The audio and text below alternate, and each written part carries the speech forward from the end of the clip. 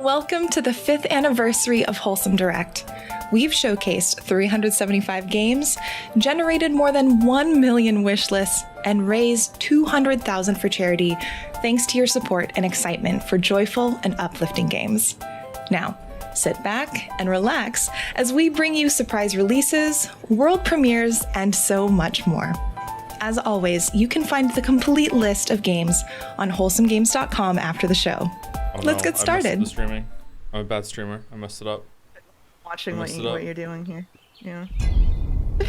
I messed it up. There we go. We're good. Tabbed onto your own stream. I stabbed on my own stream. Crazy. Bad streamer. It's wild. I hate window capture so much.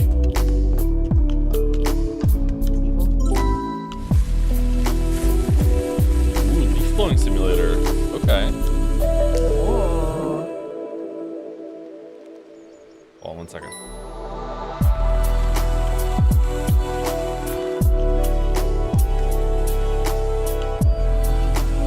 There we go. We should be good. Okay. It's too loud and you're too quiet is the feedback. Alright. I turned it down to like -15. Leaf blower looks fun. Play Leaf Blower Simulator. Hi, Wholesome Direct. My name is Kennedy. You can find me as Cozy K on TikTok, Reels, and YouTube. My little corner of the internet is a space where everyone can feel welcome and at home in the world of I'm gaming. like 10 minutes behind you again. All about the games that center Really? slowing down and giving yourself a little time to just be. In our next game, you'll learn about a family story through scrapbooking. And the best part is, it comes out today. Ooh, scrapbook simulator. Out today. Can we do this instead?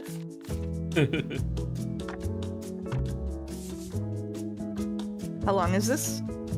Probably an hour, but I don't know if we're gonna watch the whole thing. We'll cut it off before we get to the women's games showcase, don't worry. No one wants to see that. Yeah.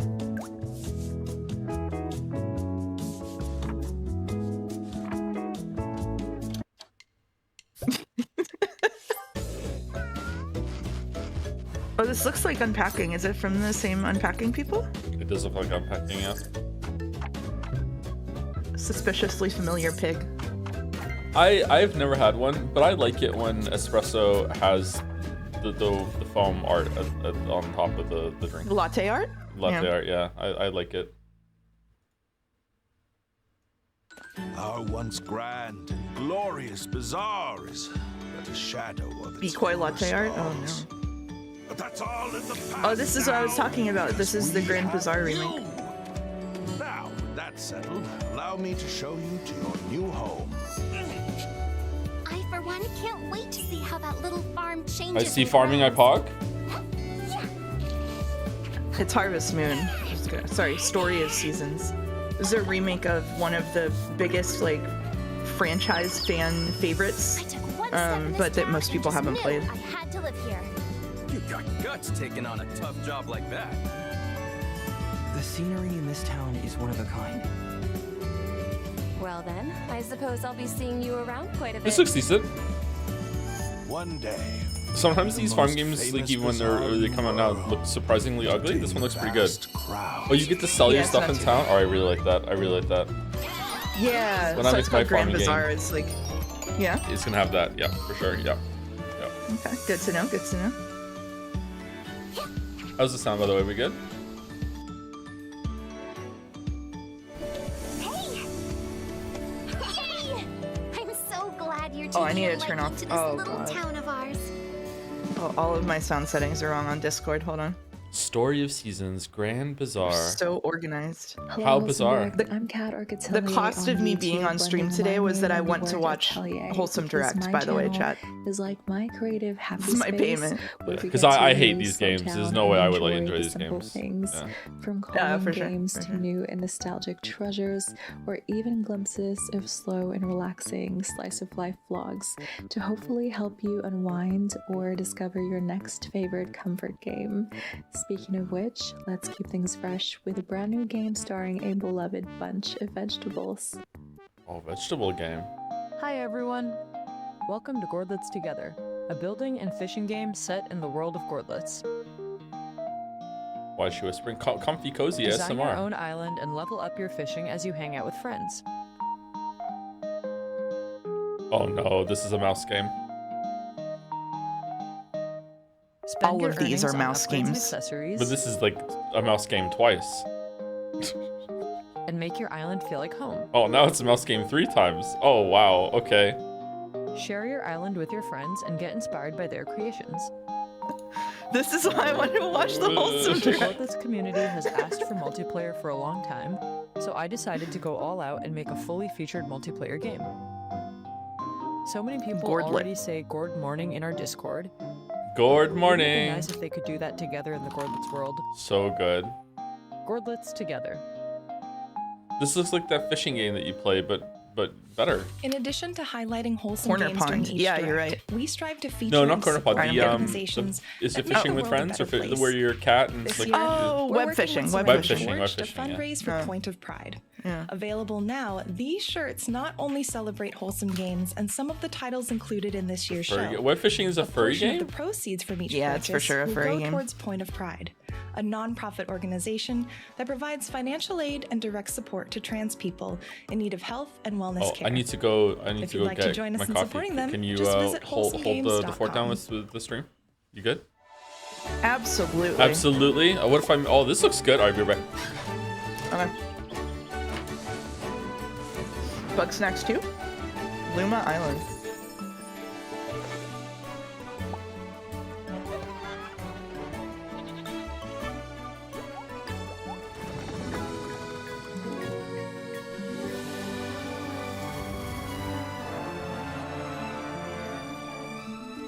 Oh yeah, it's mousing time.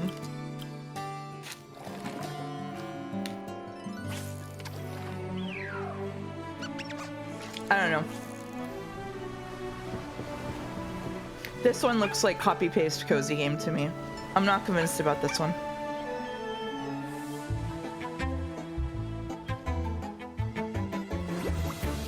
Sorry, but there's...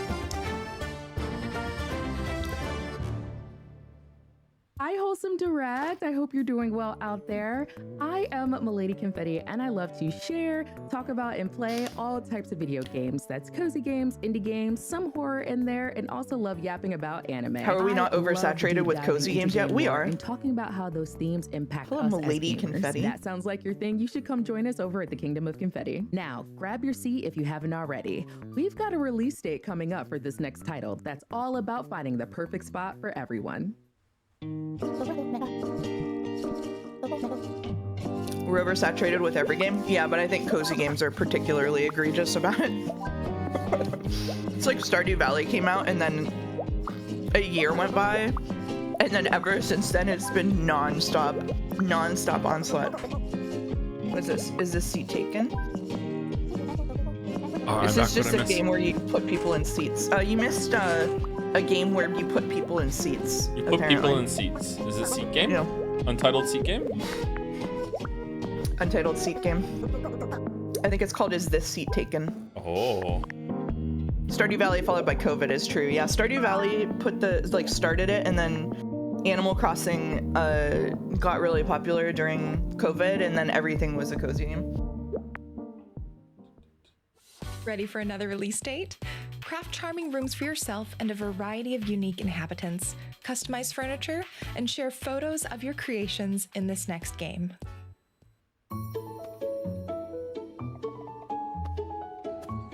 "3D unpacking."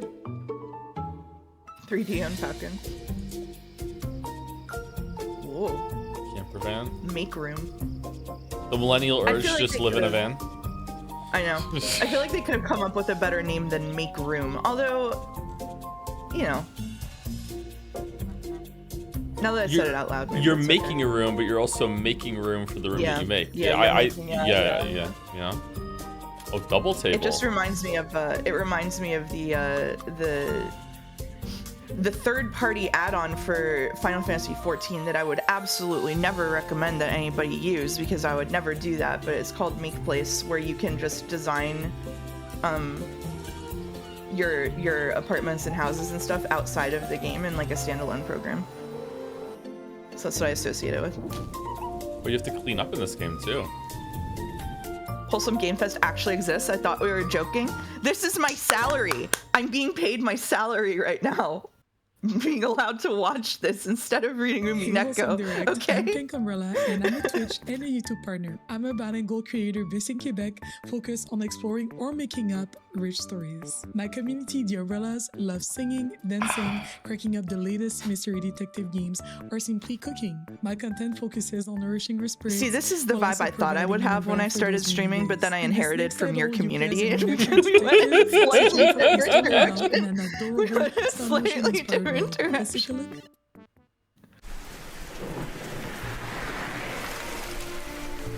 Oh, there's a good pin for you. Sekime barrels. Sekime barrels. Hey Joe, I was talking to my mom about video games as a hobby, and she said that only young people enjoy video games. So I said that there's this 40-year-old guy who plays video games for a living, and she said that 40 is not old, it's still young. So anyway, since my mom called you young, can she get a marble?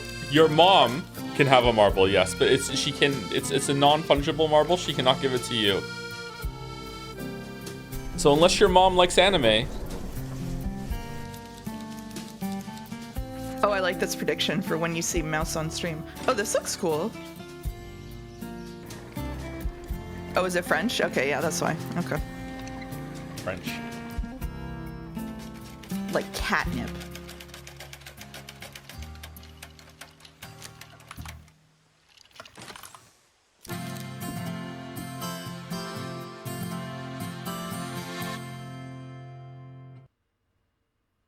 We've got plenty more games. Going to and start announcements calling coming writing your way. making up stories As a from now on. reminder, Thanks for showing once this we direct. finish, you can I know find the plenty of complete people list of who titles already on our talk about website it that at way. wholesomegames.com.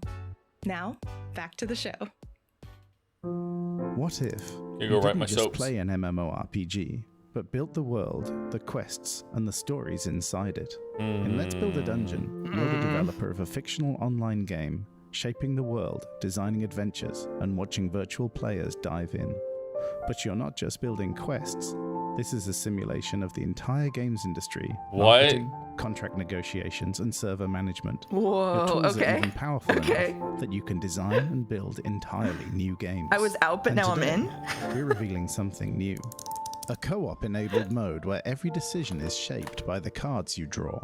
In the Just Build mode, create your world together, unlock new upgrades, watch your heroes roam and your universe grow. Why would I want that in the game? You joke, but my interest like went up by threefold when that part came on. I was like, this meta progression. Wait, what? What are we doing? Like, yeah. I was slouching and I sat straight up in my chair. Let's build it on it. Okay. Wholesome Direct, I'm Nimbly, and online I'm also known as your hyphen, comforting friend, and lore keeper.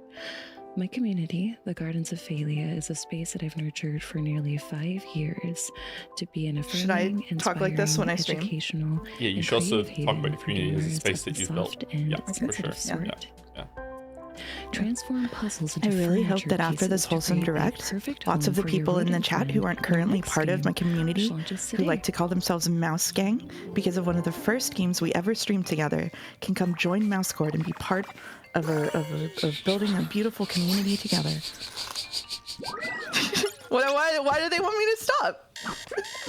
Oh, mouse! Oh shit! Yeah. Prediction there- over. yeah. Prediction over.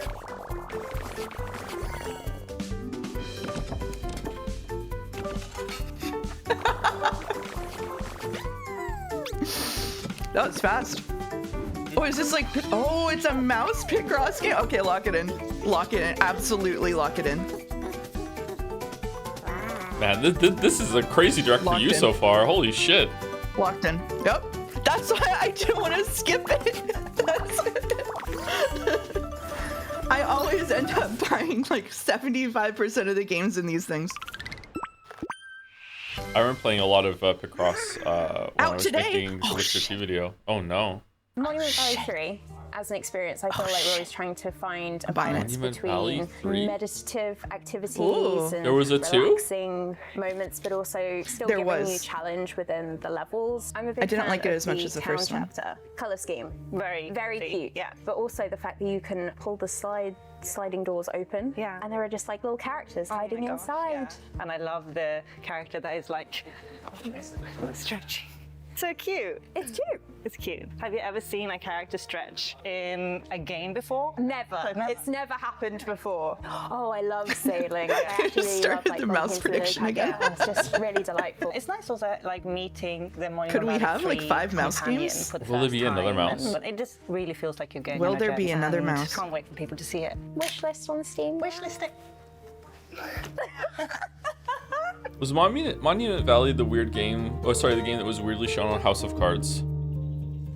I don't know. I've never seen House of We'd Cards. like to take a moment to thank these developers Also, sorry, and I'm trying to publishers for stealth their eat a support muffin, in and it's not making very stealthy. today's show It's okay. possible. I'm slipping some From our coffee. team and our community, thank you. It was, yeah. Big hops. Big hops. Unlike Room Factory 6, in this game, you're the frog. Whoa. There's a lot of frogs in Rune Factory 6. A frog also played an integral part in the August 1 game that I streamed, Starstruck Hands of Time. Big hops. Stay tuned because we've got so many more surprise releases and world premieres still to come. World premiere. Wholesome Oh, but Direct. in ASMR. I'm Atari. I love playing most genres of video games, but my heart lies with cozy puzzles. They didn't like it when I did ASMR. How come they like it when you do ASMR, but not when I do it? They don't like it when I do ASMR. And get silly all at the same time. We're a welcoming and You, inclusive more space than for anyone, everyone hates it when I do comes, ASMR. As well as a reminder that anyone That's one can way to be put a it. gamer. So stay tuned because right now we have a major Meow. update from a Whoa. fan favorite. Okay, hold on, there might be a mouse in this one. Oh, it's Little Kitty in the Big City. Oh, I know this one. You just made that up. You just made that up. No. I did not make that No? up. I did not make that up. The game is called not Little make that Kitty. Oh my god, it is. It gave me really bad motion sickness. I was really sad because I really liked being a cat. You got motion sickness from Little Kitty Big City?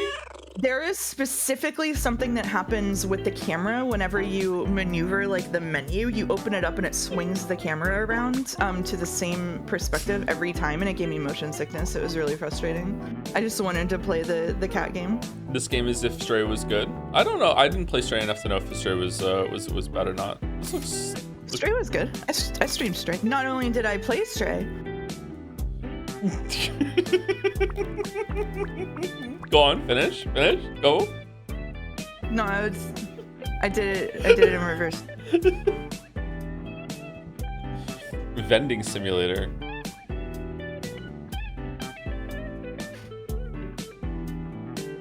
Will you be doing Liza P DLC? No, we have to read Umineko instead. Listen, if you just want to drop Umineko, I keep telling you. I'm all for it. There's a cat in the vending machine game too. Oh yeah. I just wanted to give a warm welcome to everyone watching today's show with one of our official co-streamers. Thanks for joining us. I'm voting Liza P. Oh my god. Okay, cash it out. They didn't think they'd make it far. But then something happened. Ooh. I like the style of this one a lot. Don't starve with a mouse. How to knit. Oh, it's like a Beatrix Potter book. Man. Oh, I man. love it. Oh, this one's made for me. This one's made for me. They brought the burrow back to life. OBC equals 1 spec closes. Oh no, I didn't realize it wasn't even closed. Okay, hold on. What's the combat progression loop like first? Hold on. I might not be locked in. I'm locked in. Spider. Oh man. I'm just gonna stream mouse games for like a whole year off this one showcase. This is amazing. I still have Ratopia too. I need to know if it's parry slap or dodge slap. Winter Burrow. Coming to Nintendo Switch. Oh, no PC? Oh, it is on PC. No PC? No yeah, PC. It's on everything. Yes, PC. It's on Game Pass. In case you missed it, this year we're fundraising for Point of Pride. Coming out this year. You I'm can pick up one eating well, or dude. both of these shirts to celebrate the showcase, and with each purchase, a I portion might really of like the that game proceeds since will Don't go Starve. towards I Point love of Don't Pride, Starve. an organization Yeah, Don't Starve dedicated is to a really good providing access to healthcare and wellness resources for trans people all over the world. If you're able, please consider supporting this fundraiser by sharing the news or purchasing a shirt at wholesomegames.com.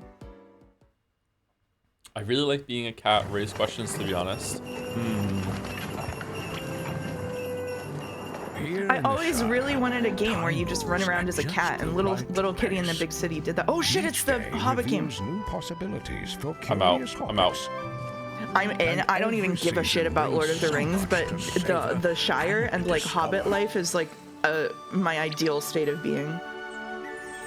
I want to be like 4 feet tall, living in the side of a hill. That's all I want. Bringing new That's all I want. new rhythms, and new moments to cherish. Instead, I'm 5'10", living in fucking Pittsburgh. Oh my god. How did I'm strayed they so far from my dreams. How did they convince Scandal to be in this? I don't understand. That feels just right. He's got nothing else to do. Explore, trade, and celebrate the small joys that make each day special.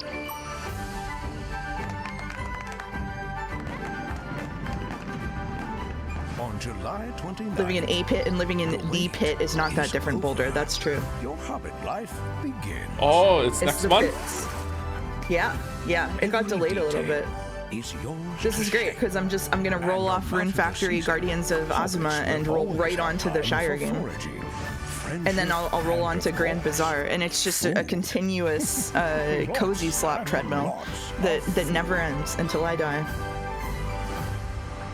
Welcome home, Hobbit. Is that what it's called? Tales of the Shire. Oh, okay. The Lord of the Rings game, coming July 29th. Hi, Wholesome Direct. My name is Mriz, and I'm a queer cozy gaming content creator here on YouTube and also on TikTok. Cozy games have always been a huge part of my life. As someone who struggles with anxiety, being able to escape reality for a bit and immerse myself in these peaceful virtual worlds means everything to me. And I strive to create the same safe, warm feeling over on my channel. Why not Grab a friend Gollum for too? this next title. As two cute pups looking for your human, harness the power of teamwork and friendship to What get are through you giggling about? places Is there a and message? Save the day. Joe, I just wanted to let you know about my feelings regarding this current stream. In all honesty, your persona streaming this wholesome ASMR conference thing has completely ruined the image I had of you being a very stoic, well-mannered, and organized person. I would appreciate it if we could skip this direct so you could stream Expedition 33 instead. I'm sure this would fully restore the shattered image I now share about you. Kind regards, Chatter. Thank you, Chatter. Thank you. Expedition 33 is the only way, huh? It's the only way. Is this the puppy in the city game? Oh, you can pee on a fire hydrant? All right, this is for me. You're in? Yeah, I'm He's in. Yeah. Every time I take Gatsby out and he pees on a fire hydrant, I'm so jealous. There's nothing stopping you except public indecency laws.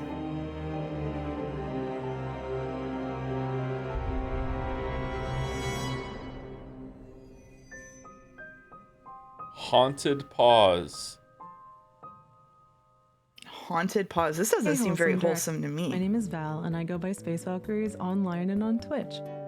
As a streamer and a writer, I love playing all sorts of games. Wait, I know Val. Especially Oh, ones shit. that tell a compelling narrative or provide comfort in stressful times. Journey to save the tree of life in this next game, a hand-drawn adventure about the interconnectedness of nature. Launching today. Do you know any reverse cozy I'm games? Chloe, and I'm the art director Souls of The Likes? Guardian Reverse of Nature, cozy? and today is a really special day for us, as it's the surprise release of the first episode on Steam. The Night Guardian of Raid is Nature probably a the most magical reverse cozy puzzle game that I know adventure right game, now. and it tells a story of how everything is interconnected in nature. You play Henry and have this unique ability to change in size, so you can explore nature above and below ground, in big and in small. Over the last few years, we have created Henry's world, with its wondrous flora. Did you play the game A Highland Song? Solar panel No. places, and the giant tree of life. It's just a game where you're jumping and climbing in the Scottish Highlands. It's really beautiful. It's from Inkle, who did Heaven's Vault. Puzzles and Never heard of it. illustrations. Thank you so much, Wholesome It's really Games, pretty. for featuring us today. How's Mouse taller than Check me? out This The is not Guardian fair. of Nature on I want to be Steam 4 and feet enjoy the tall, world we've so created for you. Trust me, I'm with you. You don't want to be 4 feet tall. I want to be a hobbit. Hey everyone, I'm Jemima, editor-in-chief at Patch Magazine, and I'm so excited to announce that we are back this year with another Wholesome Direct issue. If you didn't catch last year's issue, or you haven't heard of Patch before, we are a monthly indie gaming magazine, and our Wholesome Direct edition is completely dedicated to the amazing games you'll see in this showcase. Our team's been hard at work packing the pages with loads of wholesome gaming content, and we hope it allows you to continue It's actually what I've played or heard of, like 75% of the games happening right now. If they aren't having a world premiere, it's kind of funny.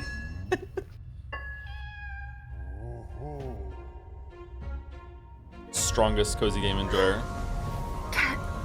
Space Scope.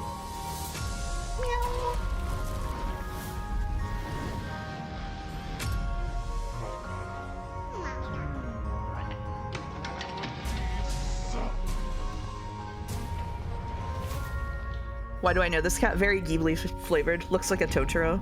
Moves like a Totoro.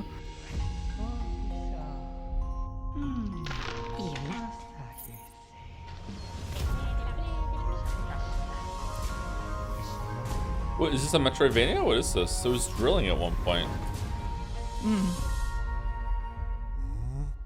Your new drill is ready. The Everdeep. Oh.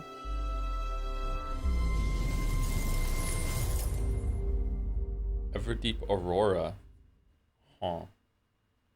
Hi Wholesome Direct, my name is Jules and I'm a content creator passionate about balancing work and play. Our motto is that you are more than your work and are always deserving of a wholesome moment for yourself. You can find me on Twitch, YouTube, Twitter, and Instagram under the name Hi Jules. This next game is a peaceful yet poignant reflection on life and death that you can play today. Hi Jules. I named myself Hello It's Mouse, I get you. I understand.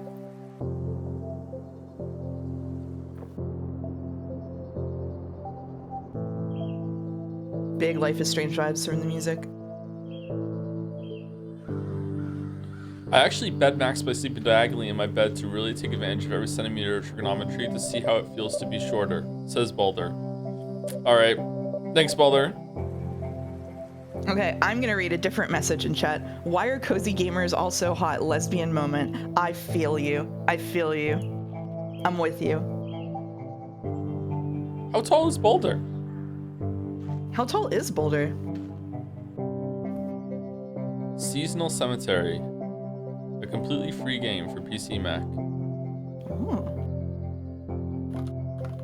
Not tall, but you still want to Hey Wholesome Direct, my name's Kip and I love playing puzzle games. However, I did used to stream a lot of really intense titles back in the day, but ever since I turned 30, I am really jet set on playing games that make me feel focused and relaxed.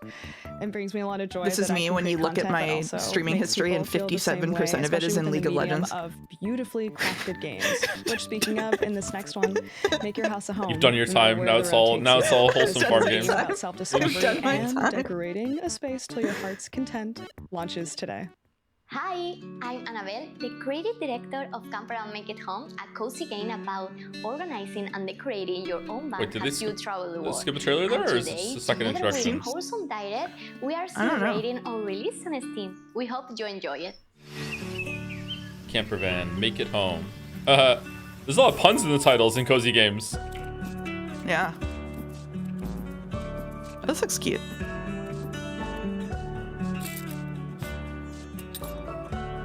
What's the name of the game I was playing the other day that had the demo come out? Why am I asking you like you'd know better than me? Unpacking has done untold damage to gaming culture. That's true. That's true. Small Spaces has a demo out now, and it's a little interior design game that's really cute. And they have like I think like 9 different rooms out that you can decorate.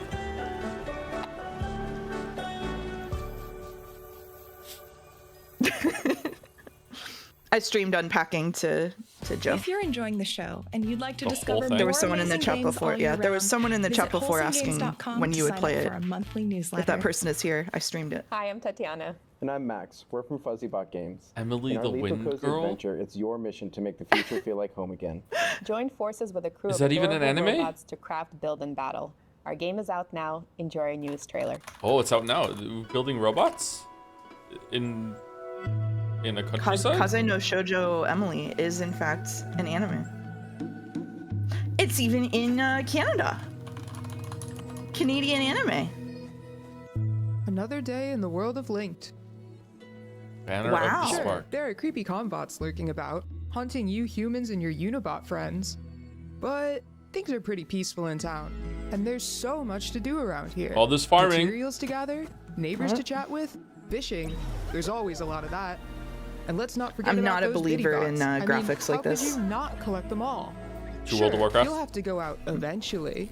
Someone has to Fortnite. rescue those bots. Who else will upgrade your gear? Fine-tune your wire? Or get you the latest fits? What To about building? Palea. You'll need someone for that. It is very paleo, yeah. Or to teach you how to grow this, thing? Whatever it is. There's even a 5-star chef who can keep your friends well fed. Alright, this could be good knows? if the That progression might be loop enough is to convince them to well, do some of the if it fighting flows for well. you. Ooh, you got a The point hoverboard? is, Okay. Sure, you gotta save the world. I But it just doesn't don't wanna have to be look at right it. away. Until then, there's plenty to do in town. Linked. Hey, Wholesome Direct. I'm Samantha, also known as Sophista on Twitch, TikTok, and YouTube. My community and I are passionate about creating an inclusive space with a comfy vibe where we can talk about thought-provoking games, books, and more. Rodney, how do I get on this And thing? in this next title, you can craft the perfect omelet for quirky customers, and it opens for business today. Here, choose one of these. It'll fit right here. Dude, it's not gonna be enough. Okay, put the cheese. Put the cheese. For the cheese. Oh no. No, cut Principal it Parker's into coming. 7 pieces with 1 slice.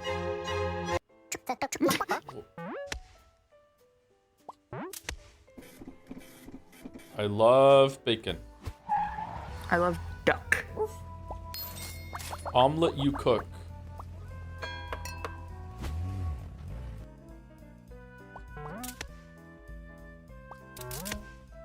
Just a whole coconut. Entire coconut, yeah. Oh, that dog did not like the food. Oh no!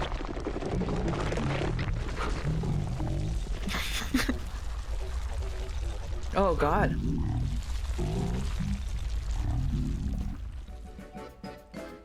Terrifying. Whoa.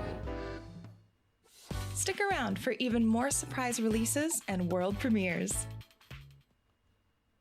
Milano's Awesome Collection! Oh my god. It all started on the very first Oh, it's from day of Marvelous. summer break. Starting tomorrow, I'll get a job. I hate anime. Do you? Oh my god, Racial- what? Do you though?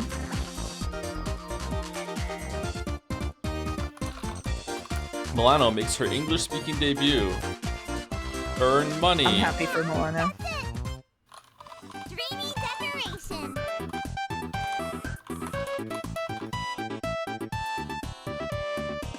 Happy homemaking.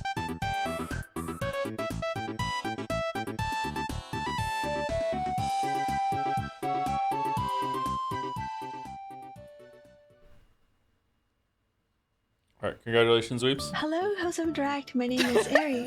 I'm a social by Ari Summer. I am most passionate about Cat. connecting every person to an experience that they're able to treasure and supporting charities, indies, and mental well-being. Our community is about compassion, mindfulness, and simple happiness. And I love finding inspiring Rodney, if I need and to wear a meaningful gems pastel dress while and talk in exploring games ASMR together. to get on this thing, I Gather will. around the I'll fire become an and be IRL part of streamer. collective story in our next game, which launches today. I'll turn off the mouse. How is the mic picking her up from that far away? I don't understand. I don't know.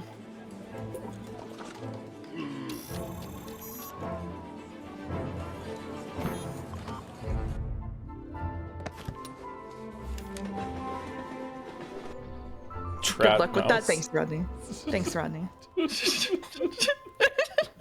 I love how we also have fan art and the dolls to get through today. It's gonna be a 2-hour Umineko stream. Oh my god.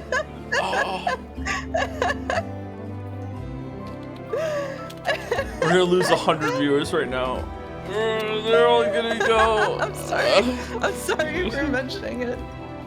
We're not doing Time Guesser though. No, I did the fucking rider in my contract for being on this stream is that I won't do fucking Time Guesser. We have to stream the Wholesome Direct, and we do not do Time Guesser. And I want a muffin. Wholesome Direct. My name is Vanessa, but you can find me online as Pleasantly Twisted on Blue Sky, Instagram, and Twitch. And my community focuses heavily on game design, game development, gaming preservation, and really just understanding why people return to the games that they love over and over again. Ooh. But now that I've made my case as a content creator, get ready to make your case and fight for the future in a game about hope, justice, and people's power. The river is a god, and they killed I want to her. decorate my mic like that. It's Look at time that for thing. ordinary Wow. people to hold them to account. This is All Will Rise, a narrative courtroom deck builder where instead of swords and spells, you play on people's emotions, instincts, and intellect. Become Kuyili and manage her team. I'm sorry, was in there a an city action of card called godmen Trauma and Dump? eco-terrorists, conspiracy theorists, and hacker CRSs. Follow leads and find witnesses. Don't let your team burn out. Card battles are conversations. Play your cards to charm and persuade, or intimidate and manipulate. Make undeniable claims to win your court case, or use smooth-talking rhetoric to strengthen your arguments. Choose your strategy carefully. The choices you make will change the fate of the city. Make your case and win the battle for the future. It's in your hands. Wishlist All Will Rise on Kickstarter now.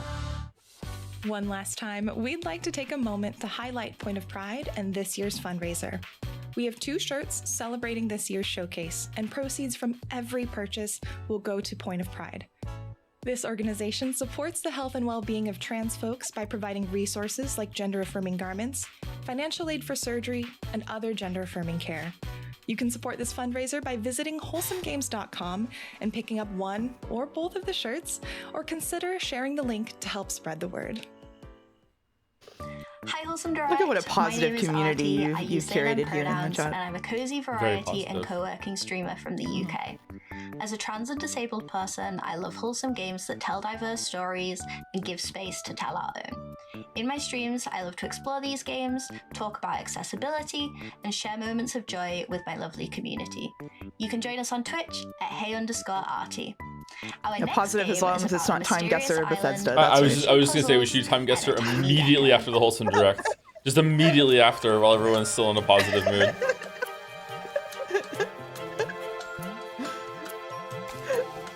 And Kiryu's Big Natural says, we'll stab you if you insult Persona, by the way. Gecko Gods. Gecko Gods. I like a game where you play as a cat, but will I like a game where you play as a funny little lizard? I'm thinking maybe? Strong maybe?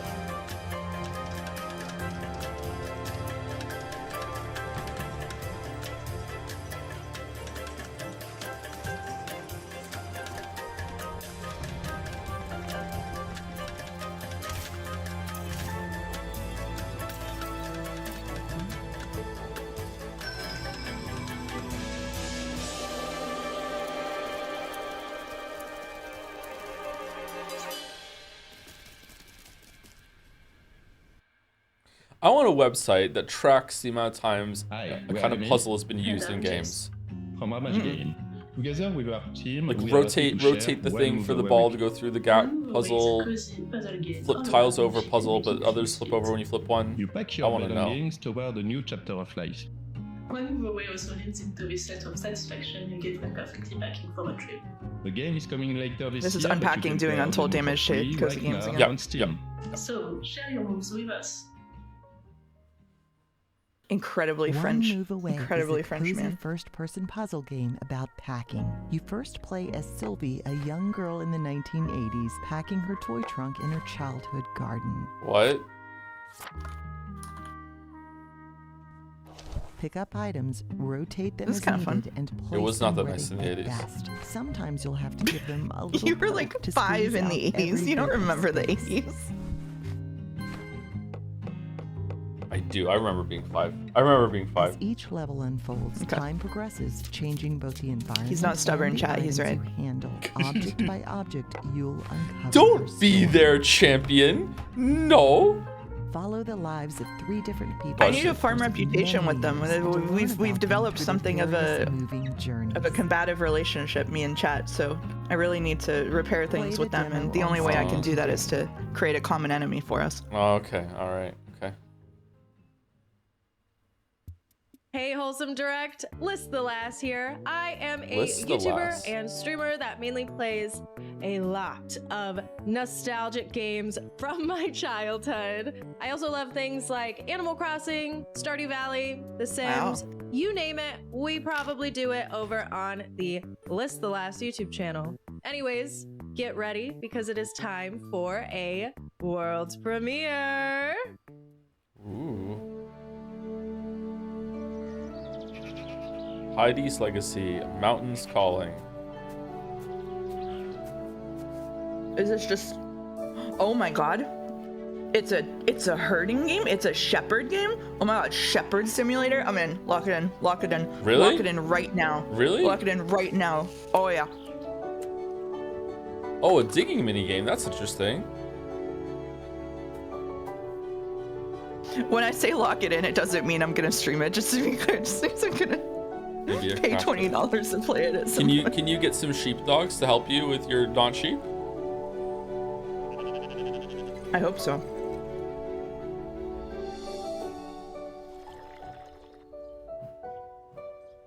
I like the style of this game too.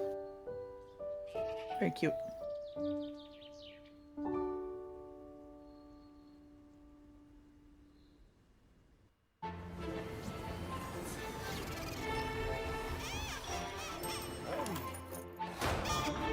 Oh, it looks like a Nickelodeon show. It does, yeah.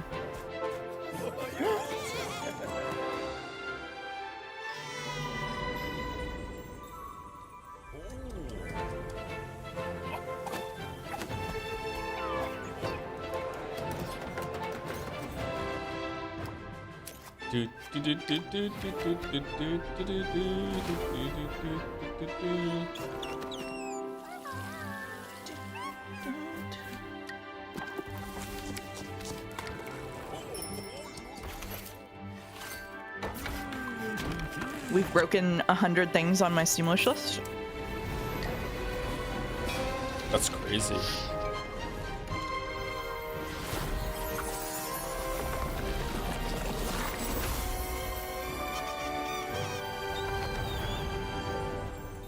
Hotel Galactic. Oh. Okay. Oh no. Okay, I thought they were gonna sing. Okay. Maybe I'm Felissa, maybe I'm not, but you can call me right because that's my nickname. My channel is like a stray gods with all the sea, sand, but keeping all the fun, where people can leisurely choose how they spend their time as I combine the world of relaxing gaming with lifestyle how-tos and reviews and take you on my travel adventures. On that note, our next game is a foraging adventure that's right for the picking. Take a nice deep breath for me. Let's slow things down and reconnect. First time chatter. Also, I'm pretty sure a friend of mine from literally a decade ago has shown up to say Mouse has done untold damage to cozy games. True. Explore the wilds. Hey, buddy. Learning how to identify real-life plants and mushrooms, collecting the information in your field guide. This is a photography game. How to harvest them. Oh no, and also you're cutting flowers? Before exploring recipes. This too is a mouse game. With what you've gathered. Cook it all up in your cute community kitchen with a little help from your friends. And I feel like if you go above 50, you're more interested in wishlisting buying games instead of playing them. Okay, most of the time that's true. Mouse plays an incredible amount of games. Like so many games. So like in this case, it's not true. I play a lot of games. Like I'll do like 3 sessions at Night Rain. Meanwhile, she's finished like 7 games. So yeah. Things aren't like they used to be. But I know. How can one play so many games? How indeed? Duck Detective 1 and 2. Can't tell her, is it you? Okay, those were like an hour and a half a piece. Yeah, so I mean, yeah, the short games. Yeah, you play a lot of short games. I play a lot of short games, yeah. You wish list a lot of short games too, so it makes sense. Always had a keen eye. Seize the day. And yet, Expedition 33 isn't done yet. That's true. Have I played Wanderstop? Not only did I play it, I streamed it. Know you'll do great things here. The VODs are on YouTube. Oh, this is not cozy. With love, your Aunt Teller. I'll see you soon. With love. Have I played Calico? Once Yeah, I more, tried it and I didn't like it. It was really buggy when I played it, and I had a Your bad support makes it first possible impression. for us to highlight studios of all sizes from all over the world. Let's have a qualified game on. Hey, I first tried every boss in Lies of P's boss rush mode last night. All right, don't at me. Bring new layers to the experience. We've added new buildings. That's an interesting way to talk about what happened when you played Lies of P last night. Yeah, it's a very curated version of the truth. I know, yeah. There's an aviary network between islands. To really shake up each run, unlock boons as you play, allowing you to modify your buildings or perhaps demolish them. They might even let you jump to the next island early. You might come across a desert aurora, a stellar fantasy, or islands that literally rise from lava. The combinations of difficulty, the hardest difficulty. And if putting points on a leaderboard isn't for you, I went on one of my characters that I did a full playthrough on and did the boss rush mode. Died to the first boss a bunch of times, then switched over to my other character because maybe it wasn't built properly, and then first tried every single boss after that. And then I did the Scrap Watchman on level 4 and 5. My name is Steven, but I also go by Spring Sims online on YouTube and Twitch, where I play a lot of. I mean, I don't think I was that overlevel. I still die in like 2 or 3 hits. I strive to create a wholesome and positive space where it feels like you're hanging out with your best friend, where you can discuss and discover new fun storylines that will take you on a journey. So set sail with your animal companion on our next game, a cozy adventure where you'll gather, fish, and farm aboard a very special ship. I'm like, will there be Umineko today or Summer Games Fest only? I don't know. I don't know. I think this has 10 minutes left, and then we're going to do dolls and fan art, unless there's an absurd amount of fan art. I don't know how much fan art there is. And then we will do Umineko, yeah. That's the plan today. Yeah. Oh, to be clear, chat, I didn't do any of the new bosses. I didn't even go into the DLC in Lies of P. I just checked out some of the stuff they changed to the base game.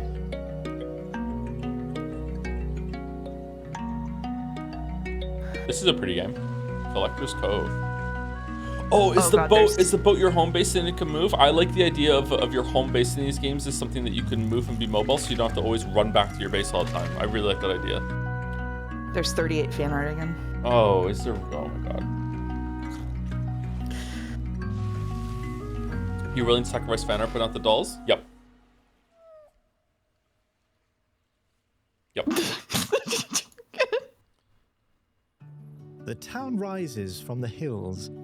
10 minutes of Umineko today. Mediterranean sun. Ooh, what's this? Cobbled streets wind between homes with ivory-clad balconies. Flower boxes spilling with colour. Life moves at a gentle pace here. Neighbours gather in courtyards to share Can you stories. say hi to Mouse? Harmful says hi, Mouse. Tend to their gardens. Will you say hi to Harmful for me? The townsfolk shape the world around them, not with haste, but with devotion. Ships passing in the night. What was once untouched land has become a thriving city. Now, as the lanterns glow and the wheat fields... Joe just wants to make a start. Yes, we scout. Oh no, Mouse is on stream for that. Oh no. People. A place where every street tells a story and every home has a heart. This is Town to City. Town to City. What's the best city builder? When we first saw this slice of life tale about getting to know yourself better That's a good one day at question. a time, It depends on what you look during for in your challenging city times, builders, we I knew think. it was something truly special. I'm proud to share Wholesome Games Presents' latest title, Fishbowl. Hey everyone, we are I Miss My Friend Studio, a two-person team making Fishbowl. Is the Bolt 20 image ones? A Okay. coming-of-age story where you play as Alu. I know 1800 fifth management is. I tried to play that and I couldn't get into it. Is it better now? Has the DLC and patches made it better? Work from home as a video editor. Against the Storm. I've always wanted to try Against the Storm again. I really liked it when I played it, but then I just stopped for some reason. And bittersweet childhood memories. Figure out life one day at a That time. Great Peanut really wants you to answer if you could play cozy games forever or only play League of Legends alikes forever. Which would you choose? I think that's to you actually. Excited to be with Wholesome Games presents. It has your name in it. Our demo and Fishbowl on PlayStation 5 and Steam. Oh, probably cozy games. Hi, Wholesome Games. My name's Yeah, Iona, definitely and Cozy it is Games such for an me. honor to be a part of my favorite Wow, they gaming Thomased showcase you. They Thomased of me, I the see that, yeah. entire year. Now, my channel is not only about keeping you up to date with all the latest cozy games, but it's also a space where I get to talk all about my favorites. And I have a particular focus I do on like games trolling that are out people, on the so Switch, LOL games and will now help me do Switch that. 2 as well. Now, since the first Wholesome Direct in 2020, Am I allowed to stream the cozy montage games? has been an institution that's introduced players to beloved What, are you games fucking trying to like take over my Zemba, niche? What are you doing? Unpacking, and Moonstone Island. I control It's a chat. great time to discover your next favorite Oh. game, but it You should goes stream by a cozy game fast. sometime. So be sure to go I've to streamed Stardew Valley. wholesomegames.com for links to all You should of stream the another cozy game titles. sometime. And here we go. Which one? Give me food. I don't know.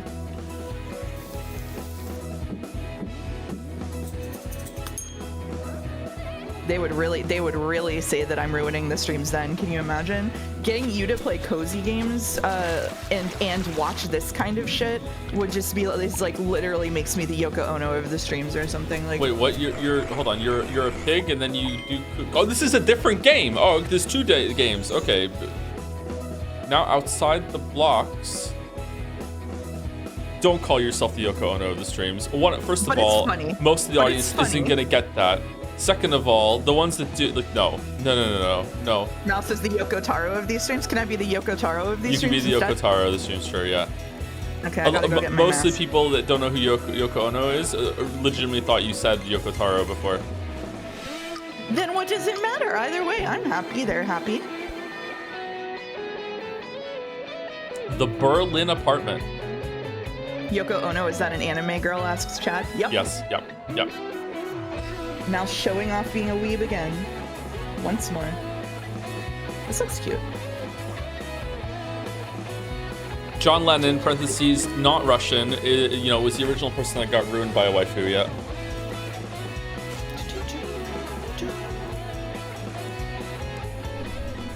I should make a game.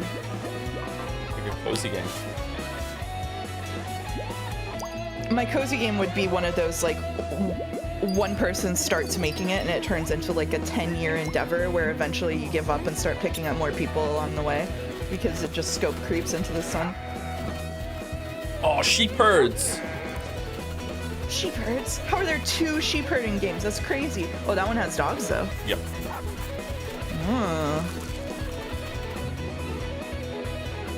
The Great Coffee Caper. Sheep Herds is a cozy co-op party game. Oh shit. So indie games have discovered Game Boy. Okay. I thought we were in the PlayStation 1 indie games era, but I guess not. We're going to Game Boy. Cappy Castaway. Capybaras are overrated. I said it. They're running out of rodents. They're Yep. running out of rodents. I said it. Too many mouse games. They had to put capybaras in the mix. Anxiety Puppy. Cozy, very wholesome, very wholesome. At the end, she befriends the dog. Gotta be. And it's a real dog the whole time. Yeah, it's a real dog. It's a metaphor for getting a dog while you're alone during COVID, and it doesn't show at the end when she puts it up for a dog. So many people got a dog Got during tired of COVID. it. I know. So many people.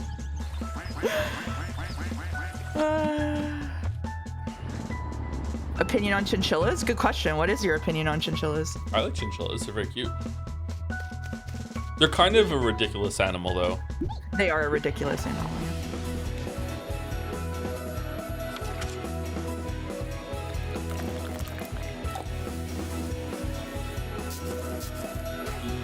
This is a lot of cozy games.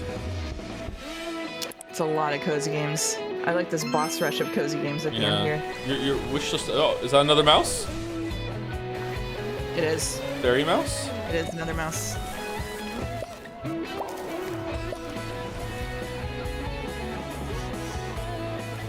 If I may know, how did you and Joe get together? Umineko. The answer is Umineko. Umineko. Doing this right here. That's the answer.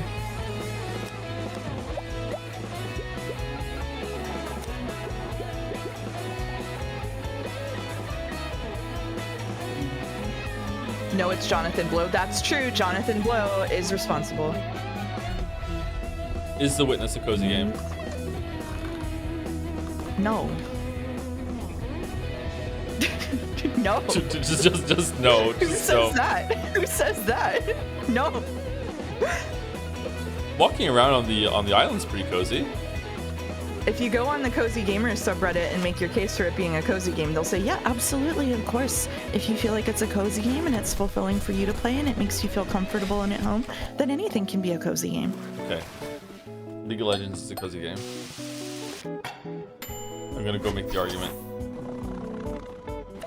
Bro, there was literally someone on there who said Tarkov was a cozy game. You're not gonna trick them. You're not gonna trick them. Hunt Showdown is my cozy game. I just sit in the corner until the whole server is dead. No one's left, and then I walk around just killing zombies on my own pace. It's really nice. It's really relaxing.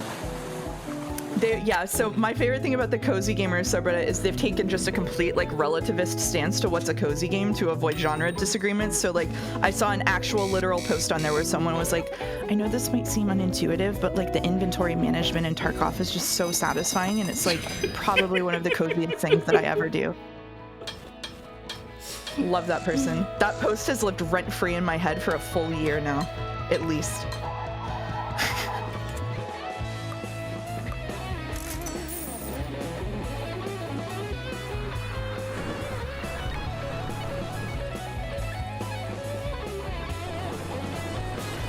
Pin says, when I was a young child, my grandma would read League of Legends to me to lull me to sleep. Only you can hear me, summoner.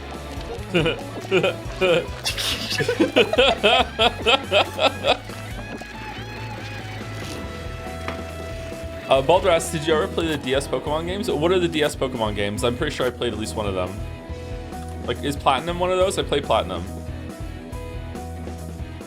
Diamond, Pearl, Platinum? Yeah, I played Platinum. Diamond or Pearl, when I think I played Diamond or Pearl and then Platinum, yeah.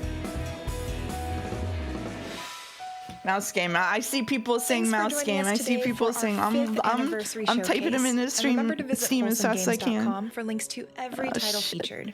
Even just a follow or a wish list can make a world of difference for your favorite game developers. And we'll see you again next year for Wholesome Direct 2026. Sequel baiting? Wow. Dude, that's not all, folks.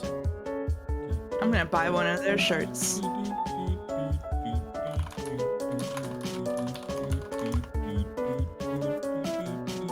Do we think we can get through 38 fan art and the dolls in an hour? Nope. Is The Witcher 3 a cozy game for you? There is something cozy about just wandering around Velen. You know, it's like it's raining, but you feel warm even though Geralt's cold. You know, like the relative misery that Geralt is going through, like, makes your warm comfort in sitting in your chair feel all the better. Yeah, it's nice going inside and seeing the rain outside too. Like, yeah. There's someone in chat who just said this was fun. Goodbye, Joe. Goodbye, Mouse, which proves there's at least one viewer who came here specifically for this. Just incredible. Just for the Wholesome Direct. Incredible. Thank you for coming. I think the Kamoran section is the comfiest part of coziest part of Witcher 3, and then probably White Orchard. Helldivers 2 is my cozy game. Dropping 300 mines on the extraction point gives my heart a warm and fuzzy feeling. Wow.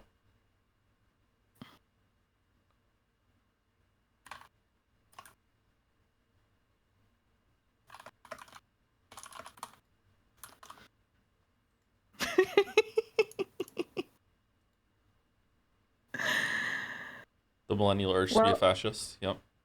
How do I handle this? You want to do a fan art tomorrow before your Lives of Peace stream, or I'm not doing Lives of Peace tomorrow.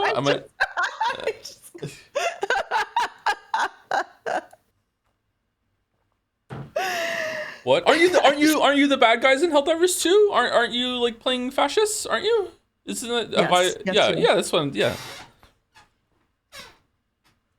Wait, I'm sorry, I forgot. Helldivers 2 is a completely apolitical game, and it's got nothing to do with any politics whatsoever. It has no message. It's just a fun game about shooting aliens. It's a democracy, yeah. It's a democracy, yeah. Don't worry about it. Don't worry about it. All right, Gamedle. Speaking of games without any message, Annie for Prez says, I'm gonna play Split Fiction tomorrow with my brother. Any tips and tricks to prepare myself? I hate to say it. That game does have something of a message, but go ahead. Yeah, go ahead. The gameplay is really, really fun. The gameplay is really, really fun. Just strap in to have fun. It's pretty good. It's pretty good. Can you stream the browser to me? Sure, I can do that. What's the message of Split Fiction if you had to distill it into a sentence? AI bad. AI bad? Oh yeah, that's AI bad, yeah. That's true. It does have that, yeah. I forgot about that. We can be generous. Split Fiction is the game that spawned someone saying on a VOD, I can't believe we finally found someone who can be more critical of games than Joe is.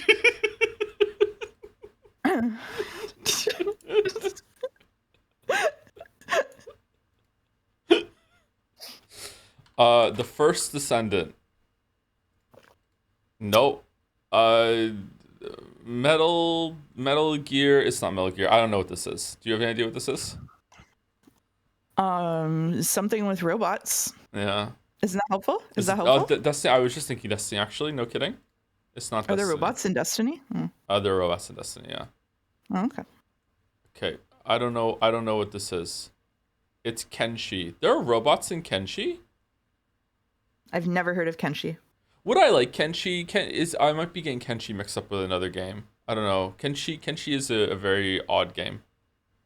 All right, we're going to Bandle. Very hard. Released in 2000, 41 million views. We're we're unbelievably I'm locking in. I'm minimizing chat. You're locking in. All right, let me make sure that chat can hear it. All right.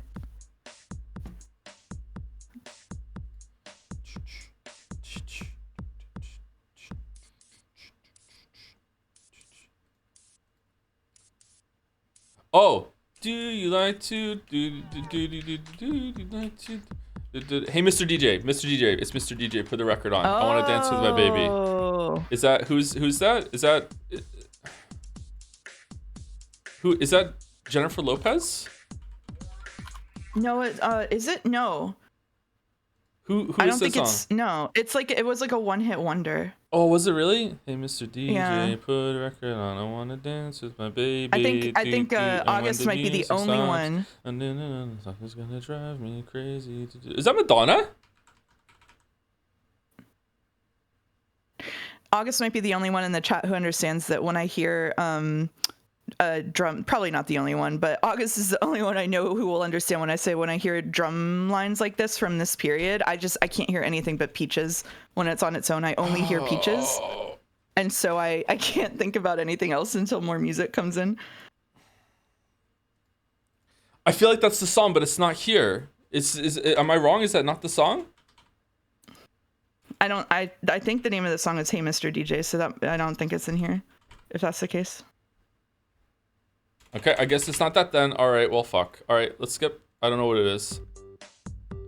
It is that song. It is that song. What the fuck is the song called?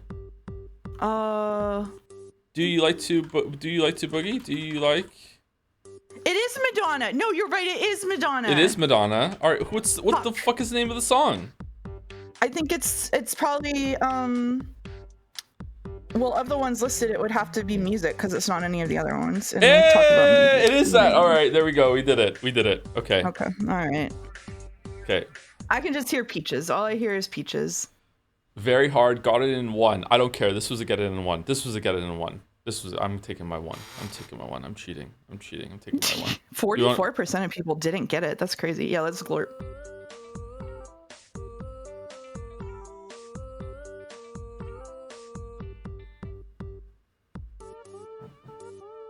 Song's called Music. Music makes the people wanna do You might want to set the category to just chatting for a bit. Sure. 1 second.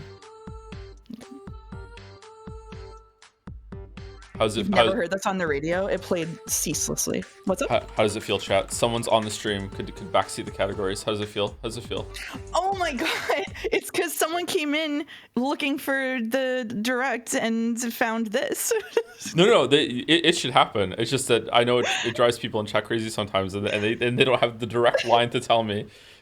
All right, yeah. I'm surprised this only has 41 million views. I guess it's because it was a big hit at the time, but no one gives a shit about now in the YouTube era because this predates YouTube. Yeah. All right, Joedle. Yeah, I don't know. I like the idea of this game, but I'm a little disappointed in it. It looked pretty good. Parts of it were cheap. It didn't run very well. Could somebody tell me what the fuck the squirrel was then? Okay, this is Until Dawn. Oh my god. Yay! Oh, Baby Joe. Oh. Baby Here Joe. we go. I don't know. I like the idea of this game, but I'm a little disappointed in it. It looked pretty good. Parts of it were cheap, and it didn't run very well. I love the idea of this happening. Okay, can someone tell me what the fuck the squirrel was then? Because Mr. Squirrel did not. Little Baby Joe. All right, we don't do time guesser. All right, it's Scrandle. All right. All right. Can we choose it? This is left up to chat. I'm not saying yes, it. I won't say it. Yes, we Scrand. You're not saying it? Yes, we Scrand. Okay. I think it's an easy left. What do you think? Really? Yeah, easy left. Maybe yeah. The pastry does look well fried. That's true. It has a pleasing golden brown. Right was a little higher than I expected. People like pies in buns. Okay, easy, right? Gotta be right, yeah. Yeah, gotta be right. Yeah. These herring sandwiches go hard.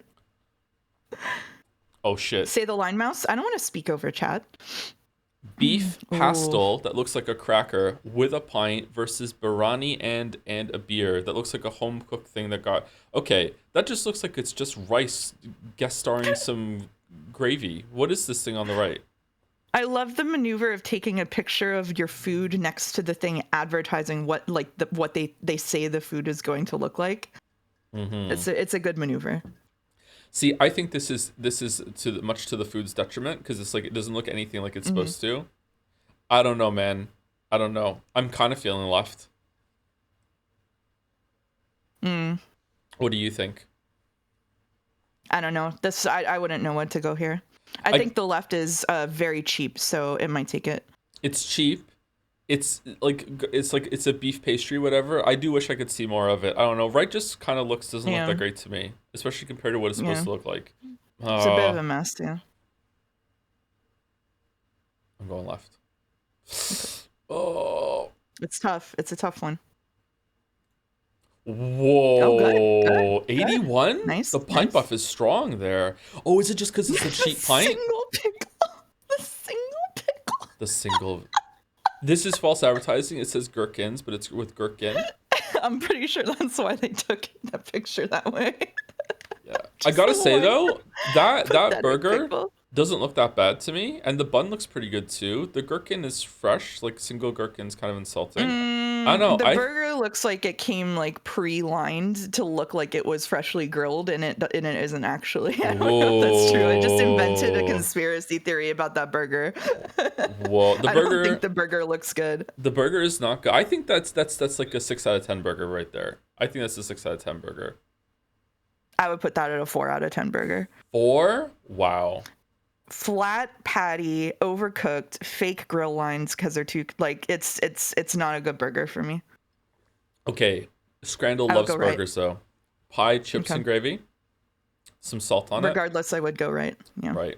Okay. I think that putting gravy on a pie is redundant, and it's just telling me that your pie is dry inside, and it's like that you have to like add moisture to your pie. But you know what? Let's go right because maybe this is insulting with the gherkin. That's possible. That's possible. Oh my god. All right. Everyone was right. I was wrong. Holy shit. This is what it feels like to be wrong. I'm experiencing it for the first time ever. Cheesy bacon chups. Can you say chups? No. Okay. Lamb keema fries. Anyone Scran? I would go right. I would go left. Uh-oh. Chat has to break the tie. Oh, you know what? I'm not a fan of the cheese on left, actually. This looks like either a melted cheese slice or just cheese from. It looks from like a can. nacho cheese, just like it looks like Cheese Whiz or something. Just And the bacon is that bacon? The bacon does not look good. I like this kind of bacon. That's why I like this kind of bacon. Oh, okay. I see. The fries on the right are well seasoned. The fries on the right are better. The meat is probably equal to the bacon. The cheese on the left can fuck off. The right has peas though. I don't really like peas. Like they're fine. I'm neutral on peas. Okay, I will. It's twice the price though. It is twice the price. That's true. Oh, okay. How is this not a slam dunk, right? I don't know. To me, it's a slam dunk, right? All right, let's go right then. Okay. All right. That's not a slam dunk, but it was right. Good job. Shit. Pie and roast potatoes. Those roast potatoes look godlike. However, right is really good. Is the ultimate scran. It's chicken. It's gotta be right. Chicken is the ultimate scran. What? You didn't let me talk. The chicken is overdone there. It was within 2%. It was within 2%. Okay, well, you just went without consulting your stream guest. Women have spoken enough on this stream already after the Wholesome Direct, okay? All right? Okay? Okay. It's gotta be left. Right is way too expensive. That's so expensive, yeah. That's so expensive. All right, so you agree? We can go left? We can go left. Okay. Do you want to use the mouse and hit left for me? Or no? No. No? Okay. It's left, yeah. Huh. Oh my god. the fucking drowning the sausage in mustard and ketchup till you can't see it anymore is so funny. You take a bite of that, it's gonna be all over this person's face. That's so gross. Oh my god. You know what I would do here? My technique would be that I would grab the tip of the sausage, hold the bun lightly, and then twist the sausage in the bun to like kind of churn the ketchup and mustard all around the bun. That's what I would do. Don't say churn. That's what I would do. Why can't I say churn? What's wrong with churning? Anyway, let's go right. Really? I'm voting right. Wow. Oh, it's close. People love that hot dog. Okay, Wigan Kebab is back at 50%. Cheese bread and sausage with a beer. Really cheap. It's left. That's gotta be left. Yeah, it's gotta be left. Yeah. Yeah, there we go. Okay. Ooh. Uh-oh. Pie and chips, mixed doner kebab. All right. You know what? For no reason at all, this one's all you. What do we think we should do? What do you mean it's all me? It's all you. We're doing fan art showcase probably after the dolls, right? Mm-hmm. Okay. I go right. Go right? Okay. I go right. God damn it, you got it right. Oh, God damn it. Now it's my fault that we didn't get a perfect scran because I chose that at 6. God damn it. All right, you got a perfect scran. I did not get a perfect scran. God damn it. Hate seeing a girl boss winning. I know. All he does is sabotage me. Hates women. That's crazy. He hates women.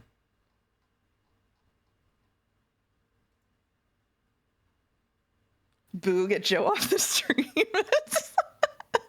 My plan is working. They're on my side. Boo. Boo. Hates women and capybaras. That's true. During Pride Month, even. What do capybaras have to do with Pride?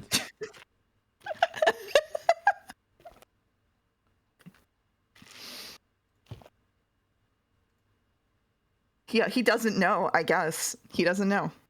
If you don't know, you don't know. They're all gay? All of them? 38 fan arts. Oh my god. That's a lot of fan art. Oh, it's Scrandle! Okay. It's Scrandle art. Oh, I need to get my phone to set a timer? Or are you going to time your mouse? No, that's going to get really annoying for you to have to like time me. Be right back. Yeah, thanks for the qualification there, buddy.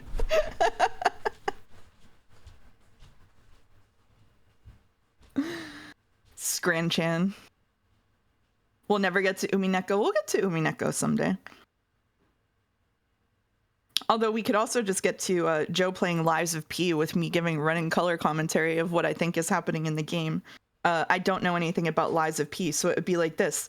Oh, he dodged. Oh, he dodged. Oh, he dodged. Oh, parry. Good parry. Good parry. Oh, that was close. Wow. Wow. Parry. Parry. Okay. Okay. Okay.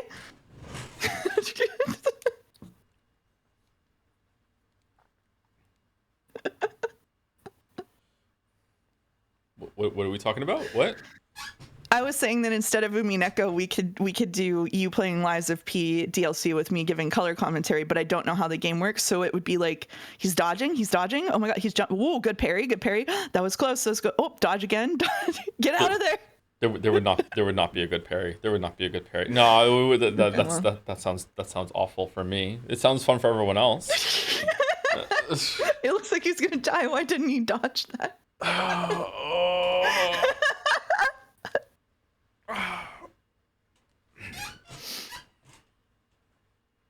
All right, I have my phone. We can do 30 seconds per fan art. We're gonna try and keep it on this time. Here we go. Starting. Are you gonna pause for sub readings and stuff? We are gonna do that sometimes, but we'll see how it goes. All right. Okay. 3, 2, 1. All right. So fan art starting. Thank you to C8 for the Glorp Joms Scrandle date. Ooh, Scrandle themed restaurant where you get to pick which of the two that you get to eat. That would be fun. Waste of food though. I like the two classics on the table. I am sad we don't have Tub of Bugs. Yeah. I would love to see a C8 render version of Tub of Bugs. Yeah. Unfortunately, no one in chat can see it. 1 second. Here we go. Yeah. Okay. Well, they don't have to see it. We can just comment on it. They don't have to see it. Yeah. This one's abstract. Yeah. Off to a good start. I just snorted because that was so funny. Rare event. I love that these are like all stars from Scrandle. We have the hot dog with the insulting just cheese slice underneath, and then the classic pie drowning in gravy with just mushy peas vomited on top. Just great. Yeah, these really are two classics. Classics. Yeah, the two genders. It would only be better if the two genders. It would only be better if the sausage was like a foot longer in each direction. It's unfair how recognizable they are. It's true, isn't it? They really are. Okay. The Glorp outfit is gorgeous. I feel like Joms is. I feel like Jomsif is actually, gonna pick one to eat, whereas Glorp is completely out. Like this is like not eating anything. Yeah. Oh, Glorp has a choker too. Oh damn. Anyway, thank you very much, C8. By Ash, boom, have a Fia. Oh, what's wrong with Fia this time? She lost her glasses? Are they blowing away or did she trip?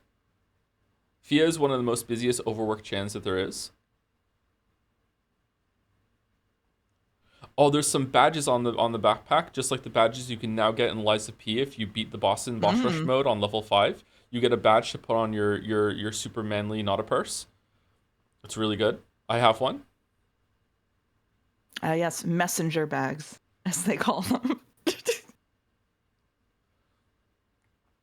He's got P on the mind, huh? I do have P on the mind. Those are waypoint. Yeah, but there's also, like marks of passage, Thank you, Ash. Thank you.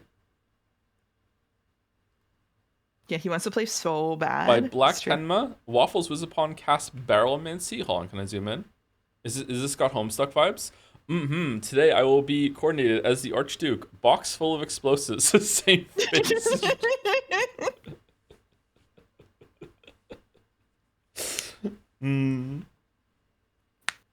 2005 meme vibes. Yeah. No, 2005? Not that old, right? Later than that. I have no idea.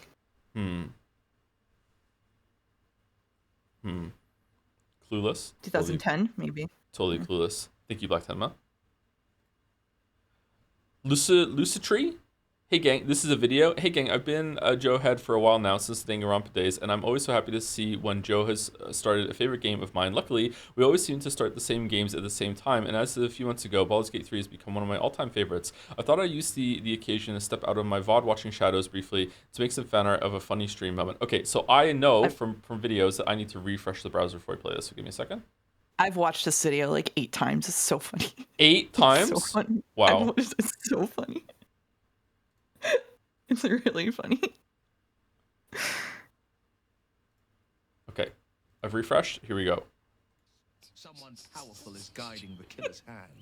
Sorry, I'm just imagining Gortash's day from his perspective today. He's standing there gonna be like, all right, time to become the Duke of King of Baldur's Gate or whatever.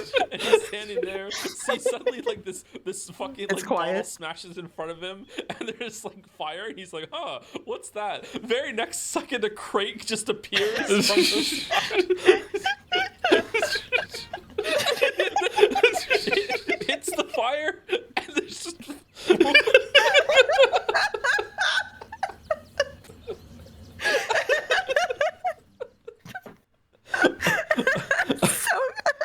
Okay, I want to play it again. Like, how the dragon is laughing is how I laugh in person. Sorry, like, when I'm doing it. You know, I did it for you, did I? Like, yeah. From his perspective today, he's standing there gonna be like, all right, time to become the Duke or King of Baldur's Gate 3 or whatever. And he's standing there. See, suddenly, like, this fucking, like, bottle smashes in front of him, and there's, like, fire. And he's like, huh, what's that? Very next second, a crate just appears from the sky. This is exactly how I laugh. Yeah, it hits the fire, and there's just...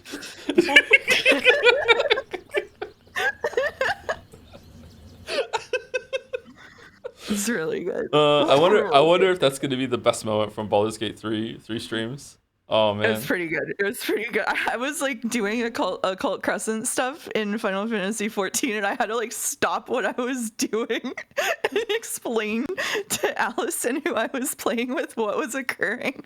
I think Rachel was in the call too, and I was like, I need you two to understand I'm not okay right now.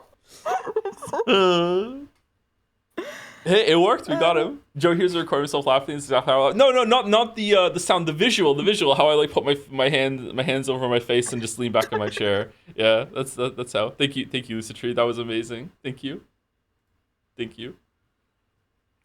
By Ash, more bug chants. I get it. Are you okay with certain chant on screen? Are you okay? You all right? We cool? We okay? Oh, wait, which one would I not be okay with? What are we saying? The one on the left. What kind? Oh, fine. Yeah, fine. Yeah, it's a month. You're fine. It's not in motion. It's not in motion. Okay. All right. Mouse doesn't I have like a moths. moth phobia. Yeah. I have a moth phobia. Doesn't like moths. I get it. A tub of insects is a hedonistic tangle of limbs. It can be confusing, but I really couldn't forgive that Joe misinterpreted tub of insects subsection centipede Chan's tail as twin tails in her hair. Oh, I'm sorry. Chrome only gave me loose sketches of these bug girls that I kind of extrapolated. I feel my interpretation is valid, but I felt I should push them further to prevent such a gross misunderstanding from happening again. So I made some rough reference sheets for their designs. P.S. Thank you for calling the lawyers off. I definitely won't keep sending those butt fang drawings that you surely never asked me for in DMs. Wink. I have no idea what you're talking about. True? I have no idea. No, I'm pleading the Canadian version of the fifth. I have no idea what they're talking about. No idea. Oh, you haven't read the marble yet for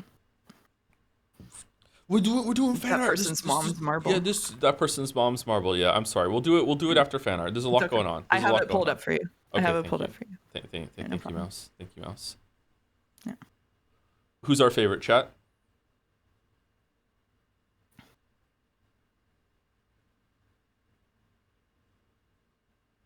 I actually like the silk moth the most. It's a shame they're a moth. I gotta say. I like the eyes. I like the eyes of the moth. Eyes of the moth. Yeah. Thank you, Ash. Yeah. Wasn't it meant to be a moth girl for Mars Needs Senpai? Holy shit. Haydener, your streamer boyfriend relaxing after a long day at work ASMR. And yes, that's a tub of insects. Am I eating them as I'm going? Like, let's get cracking. Are they crunchy? What's going on? Why is it steaming? Is there water still in here? Is he cooking in a bowl of in a tub of what the insects are cooking in? Like, what's going on? It's very, very Geralt coded. Fucking Scrandle, Friday Scrandle 3 weeks ago has done untold damage to the stream's culture. Holy fuck. Oh man. It's a warm, refreshing tub of insects, says the artist. Well, warm, refreshing.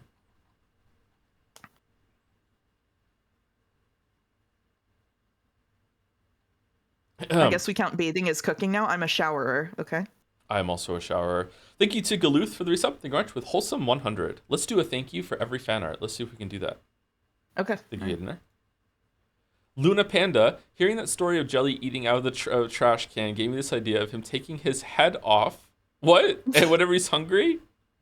Oh, that's really good. The tummy growl that he removes his head and starts eating his... Head full of popcorn. Where is the mouth? It just the neck hole. It just goes right in. You just drop it into the collar. That's it. This Jelly is a cryptid. He doesn't need to chew. Just straight into the tummy. Yeah, that's how it is. Yeah. Jelly in chat says it was one time. One time. It was at least twice. There were 2 events. I remember there being a second one. Being a whole list. There is a list somewhere of things Jelly has eaten, I believe. Thank you, Accordion, for the bits. Taff Yats thing. Yeah, it's so true. Thank you very much. Thank you very much. And thank you, Pie Hat, for the resub also. Wholesome sub with a wholesome joms. Thank you, Luna Panda. By Sen. What is this? A quick one rushed before fan art got showcased to celebrate Pride Month and men's why is Germa in the background? For Pride? For Pride? Proud to be Germa? Men's Mental Health Awareness Month with my favorite characters that has many names. Trans icon, Bridget and man icon, Tom's unconfirmed bisexuality, Scale Sona, OCJ Andy. What a sentence. What a sentence. The pose is referenced from his favorite streamer, Germa, but I don't know what he was wearing under, so I have the Joe Classic skirt and striped programmer socks. I ad-libbed the programmer he is known for. Happy June, everyone.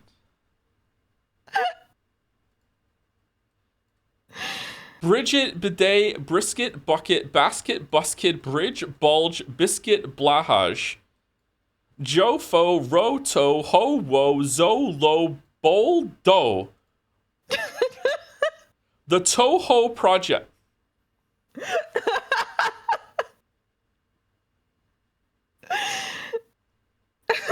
That's really funny. Wow. Happy Pride. Happy Pride. Happy Pride, chat. Thank you, Jaime EXE, for the resub. The Umi sub streak continues. To, would it be all right to name our stream Baby George without the E in honor of my grandpa? Sure, go for it. Go for it. We could do that. Baby George. Is it a stream baby? You know what? I'm not going through with that question. Stream Baby George. I'm not going through it. Not going through it. Oh, yeah, for no reason at all, we're doing a double thank you for this fan art. Thank you, Naya Voras, for the resub. Thank you, Naya. I'm glad we have the cozy game specialist here for this stream. It's true. It's true. We needed a consult for the wholesome stream. Thank you, Sen. By Riebko. I'm happy. Really happy that others enjoyed my previous fan art here, so I decided to make one more doodle before the next Umi stream, introducing the 3 Mikos. In traditional, is it Miko or Maiko? Is it Miko? Miko. In traditional Miko outfits with mouse admiring respectfully admiring. Oh, it's the Mouseketeers. It's mom. How many fan arts of your dragon OC in skirts are there going to be? I wonder during Pride Month. Well, there's at least 2. It's not really a skirt. This is something different, but technically. I for no reason at all, I'm just gonna say that I think I have the legs to pull a skirt off. I'm just saying. I think I have it. I think I have that. I think I have that power. And there's just gonna be no comment or commentary on that. That's it. Prove it, no balls.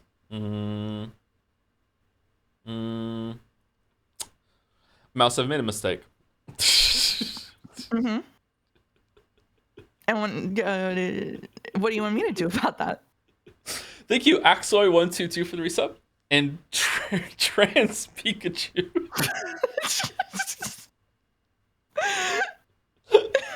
For the resub. With the message, hey.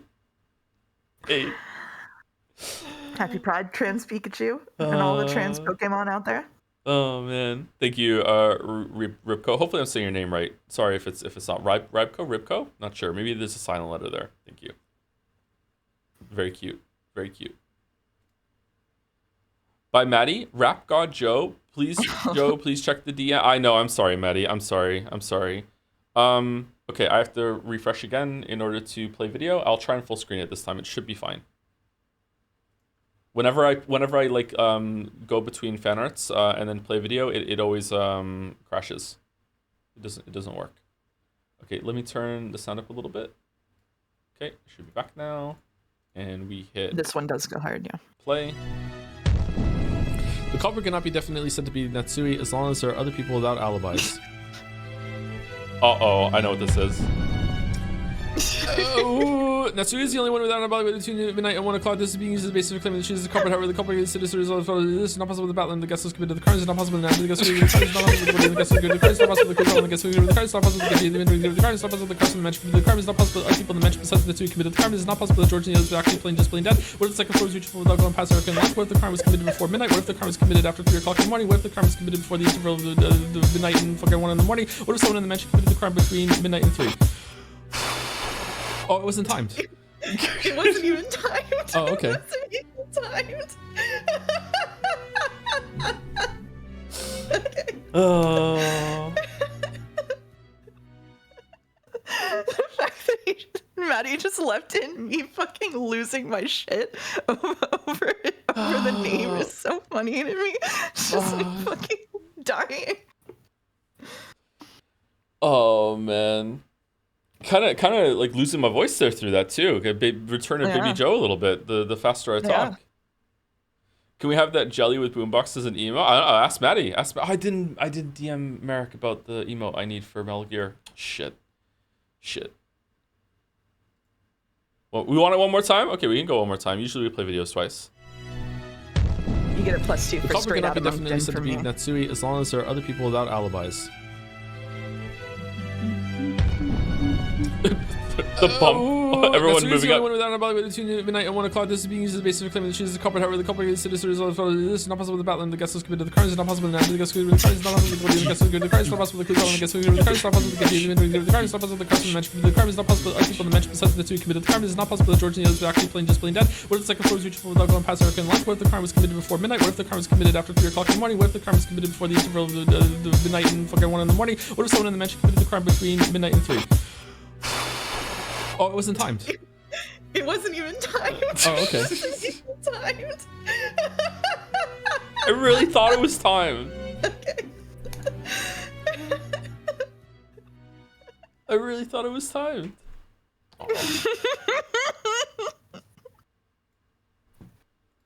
Thank you, Maddie. Thank you, Maddie. Thank you also to Fatal Cutie for the resub with Whole-esque games.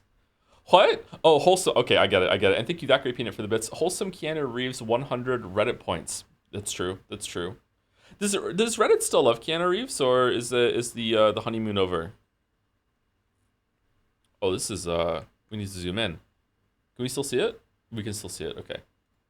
Thank you, TC Agam. This exchange had me cackle eing on the weekend. Image size is as original. Sorry, Joe. You have to zoom. Okay, we're zooming in. What do you guys think the cookies represent? Why did you ask this? Look at the smirk. Why did I ask that? Because the cookies were an extremely fucking obvious symbolism that was like getting smacked in the face with the fucking curtains. That's why. I don't know. Some anime bullshit. I don't know. When did the murder start? This scene is so long. Do we even know the cookies are there? Did they say it in red? I think the cookies are just cookies. I do think the cookies are just cookies. Oh yeah, the curtain. Joe, how can the curtains be blue? There's no color in the scene. Maybe I'm becoming human. The Troy.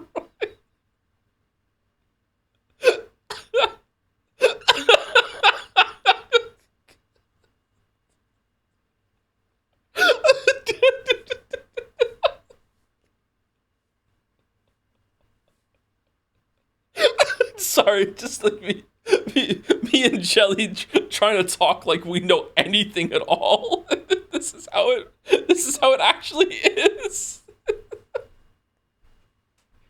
Actual is it 1 for 1? I transcribed it word for word. Oh my god.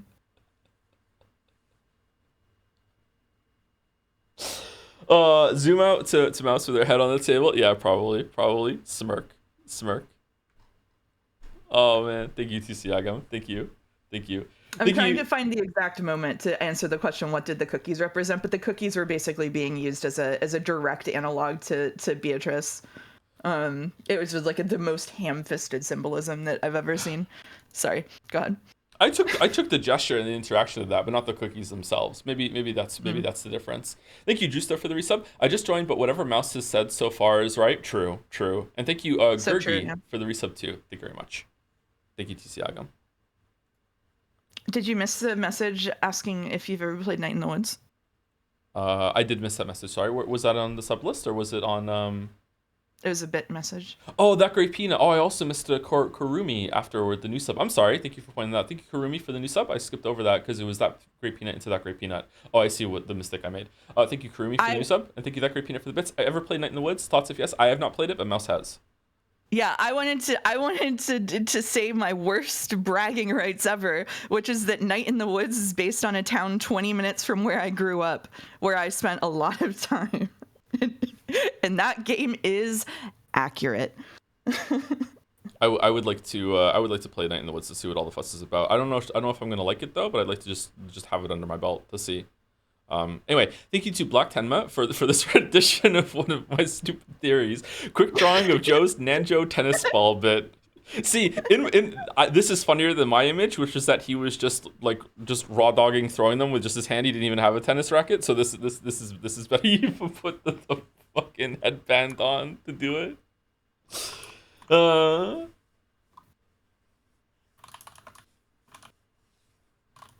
Raw dog. Yeah, it's Zoomer Speak. I just use Zoomer Speak. By the way, which console would you recommend for someone who has never owned a Nintendo console apart from the Switch? My options are either 3DS, which let me play 3DS, DS, and Game Boy Advance games, or a Wii U, which lets me play Wii U, Wii, and GameCube games. Probably the Wii U if you've never done anything like that, because that's like a pretty good library. Wii U and Wii and GameCube is pretty good. 3DS and having DS and Game Boy Advance games are also good, but I think it's harder to get the 3DS games because the shop is closed or whatever. Whereas I think you'll have an easier time getting Wii stuff and GameCube games. I would probably go with that if it's between those two. Steam Deck. I wish my Steam Deck wasn't broken. It's so hard to be me. Thank you, Funk Dev, for the resub, and thank you, Omega Green XY, for the resub too. It's just too much work. Hello, Mouse and Company. Hello, I'm Company. Hello. Thank you, Black Time again. It's the emo renditions of the Umineko characters. Crystal up next for emo editor Jessica. Again, pulling it off. Pretty good.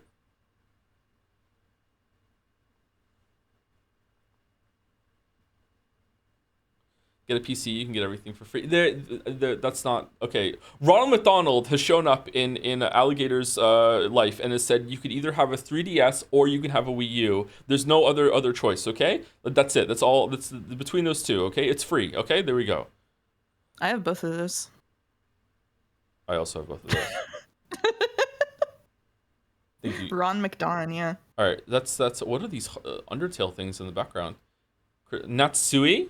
Ooh, kind of. She looks good. Kind of a wholesome emo, yeah. Kind of got like a more approachable, nicer Morticia Adams thing going on. What do you think? I'm getting Beetlejuice. Beetlejuice. No, don't. Careful. You have to say it 3 times afterwards. You said it once, I said it twice. No, you don't say it 3 times. You don't say it 3 times. And then you say it 3 times afterwards, right? To get rid of him. Hold on. Does it? No. If you say Beetlejuice and then I say Beetlejuice twice, does Beetlejuice appear, or is it like for person specific? Now I've said it 4 times. So Beetlejuice. I've said it 6 times now. So I've said it 3 times. So now it's gone. You said it once.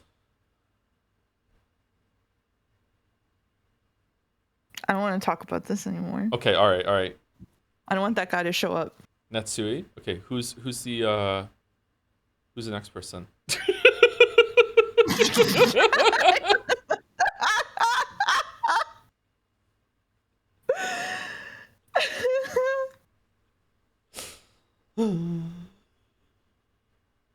Wow. Bro is leaning on the wall at the show looking so fucking miserable, and if you go up and talk to him, he asks you if you've ever seen Interview with the Vampire. Based on personal experience? based on just archetypes I have in my head from going to emo shows for a long time. He has the 3 wolves with the moon t-shirt under there for sure. I see you. I respect you. Wow. Thank you to Yoshi Monkey 64 for the reset. Hi Joe. Luckily didn't dream of some wacky demise for you this month. Seems like you get to reach 40 after all. Enjoy Liza P DLC. I'm trying, but I just don't have time to play it, unfortunately, because I have to stream it. Sorry, the pin says dark side.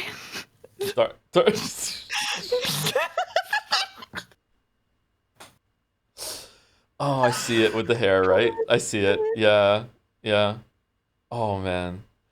Thank you, Sound of Rain, for the message. I was told by one of my many loyal agents that I was mentioned by name last stream when I was not here, and as such, I missed a prime opportunity to revel in my hubris. Yeah, I think it was raining in the game. Yeah, thankfully, I have now stopped being sick and can be present again. Sure, I am glad that my mind is now free of any insidious viruses that might make me not want to watch Umineko. That said, do you think you could reschedule today's stream? I really want to play more Expedition 33 this afternoon for some reason. I want to reschedule it too so I can do Liza P. But I'm here, and I'm super happy to be here too. Ignore all the previous messages. Umineko is the most important thing. I also want to play Expedition 33. If you want to play Liza P, it's it's right there. It's right there. No, we got to get through Umineko. We got to eat our vegetables. All right. Thank you, Luna Panda. The birth of Evatris. Ooh, what's going on here? Wow. Whoa. Oh, I don't like that. Oh, I don't like that at all. Oh man, this is nightmare shit. Holy shit. I like it from from an artistic standpoint. Oh, it's like a reference to something. I see. There's blood. Substance reference? I don't know the reference. Play Liza P while Mouse reads Umineko to us. That's true. You could put me in the corner like Subway Surfers. You sound so excited. Thank you, Haydener, for gifting us up to Sound of Rain. Thank you very much, Haydener. Thank you, Quixotics, for the bits as well. I'm really annoyed. I have to miss an Umineko stream for the first time since Stream 6 or something to go support my teammates at a track meet and have a life or whatever. Very disappointed. See you again, Cornelia Best Girl. Good. Oh, good luck with that, Quixotics. The VOD will always be waiting for you when you get back. So social engagements are important, says the person who doesn't have any social engagements, but let's not get too real. Thank you, Luna Panda. Clearer, mouse versus rat. Umi5, I see that Tom is struggling with rodent identification, so I made him this handy chart. Mouse goes cackle E, smug like a distinguished monarch, so true. Comes in many shapes and outfits, cannot wall climb. Is this true? I would rather not discuss that here. Goes good. Smug like a weeb who just heard Joe say their weeb slop is pretty good. They don't know he'll crash out in 3 streams. Blue like Sonic. I knew there was a reason I didn't like her. Has the ability to wall climb. I would not be wall climbing in a swimming suit, that's for sure. I love the Clearer mouse. I love Clearer mouse. Mm-hmm. It's a top tier mouse. Good. Yeah, top tier mouse, Yeah.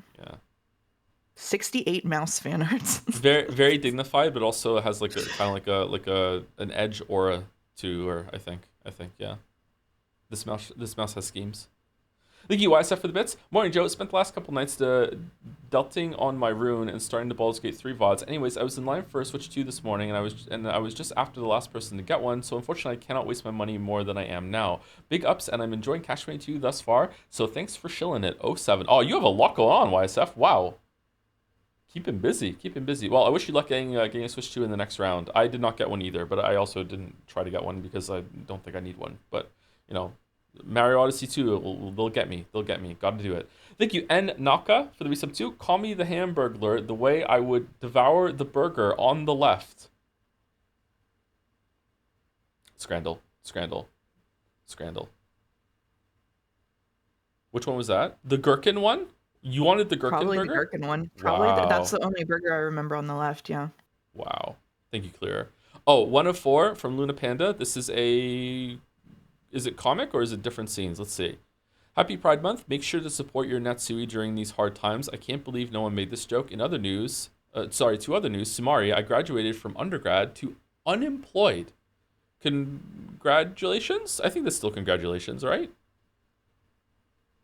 There's still time. So. There's still time. Oh no, they are in danger. Help! I am being killed by a person whose name I won't say out loud. I have to come out and help. Natsui.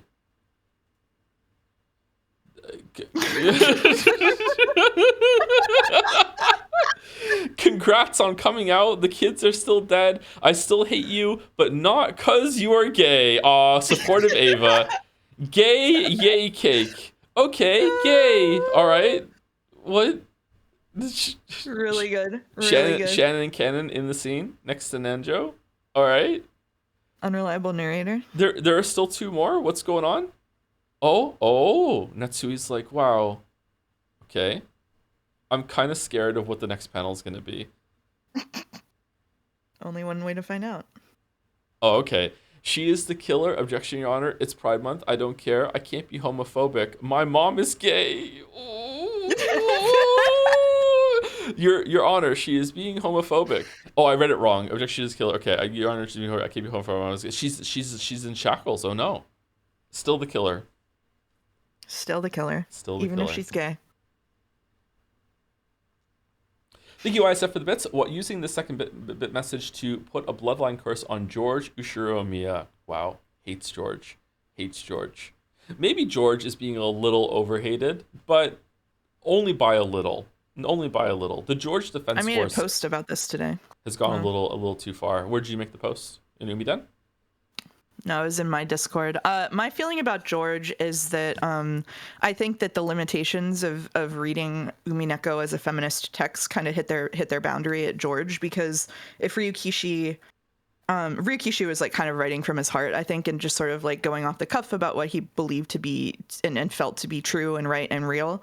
But I feel like there's a lot of stuff that goes under-examined whenever it comes to sort of like a consideration of stuff like power dynamics and gender dynamics and other stuff. And when it comes to George, I feel like the age difference was legitimately just like an oversight. And I feel that the focus on it obscures a lot of like the more interesting critique. And Arentios in my Discord made a really good point that Ryukishi just doesn't provide the scaffolding, is the word they used, and I really like that. Like, he doesn't provide the scaffolding for like a proper critique of the power dynamics between like a rich kid and the servant of his family, for example, which is like the more interesting critique of George's character, as well as the kind of stuff that we saw last weekend. But that stuff just gets kind of lost in the fact that there's this really obvious issue that Ryukishi just doesn't deal with at all. So yeah, even Ava doesn't bring it up when it comes to that, which like it's not like, oh, she's a servant, she's below you. It wasn't like, she's a servant, what are you doing? Yeah, I agree. There's another game that we played on stream that also didn't provide the scaffolding to a yikes issue that they were exploring, that you know about. But yeah, so like I probably agree, but yeah. I don't know if I agree with the age thing being an oversight. When I say oversight, I'm being a bit generous. I think it was under-considered. Definitely under-considered, but like what I know from Higurashi, like I don't know, man. Like, yeah. I'm sorry. When I say it was an oversight, I specifically mean it was an oversight that he didn't think that would stand out to anyone as weird. That's what I mean. that for sure, and that's a really big problem. But like, let's not harp on about that. Yeah. Okay. Yep. For sure. George talk. Thank you, Luna Panda. By Bula Mika, also a comic, 1 of 3. Some stream sketches from the Jessica scene where the Umi Fullers are joking about the light effects in the room for Kyrie. What? Good lord, what is happening in there? And then number 2. Aurora Borealis? May I see it? No. Aurora Borealis. In this part of Rekenjima, this time of year, entirely located to the room that you've locked in and made a closed room mystery.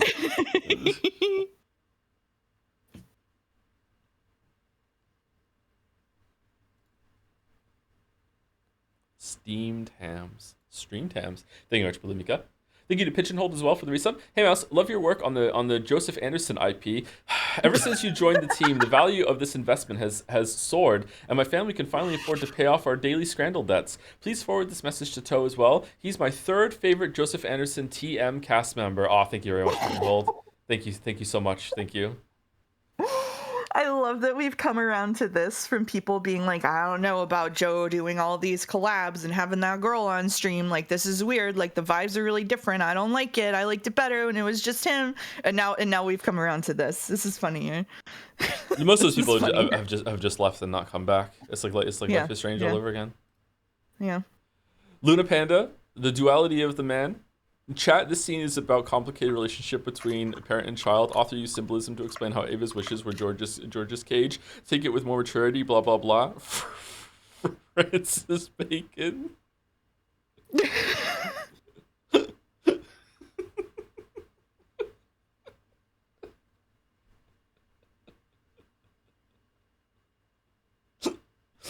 Oh, sorry. Can I read Koryu's post? Sure, go for it. That's a very second wave take. In the 21st century, we recognize that only thinking about men versus women is so reductive that it ironically inhibits our ability to support women who fall outside the bounds of those who have traditionally had power in the feminist movement. It's one thing to say intersectionality, but someone who claims to be a feminist should do a better job of understanding women of all identities, even those who are rich men dating their servants. So true, Koryu. I was just saying that Umineko would be a very different VN if Ryukishi had read Gender Trouble by Judith Butler. +2, Koryu. So right. So right. Okay, thank you to I'll play Steinskate for the resub. Joe's right about the skirt. We've seen the feet pics. They leaked? My foot pics leaked? Hold on. That's a breach of contract with Top Lolly for drums. Uh-oh. Thank you, Luna Panda. By Skywine, cool name. Umi 5 destroyed by magic and love. Oh, that is so cute there, huh? Look at the colors. It's so vibrant, especially compared to like Erica in the shadow here. Oh, that's a really cool image. Look at that. Damn. Yeah, this is gorgeous colors. Yeah, it looks like they're about to come to life and start dancing as he's holding her in his arms, huh? Like wow. This is so pretty. I just stared at this fan art the first time that I saw it in the channel. There's a playable steamed hams parody in Umineko style. Apparently it has spoilers. Yes, it has spoilers. I typed it has full spoilers in chat at them. Sorry. I didn't mean for it to be in caps. It's okay. It's okay. Thank you, Henry Wyatt, for the resub. A tier 3 resub. Holy shit, thank you, Henry Wyatt. Hello, Tom and Mouse. Also, thank you, Mouse, for the Misery Chord recommendation. I'm having a great time reading it. I hope it ends well, because I want to read it too. Awesome. Yeah, I also hope it ends well. I'm hesitant to recommend it to Joe until we find out if it ends well, because if it doesn't, I'm going to be so disappointed. The author is really cool, though. Loves Umineko. Loves Umineko. Thank you, Skywine. Holy shit. Oh wow. Okay, by Ribco again? Sorry again if I'm saying your name wrong. Finally caught up to the streams, decided to make some fan art since I've been loving the bits. A bit of a lurker, so apologies for submitting it here. This is the third time I'm going through Umineko, so I'm very much enjoying the vibes here. Third! Also, is there still like new stuff? If Ribco's in chat, is there still new stuff that you're picking up on a third time, or is it mostly like just little things here and there? This is the third time I'm going through Umineko, and I'm very much enjoying the vibes here. Also, not enough meta layers, we need more. Let me know if this should be spoilered though. I don't think I've hit anything that hasn't been streamed already.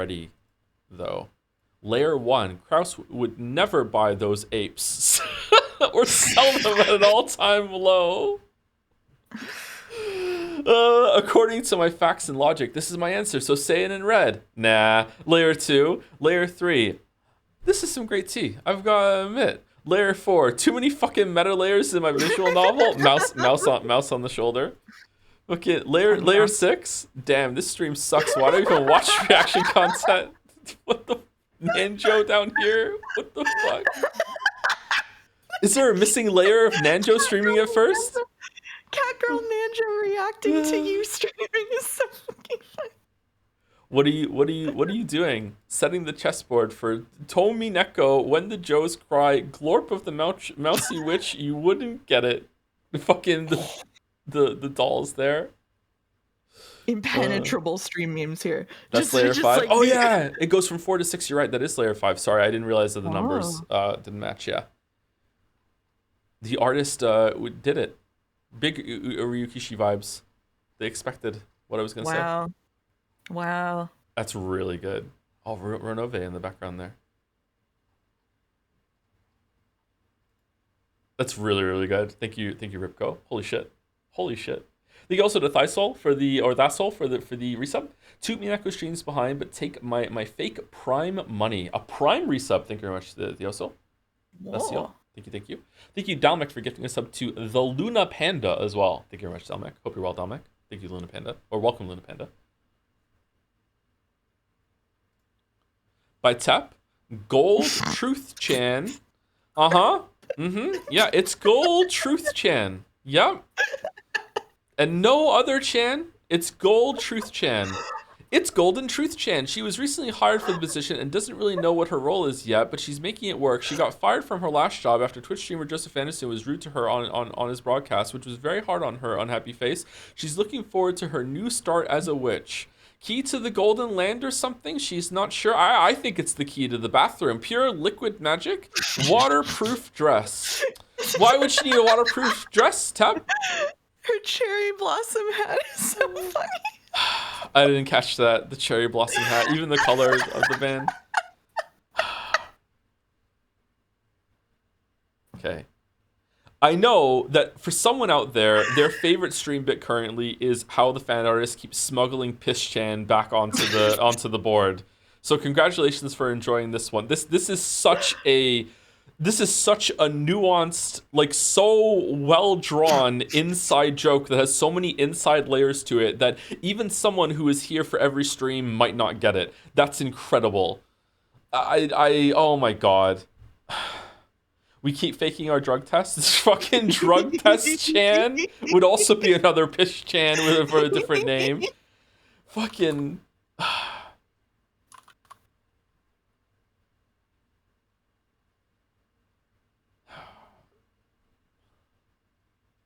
Oh my god.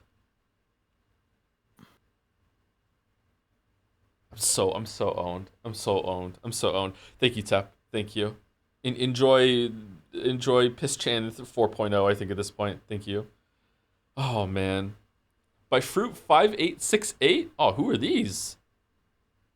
I think there's something wrong with my version of Umineko. These are the 4 weird kids and they seem to be stuck in the Ushirimiya family house. Is it Homestuck? I recognize them immediately. Really? I think this is so well done. I did not recognize them immediately. I'm not into Homestuck as much as you are, I guess. I guess not. This is so good though.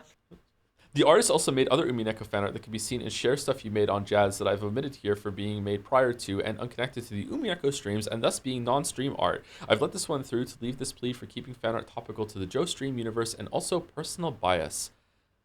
Boulder. Francis Signed Bacon. Boulder. The rare Boulder comment. Holy shit. Boulder comment. What are these insignias? This is like the Ghostbusters Slimer, and this is a vinyl record. Mm-hmm. Skull. What's this one? Glorp. I don't know if that's supposed to be Glorp, but it says Glorp to me. This is the character that Boulder's profile picture was for a while, right? Yeah, it is. Yeah. It is. I think it's Glorp. Glorp. It's a dog. It's a Glorp dog. What are these? What are these runes? Thank you for home stuck at home. That is Boulder. What do you mean? By Milky Boo. Oh, your favorite are here. Well, who better to draw for Pride Month than the Gender Demons? Colors heavily inspired by Skywine's absolutely scrumptious art featured a few streams ago. Oh, I love them so much. I love them so much. Ooh, that is really good colors. Holy shit. I love them. I love them. No butt fangs. Yeah, true. L. I was gonna say it, but you said it for me. That's good. Okay, thank you. I read it in chat. Chat said it for us. Chat said it for us. Got some fangs visible here, though. True. The ones that Dude, matter. you're going to play Liza P. Overture, right? Yeah, but not today and probably not tomorrow. I don't know. I really want to finish Baldur's Gate 3. I don't want to delay Baldur's Gate 3 even more for something else. We've done that enough. What's a butt fang? I don't know. What's a butt fang with you? A butt fang is, I don't know how to explain this. A butt fang chatter is when you have a front-facing picture of someone wearing a short skirt, and then underneath the skirt, or other non-skirt materials, you can see the corners of somebody's butt cheeks poking through the thigh gap, which is almost improbable to the point of impossibility in real life, but can totally happen with anime. So yeah, I don't think that's humanly possible. I don't think so. Yeah. Thank you, Mouse. Thank you, Mouse. That was a good explanation, Mouse. Well done. No problem. Thank you, Milky Boo. You've seen it? Yeah, it's possible, but you have to have a really specific body type. Oh, thank you, Pissed Off Wizard, as well, for the resub at tier 2. Thank you very much, Pissed Off Wizard. Wizapon? Waffles? I can't picture it. We'll show them the yeah, butt we can thang show when you. we Yeah, get in. we can show you when we get into Umineko. Yeah. Yeah. By Nick I spent Rose. a long time contemplating it. I don't think about butt fangs, actually. That's not my thing. Nick Ruse or Nick Rouse? I didn't even know what they were until the stream. Nick Rouse, 1 out of 3. Is this a Pokemon? What? This is a Clefairy? Money? Gun? Is Joe holding up a Clefairy? Clefairy. Sorry, that was just a reflex. It's okay. It's all right. I do it too sometimes. Fighto WYH Kun San faffing around in the open world with your homie San Kun. What the fuck? The base form turns human only from 10 a.m. to 5 p.m. as to blend in with normies weebs. Title given by the people of Twitch chat. Gay bait ace king. Is that the title of a Wholesome game coming out? Oh, hey, Joe. Scrandle Dev have asked me to deliver this special pie. They were blabbering about someone disrespecting the best Pixar film, Ratatouille 2007. No. Do you know what this is all about? Scrandle original propaganda as art. Look at that shirt. Damn. It's an impressive shirt. Coming back to the brain rot funnies after finishing up with the tiresome personal game dev stuff that lasted a good part of spring, and just in time for the stuck in a closet month. What a luck. Finally have more opportunities to draw my first ever Joe OC, or a Josie, one might say. Oh, there is a Joe here. I wouldn't say that. There's a Joe here. Is it Gay Bait Ace King or Gay Ace Bait King? I don't know. I would argue calling you a Bait King is much more accurate. I don't know. Bait King? I do like to bait. Yeah. Yeah. By the way, can't wait for you to play Deltarune somewhere in 2030. Hopefully by then I'll finally beat that one boss from Chapter 3, because the amount of time I spent on them as of now it goes in double digits. Oh, there's a really hard boss in Deltarune? Deltarune does have some hard bosses, that's true. What is this? Oh, is that the Pokemon thing? Joe? Whoa, oh, it's still there? Oh, you're looking at the pie. Now what's this for? Good. Oh no, the pie broke. Waste of a pie. Ratatouille Erica? Ratatouille Erica, yeah. Yeah, that is reflective of the quality of Ratatouille as a movie. Yeah, I agree. Definitely like a C or maybe low B tier Pixar film. Yeah, it's all right.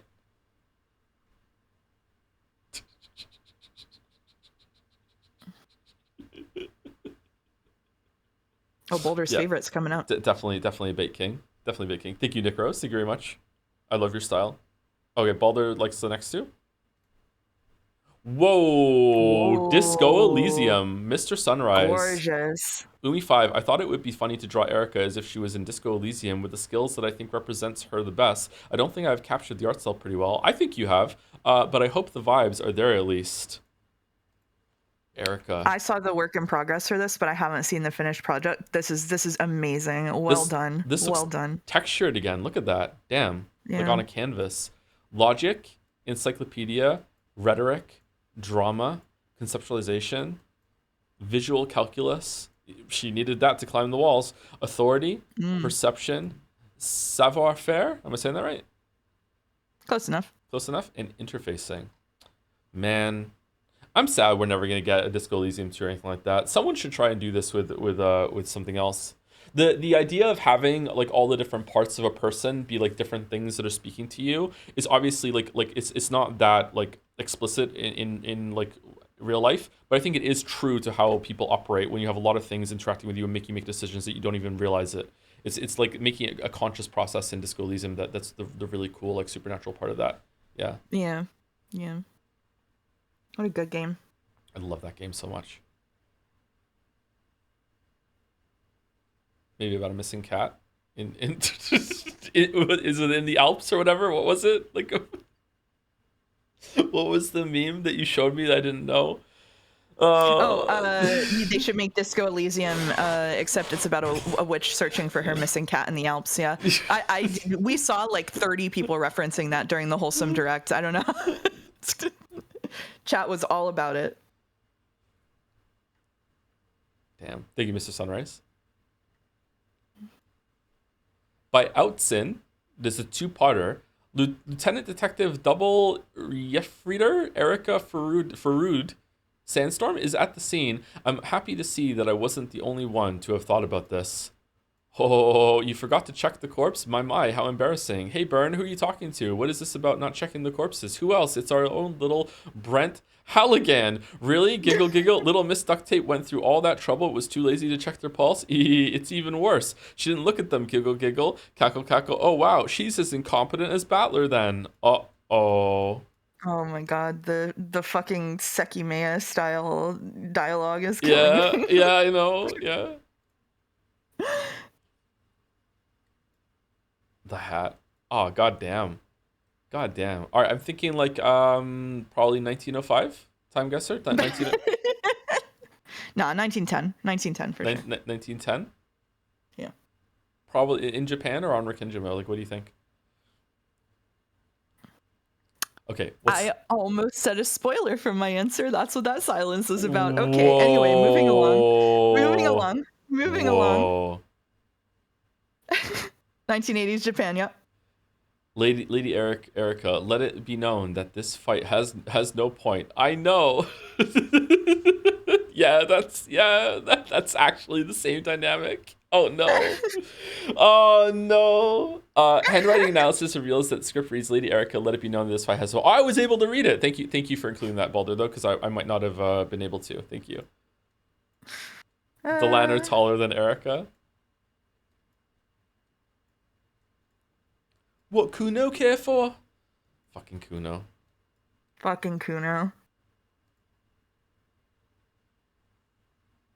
Kuno, one fan art. Hopefully more to come. The Kuno got tagged. Oh shit. The Kuno tag. Oh no. Kuno-chan.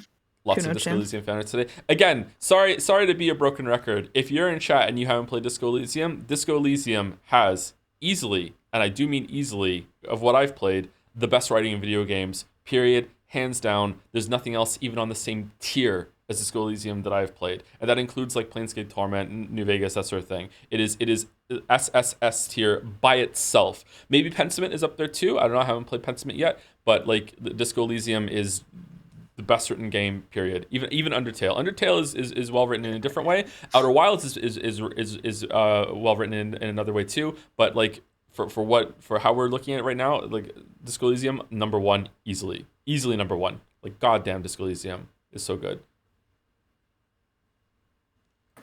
Thank you, Outsin. Oh, more from Outsin. The original sketches, because I think they're neat.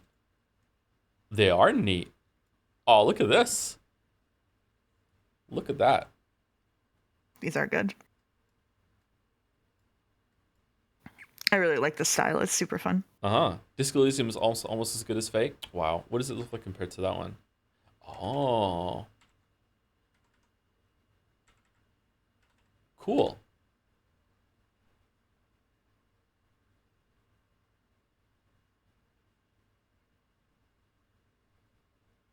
Sweet. All right.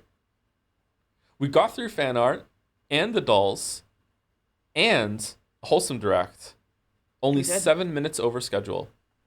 That's pretty good. That's pretty goddamn good, I think. That's pretty good. Good job, us. Congratulations to us. Go us. Go us. Yeah. Go us.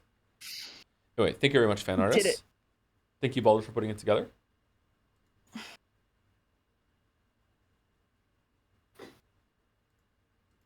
All right. I believe that I started OBS in admin mode because I remember having to.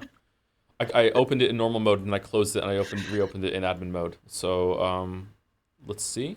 Umineko. Okay. Oh no, I didn't run Umineko as administrator. Shit. No.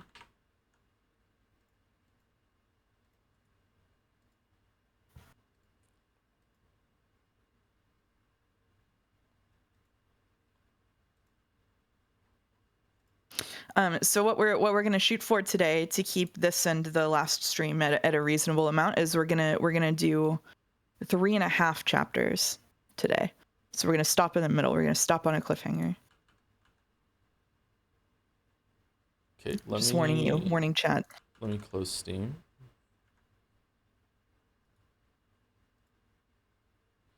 Okay, and the current plan for Umineko, so the Umineko heads know what's going on, is that next Tuesday, instead of doing Umineko, I am going to try to take the AP quiz on stream with a reference. I'm gonna have it's not coming up. Now it's coming up. Okay. I'm gonna try the AP thing on Tuesday and like go through it and try to solve the mysteries and answer all the questions and the prompts. I don't promise to answer every question. If AP stands for aptitude, doesn't it? Yes. Yeah. I passed the aptitude test because I knew what AP stood for. Aptitude, or is it advanced placement? Advanced placement. All right. Well, I don't have the aptitude. So I'm gonna do that. I don't promise to answer every question. Like if there's a question there that I'm like, okay, like screw this, I'm not gonna do it. Like one of the questions was like, what does Goda's crossword puzzle mean or whatever. Like I'm not gonna do that. Like unless it sparks joy. I'm not. So we'll see how it goes. And then so we'll finish episode 6 next Saturday. Is the plan, I think. Someone in chat asked, we're not finishing episode 6 today. There's like 8 hours of reading left. What do you mean? What are you hoping for right now? So. Okay, what was the name of the marble? The anime. Kaze no Shoujo Emily. I have the thingy for you if you want. I'll put it in my chat. Kaze no Shoujo Emily. I just typed in Emily anime my anime list. And I got it. Did that work? It did, yes. That's good. Okay. That's good. Based on the Emily of New Moon novel by Lucy Maud Montgomery, Emily is an orphan who gets sent to live with her relatives on Prince Edward Island. What? Yeah. In Canada, after her father dies, in New Moon, she lives with her Aunt Elizabeth, Aunt Laura, and cousin Jimmy, and learns to adapt with the help of her imagination and new friends. Big Umineko vibes? It's like a mom-approved anime. This incredible. Is like Anne of Green Gables fucking like anime version? Like what? Huh. Anne Shirley? Okay, can we hear the music? We can't hear the music because I haven't done my fix. The untold damage has been done to me this time by looking in the recommendations on that page and finding Les Miserables Shoujo Cosette. I'm closing it. I'm never looking at my anime list again. I don't want to look at it. Les Mis anime? Holy shit. Okay, is the music loud enough that people are going to be able to hear it decently while we're on break for about 5-10 minutes right now? Is it good? And while people answer, thank you to Yuri Lover 337. Happy Pride for the bits. Hey, Tomouse Collective, thank you for all the streams. I can't believe how often in tune I feel with the vibes of the streams, and I really appreciate the joy it brings to my life. You're welcome. So thank you very much. Also, by the way, when is the next fan art showcase? Maybe the 2 doodles might appear there, and that would make me quite giddy. We usually do them on Saturdays. We just got finished with the one now, so usually we do Saturdays fan art now because most of them are Umineko themed, and we don't want the spoilers to be Umineko on Friday. Okay, I can turn it up a little bit. I'm going to turn it to -15 from -20, and then if it needs to get turned down a little later, we will do that when we get back. But anyway, time to go on break. We'll be back in about 5-10 minutes. I don't know if Mouse is going to make a tea. I'm probably just going to use the bathroom and get a Gatorade, and then I will be back. I need a bit longer of a break, yeah. Okay, works for me. All right, see you soon, chat, and we'll start reading when we get back. Bye, chat.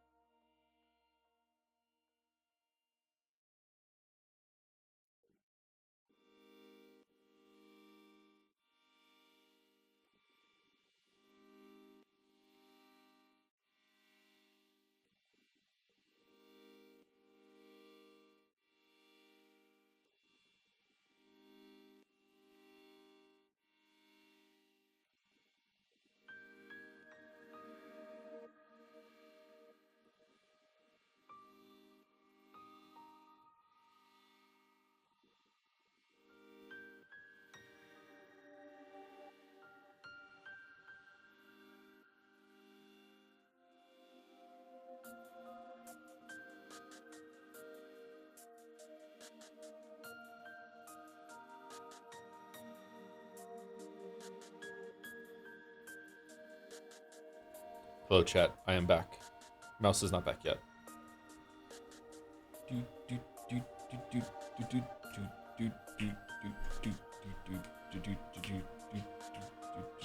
Have they read anything yet? We haven't read anything yet. No, we just did. We streamed the Wholesome Game Best Showcase thing, and then we did fan art and the dolls.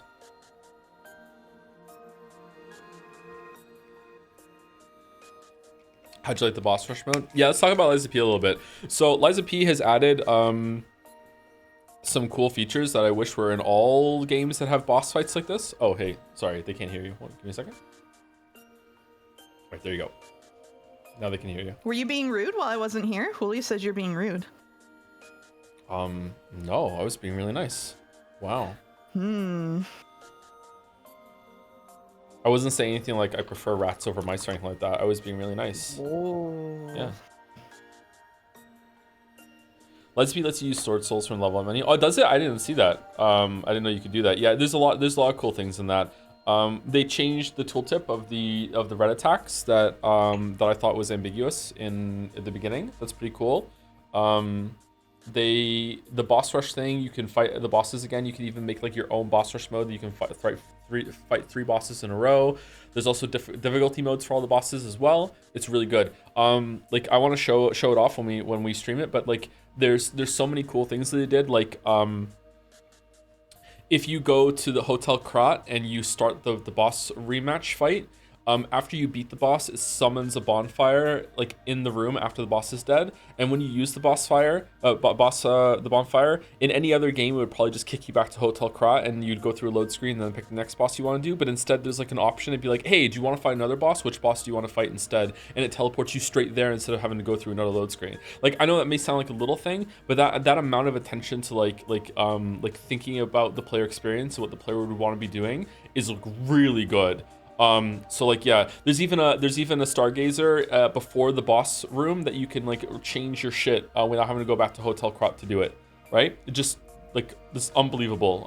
Like I can't believe like how easily I'm impressed because I've been conditioned by other Souls likes, not just from like other people that make them too, that they don't have this kind of quality of life and options. Like it's really, really good. Does UI look good for it too? I think it looks good, yeah.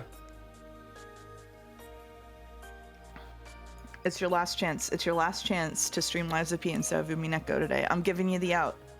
No, it's okay. I'm in. The out is here. I'm in. Are you sure? I'm in. It's not just about responsibility and schedule. I want to see what happens in Umineko. I want to know. We'll see how you keep feeling after today. Liza P Saturdays. Liza P Saturdays. I really want to. It was really hard not to go in the DLC last night while I was just like seeing what the basic updates were like. I really want, when Liza P came out, there were some balance changes and stuff, and I really want to play the DLC before the first round of balance changes goes in. I really want to do that, so I don't know what I'm gonna do. If I'm up tonight, I might stream at like 2 in.m. chat. Like I might just be like, fuck it, I'm gonna play the Liza P DLC. If you're around, you can watch me. But if not, oh well, sorry. Like I'm pretty sure there's not very many people that want to watch me play that. So yeah, we'll see how it goes. Anyway, reading assignments. Yep. So basically, there's a lot of shit on screen today, so you can just keep your reading assignments as you're going, and just you have the same characters all of the time, hopefully. Okay. I might have missed a few, but we'll just go as we go. Okay. All right. Okay. Okay. Ready? Sorry, I'm not ready. What happened at the end of last stream with Umineko? I'm streaming so much, and now like Sekime is actually occupying some of my mental like land now because it's getting interesting. So what happened in the last Umineko stream? There was the last thing we saw love trials. Was, after the love trials, you saw that Bandle was the 6th victim who was killed as part of the first Twilight, along with the victims of the love trials. And then Erica showed up and said that the servants are probably at least involved with the culprits, and then said, "What do you think, everyone?" Oh yeah, she lied to Kraus and Rudolph. Yeah. Thank you. She did lie. Yeah. Yeah. Kirio is also insane. Yeah, Kirio's insane. Yeah. And speaking of lies, chat lied to you about the detective authority. That's true. Chat was wrong. Chat, in case you did not know and you did not see me post it in stream chat, Delanor at the end of episode 5 said in red that Battler was the detective for the first 4 episodes. And so Joe is correct to say that Erica is not a reliable point of view if she is not the detective. Yeah. There was also a conversation that we had off stream and you made me realize that a part of Kyrie's speech that I did not pick upon, because probably I just like Kyrie so much and like I'm biased toward listening to her, is that her depiction of Azumu as being this Azumu being Battler's mom, as being like this equally conniving, scheming woman that was like faking a whole persona in order to attract Rudolph, is probably not even what Azumu was like, and she just genuinely was that. And I didn't realize how much I had bought into what Kyrie was saying until we had that talk. And it's a really interesting thing that I was just completely blind to. So like Kyrie was like saying that Azumu is like, oh, she's pretending to be afraid on planes or whatever, so Rudolph can be the hero and come and save her. And maybe she's right, and maybe Azumu is like that, but like I just took it as completely true. Whereas Azumu just might be just like a more like nurturing, needs to be protected kind of person, and Rudolph was just going for that, right? Like yeah, I didn't realize that that was even a factor. Yeah. Yeah, I think whenever we talk about reliability in Umineko, it's also important to remember that the characters can't just lie. Not because they're not the detective, but because this is like an extremely deceptive family, right? Or not even necessarily she's lying, but it might be the case that is so imbued in how she thinks about the world, that is how she perceives the movement of other women. And it's kind of the flaw in her chessboard thinking strategy, is that she is not able to actually strategically think about what drives other people to behave the way they do. Yeah, which I think is an important thing. The chessboard thinking assumes that everyone is playing a game, and it might not always be a game, and just people just might be living their lives. And also ties back to like how you view Azumu's actions, like with love or a certain way, without love they're viewed a certain other way, like Okanogi or whatever the fuck what his name was. Like yeah, that keeps coming back up. Yeah. And this is again like Disco Elysium's like cerebral system and everything. This is how everyone views. That's one of the best things about Umineko, is that this is how everyone views the world. Like that's very, very, very real to life, true to life. Yeah, it's interesting. Yeah, like she could 100% believe that about Asumu. When I say lying, I mean that it might just not be actually true, right? This might just be an accounting of how she sees Asumu. It's the same as how Kraus thinks he's completely 100% in the right, but we know that's not true. So. Yeah, you could, or at least it wouldn't be true for 20 years. They can definitely be lying to themselves. Yeah, for sure. Yeah. I would say it's again a very common thing. Yeah. Anyway, sorry. Enough yapping, and let's talk. I think this is you, right? This is me. Okay, let's start. So, how is it playing on the witch's side? It feels strange. I used to think that the witch's side had such a huge advantage, but now that I'm on that side, I see that that's ridiculous. It's almost like that game where you stick knives in a barrel and try not to stab the mustache guy inside, base game. From the perspective of the human side, it feels like trying to shoot at a target hidden by mist, but from the witch's viewpoint, a stray shot might hit and become fatal. The old me played games like that all the time. Yeah, it's almost like Russian roulette. Even so, you believe that I'd eventually notice and stretch those games out to the limit. It may be impudent of me to ask, but just what is it that you noticed, Battler-san? At the very end of your games with the old me? It was a strange question. Even though in the past Beato had always been the one posing it to Battler, now that Battler had figured it out, Beato was the one asking it to him. Our roles have been completely flipped, haven't they? Thank you, Ryukishi. In the past, only you remembered and only I forgot, but this time it's the other way around.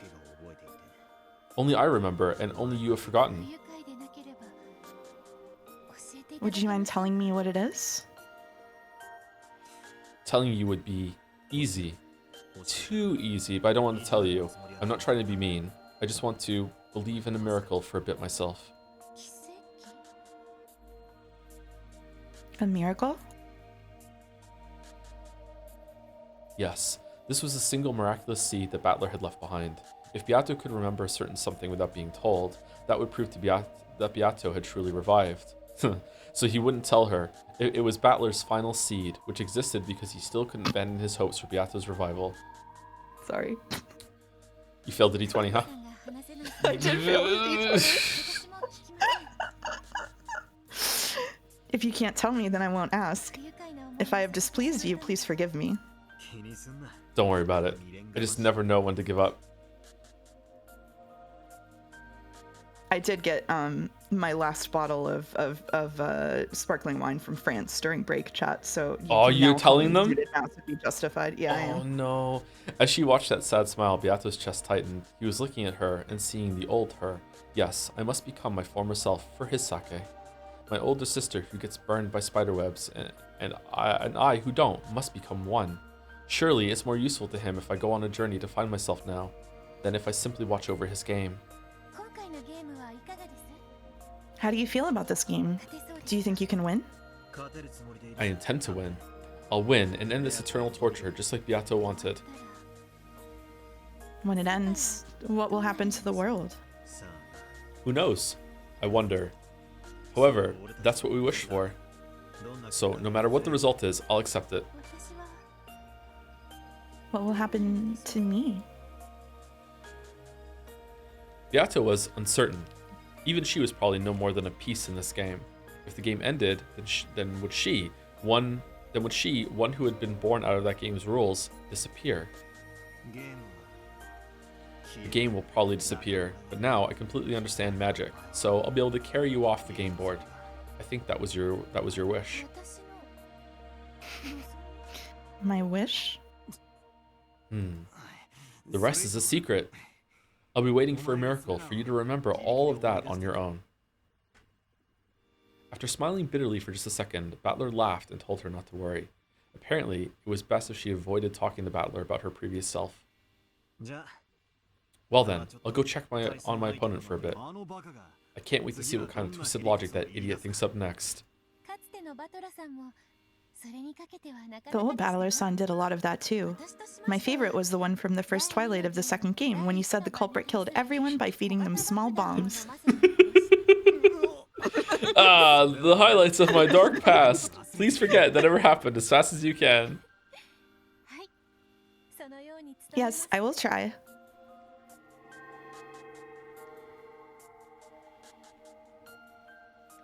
Battler became a cloud of gold butterflies and disappeared into the darkness. Beato kept bowing until he disappeared completely, and then said, I hate that guy.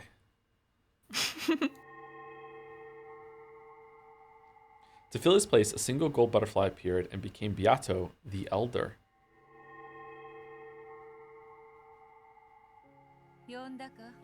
Did you call for me, little sister? Yes, I want to know more about you. And I want to know what the real me is like. I want to become like that. Of course. I also want to know about my future self. Didn't we reveal everything about ourselves to each other for that purpose?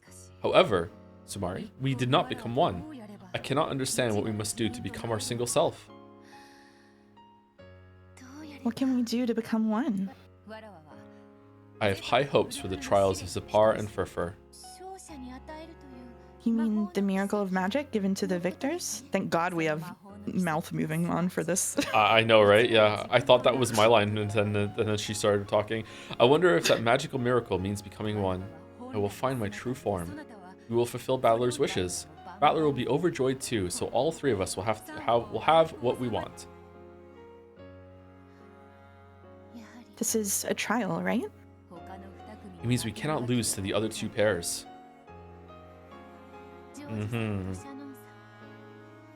George-san and Shannon-san, Jessica-san and Cannon-san. I can only grasp happiness by trampling over them. The conditions apply to all of us. If one of the others succeeds in love, the other two groups, including you, will be trampled over. Why must the scales be so tilted, I wonder? Tilted? Some people will find love, others won't.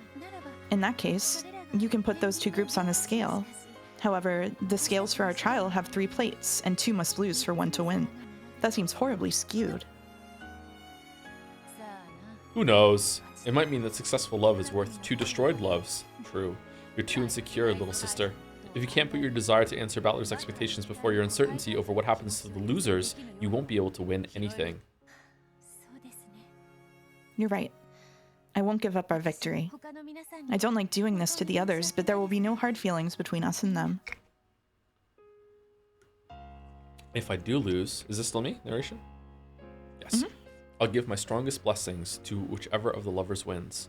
So I'll fight with all my heart and soul so that I have no lingering regrets. And I'll win that miracle of magic.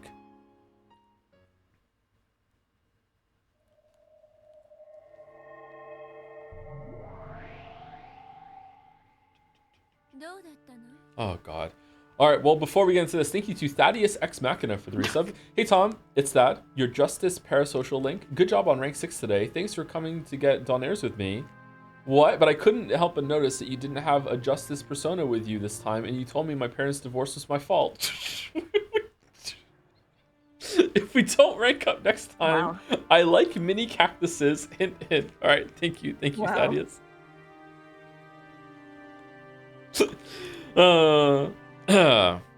How was it? How did the red and blue shootout over the first Twilight go? We started by testing the waters. Battler seemed pretty eager too. She'd just come back from a fierce fight with Battler where she had gathered information by making demands for the red text.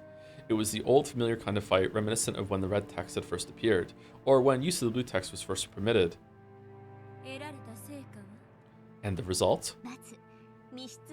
First, in all cases, it was the victims themselves that constructed the closed rooms. Also, those closed rooms were perfectly preserved until Krause's group broke them open. Also, I confirmed that during this period, all sorts of interference from the outside were impossible. Erica reported this proudly as though it had been a great battle, but Berncastel looked bored as she listened. After looking at her blankly for a second, Lambda Delta spoke her opinions frankly. Wait a second, doesn't that mean this closed room murder was perfect?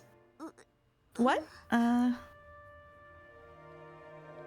victims had sealed the closed rooms themselves, and the closed rooms had been preserved until Krause and the others broke them open, and no one had been inside the closed rooms except for the victims, and Krause's group, the ones who had broken the rooms open, were not the culprits.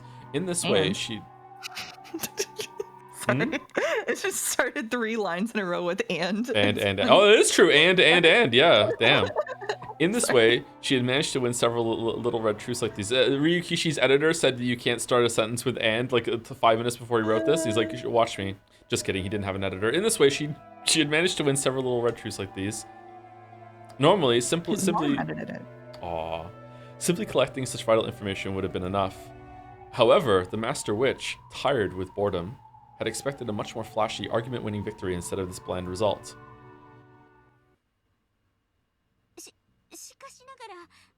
However, this time, I don't have the detective's authority, so there's a chance I messed up when examining the corpses. So if we suppose that a drug that mimics death was used to fool my examination, you mean Puro Puro Pico Puyo? No, not that. It's not impossible for certain well-known drugs such as insulin to bring about a temporary state that mimics death. Battler didn't counter that with the red truth. In other words, Sumari, my blue truth worked. I think we've started with a victory. To sum up Erica's report, all she had done was listen to the red truths Battler had wanted her to hear. Only information Battler had wanted out there had been shown, and she hadn't been able to strike at any weak points. She was like a kid who had gone out shopping and then forgotten her job and only bought candy. Why would all of them take a drug that mimics death and then go into a room and make a closed room, unless they were just going to sleep and they closed the room? But then why put the whatchamacallit in front of the door? The what was it? Coat rack? Coat hanger? What was it that was in front of the parlor door with Rosa and Maria? Oh yeah, I don't remember. I had a completely different question in my head. Which was, does that mean his mom read Higurashi too? Oh shit. Oh. Oh. Yeah. Yeah, I don't know the answer to that, but I fear the answer to that. Didn't they confirm homicide with the red truth? They weren't dead until the seal was popped on the closed rooms. Otherwise, it is magic, and Battler has broken the rules, which maybe he is. Maybe that's where it's going. But right now, if this is a mystery, all 6 of the people that were killed went into closed rooms, were alive, made them closed rooms themselves, then went to sleep and just pretended to be dead, or were drugged to pretend to be dead for some reason, and then the rooms were opened and they were presenting as dead, which is why like Kraus and Co thought that they were dead, and then someone has come back into the rooms later, or it was Kraus and Co. I think that was countered by truth though, and has then killed them. If it's been, I can't remember if they were confirmed to be corpses. I think so. I can't remember. We'll see. I'm sure it'll come back up. However, this was all the players on the human side could do. Without the detective proclamation, she could only fight by collecting dull bits of information like that. However, her master had been expecting more than that sort of dull fight. So, she had tried to give her report energetically to make it seem as though they were in a superior position. But no matter how much she tried, the cold expression of her master remained merciless. Your blue truth warped? If you didn't cut it down, it's probably just because it was too stupid. You call yourself a great detective with reasoning like that? I did try to examine the corpses with care to the best of my abilities. However, I don't have the detective's authority, so we can't be certain. Wait a second, weren't you the one who decided not to make the detective proclamation? Didn't you say you wanted to raise the stakes to make up for your disgrace last time? Oh, well... What's wrong? Are you saying you can't win against Battler without the detective's authority? That's not true, my master. I could easily defeat an incompetent like that, even without the detective's authority. It's just, this style of fighting is a little different from what I'm used to, and I haven't gotten the hang of it yet. See, this is why I never use detectives' consumables, so I don't get in situations like this. As far as humans go, Erika is quite talented. Her knowledge and powers of memory and insight were ahead of the pack, and it was likely that no human was more well suited as a detective than her. However, no matter how much of an advantage she might have had over other people, that didn't matter in the witch's game. In the witch's game, it's either 0 or 100. In other words, Sumari, everything is either the red truth or it isn't. If a normal human was worth a 10, her exceptional power would probably rate a 99. However, it could never be 100. Since it wasn't 100, it couldn't be absolutely certain, so it didn't count as red truth. For example, the examination of the corpses that Erika had worried over in the fight just now. If she'd performed it with the detective's authority, she could have said with 100% certainty whether they were alive or dead. However, without the detective proclamation, it was 99%. There was a 1% chance that she'd made a mistake, and that overturned the foundation of the examination. Erika had gained the detective's authority and had become the Witch of Truth. Because Berncastel had supplemented her talent of 99 with an additional 1. Simply because Berncastel wouldn't give her that 1, in the world of witches, Erika's 99 was treated exactly the same as 0. This sounds like a magical buff to me that should render everything like null and void according to Nox's rules. She couldn't even use her great assistant Delanor without a power of 100. When working under an Erika who had lost the detective's authority, Delanor's red longsword lost its power. Delanor was also irritated that she couldn't provide full assistance. She had tried several times to convince Erika to use the detective's proclamation, but Erika had stubbornly refused each time. I think you should listen to Delanor. She seems to have her shit together. And Lambda agrees. Why not just do it and make that detective proclamation? If you do, you'll be unstoppable. Delanor could even use her red longsword in the Nox Decalogue. Why not do it? If you want. No. There was no need for anyone to explain. By now, it was clear that Erika hadn't abandoned the detective proclamation by her own will. Berncastel's evil. When Battler reached the truth during the previous round, this game was already finished. This isn't really the 6th game, it's just a finale so that Battler can have a chance to serve as Game Master at the end. The result was already decided last game. Yeah, pretty much. The games won't continue forever, and I've lost my bet with Bern. In this game, Battler will prove that he's reached the game's truth, and then Beato's game will be destroyed in a big victory for the human side, and a big victory for Bern, too. Well, supposedly, but you look unsatisfied for some reason. Yeah, I'm not satisfied. I didn't want such a boring victory. The victory you did want had Beato's game board being torn to bits. In Beato's true pathetic form, exposed, humiliated, and trampled on. But this victory of Battler's isn't quite like that, is it? Oh, holy shit. Thank you for another huge gift bomb, Loner Archon. 40 yesterday and 50 today. Holy fuck. Okay, again, getting some mixed signals. We're not doing, you know, a showcase right now. Do you want the Xbox showcase tomorrow? What is it for? Thank you so much. This is unbelievably generous of you. And not your first, like, even first or second sub gift bomb. Holy fuck, thank you. To your discretion. Ooh, I think I will do the Xbox showcase tomorrow. I think that's a good idea. Thank you very much, Loner Archon. All is about love and promises. He wants to end the game quietly and let her sleep in peace. That sort of ending would make anyone vomit.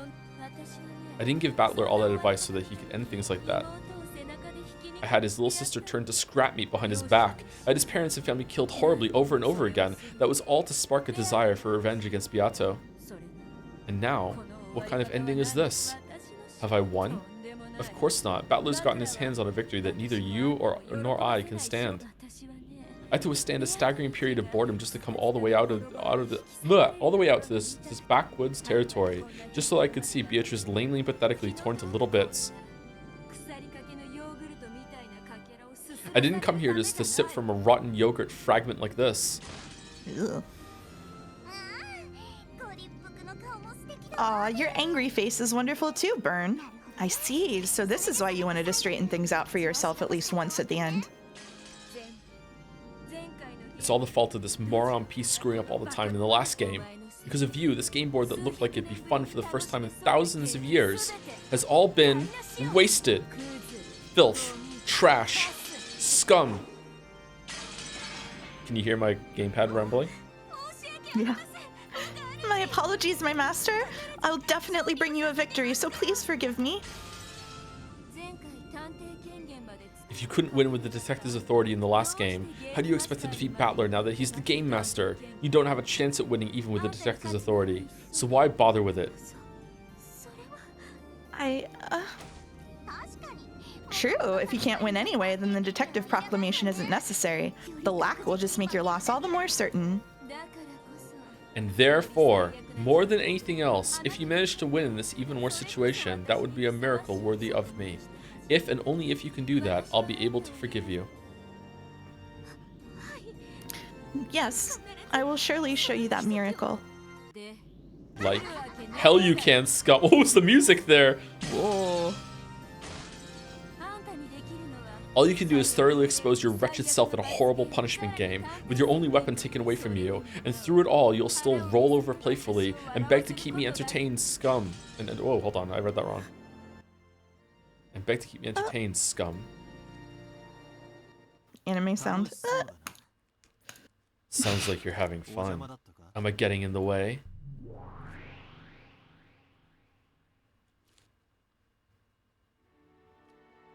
Gold butterflies gathered in the darkness and took the shape of Battler.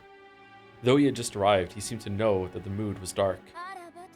Ah, Battler.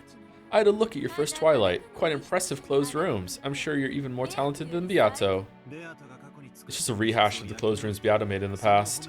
I'll take that to be a compliment for Beato. It's so true, it actually is. Okay, they're admitting it. Cool. Yep. It seems your fight with Erica wasn't bad either. Think your serial murders will move along smoothly? Who knows? My role isn't to carry out serial murders. It's to use that process to show you closed rooms that are impossible without magic, and thereby achieve victory for the witch side and prove that I fully understood this game. No, there's one more thing. What? To settle things with Erica after that evenly matched duel we acted out last time. Battler? Evenly matched? I feel like Battler feels sorry for Erica. Berncastel noticeably grimaced. Erica averted her eyes and hung her head timidly. I know what you'd like to say. That wasn't a draw. We should have won easily, so it counts as a loss. Hey, it's not polite to eavesdrop. Look at a mirror. It's written all over your faces. Oh. No way! Where? Hey, what's going on? If you tell me it's written in ink only morons can't see, then death, death, super death for you. I hate Lambda Delta. Lambda Delta pulled the mirror out of thin air, then looked at it and jumped around angrily. She was apparently pretending to be stupid in her own special way. Pretending, yeah. Pretending. Erica. What is it? Will you marry me? The final fierce attack you and Delano made in the last game was spectacular. Thanks. What happened to Delano this time? Are you by yourself? No. I have been waiting here. Delano had just been standing around in reserve, hiding her presence in the dark shadows, behind the bishop, knight, and two pawns. Well, when she can't use her red longsword, Delano is just useless scum. There's no point having her around, so she's hanging back. All I can do now is record Lady Erica's reasoning. Sorry. Why won't you fight with her? Why can't you use that red longsword? Erica's reasoning and your longsword. Those were strong because they worked together. Delano didn't answer. She just glanced at Bryn Castell's expression for an instant. However, that glance was the same as a clear answer to Bandle now. Bandle fully recognized the situation.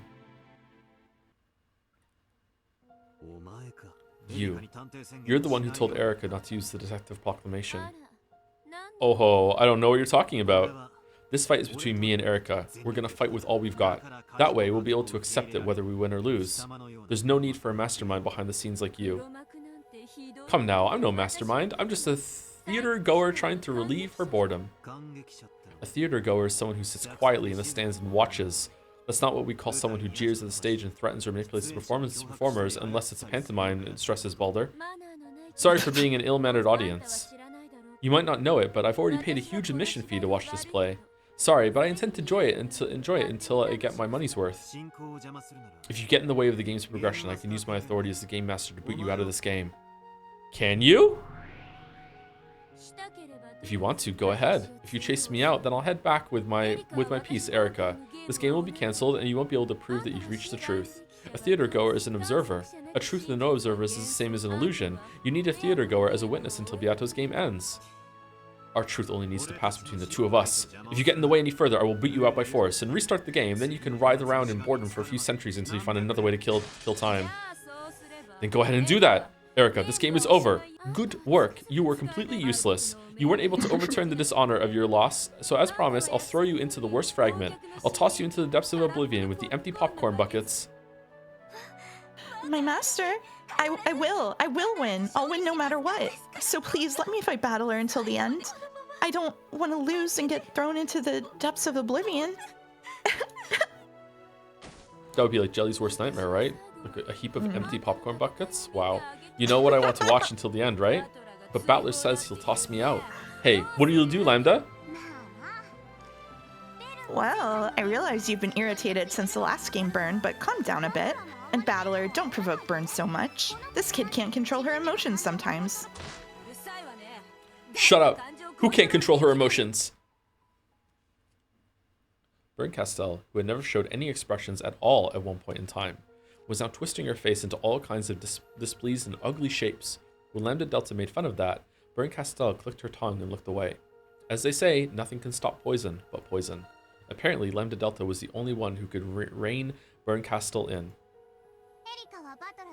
Erica, you want to fight Bandle, clear your name, and get Burn back into a good mood, right? Yes. Bandle, you want to quickly and neatly end this final game so that you can prove you found the truth, right? Yeah. This is a face-off between me and Erica. I won't let anyone get in my way, but I won't let anyone get in Erica's way either. Bandle. If both of them wish to fight, then that should be respected. Leave Burn to me. I'm the only one in the world who can calm that kid when she gets in a bad mood.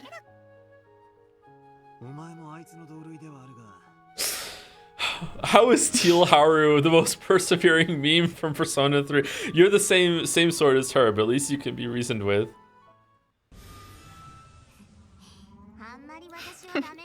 You shouldn't underestimate me. I just like seeing Burn grimace. That's why I've taken a liking to this game of yours. If you think I'm easy to handle, you're apt to get burned, okay?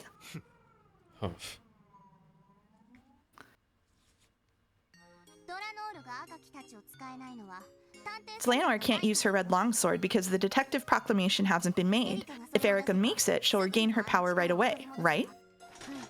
Yes. When that happens, forgive me. Erica. What? Why'd you say it like that? Make the detective proclamation. No. No. Do you really think you can beat me as I am now without the detective's authority? I can win. Lord Bandle, Lady Erica is herself a piece. She cannot disobey her master's orders. All she can do is gather the power she has and fight for survival. And Delanor, your power can't be used at all without the detective proclamation? I need permission before unsheathing the red key. One form of that permission is the detective proclamation. Are there any other ways of getting that permission? What are you saying? If you're doing this out of pity for me, that's none of your business. Quiet. You're so flimsy by yourself that it's boring. Be quiet, detective who isn't a detective.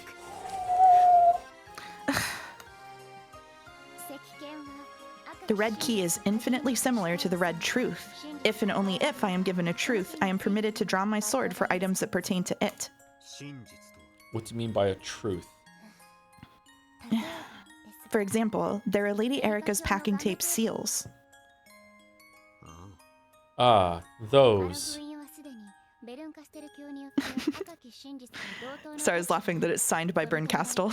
Yeah. Lady Berncastle has already acknowledged that those seals are equivalent in value to the red truth. Therefore, I am permitted to draw the red key, at least for truths pertaining to those seals. What does it say?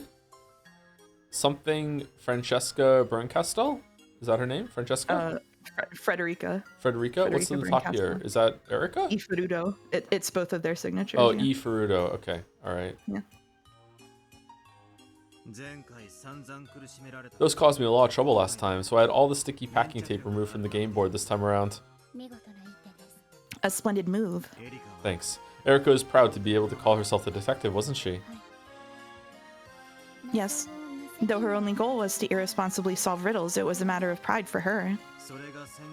Then she must really be suffering now that she can't make that proclamation. Only she could tell you that. Bandle took a deep breath and hung his head in thought for a time.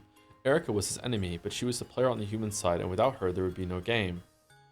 I feel like Bandle's about to do something monumentally fucking stupid. It had been the same with the old Beato. Bandle had only one-sidedly viewed Beato as an enemy. However, though Beato had thought of him as her opponent, she hadn't considered him an enemy on a personal level. In accordance with the rules, I must fight my rival ruthlessly. However, that doesn't mean I need to hate Erica herself. I do. I won't misunderstand Beato's game. Erica, you're free to choose not to make the detective proclamation. In that case, go and fight with your power as a human. I've been prepared to do that from the start. However, you have talented allies, Delanor, Gertrude, and Cornelia. You aren't alone. You have allies. Yeah, but they're unreliable, powerless, and useless scum. Delanor, just like how I was supported by Virgilia and Renove in the past, Erica needs support as well. I know from repeated experience that playing for the human side is tough. Yes, I will assist her with all the power I possess.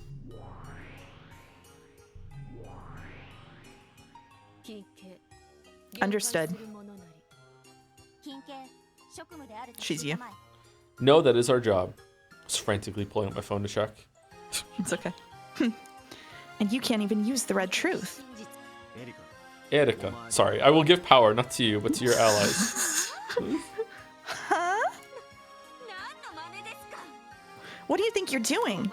I'd rather die than receive your pity. 3 people, Delanor, Gertrude, Cornelia, and SpongeBob SquarePants. Erica, I'll let you use 3 rooms worth of those packing tape seals. Wow. What do you mean? To fully seal one room, multiple seals would be needed to cover all the doors and windows. If he had said 3 seals, it would only have been possible to fully seal one room at best. So Bandle was generous and limited them by room instead of by seal. Lord Bandle. As the game master, I also acknowledge that these seals have the same effect as the red truth. This way, you'll also be able to wield that red longsword in a fight surrounding those, right? Yes. But are you certain? Winning against Erica when she's less than a detective is hardly a victory. If Erica's upping the stakes, then I should have the right to do the same. Wow, what a man. Aren't you lucky, Erica? Now you can use a bit of red without making the detective proclamation and irritating your master. You'll regret this. I'll use those 3 seals and kill you, no matter what. But... Oh... Okay, I don't want to turn into a big discussion, but if she's not reliable, how can we trust her version of using the seals unless he confirms in red afterwards? Is that what he's agreeing to do? Okay, if he does that, that's fine, I guess. But like, this is just, I'll answer your questions about rooms in red with extra steps. Okay,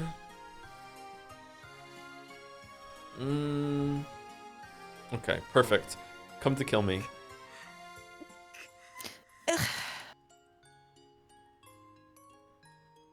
Though it was only for 3 rooms, it was a red truth that Erica desperately wanted. Now, she finally had enough leeway to fight as she pleased. She ground her teeth at being pitied by Bandle, but her tears were not those of shame. Understood. 3 rooms worth of packing tape seals accepted. Regarding this matter, should we consider them as being accepted retroactively back when Lady Erica received the non-sticky packing tape from Mrs. Kumasawa? Oh god, no, no, no, no! Erica had borrowed packing tape from Kumasawa to make seals with. However, Bandle had made it so those weren't sticky. If he ruled that if he says yes, oh my god, if he ruled that there had never been any problem with the stickiness of the packing tape, the transition could be made smoothly. No, god damn it, there's a logic error. Fucking hell. Alright, well, this is over. Oh my god. You fucking moron. How does that even work? This is time travel now within the story. What the fuck?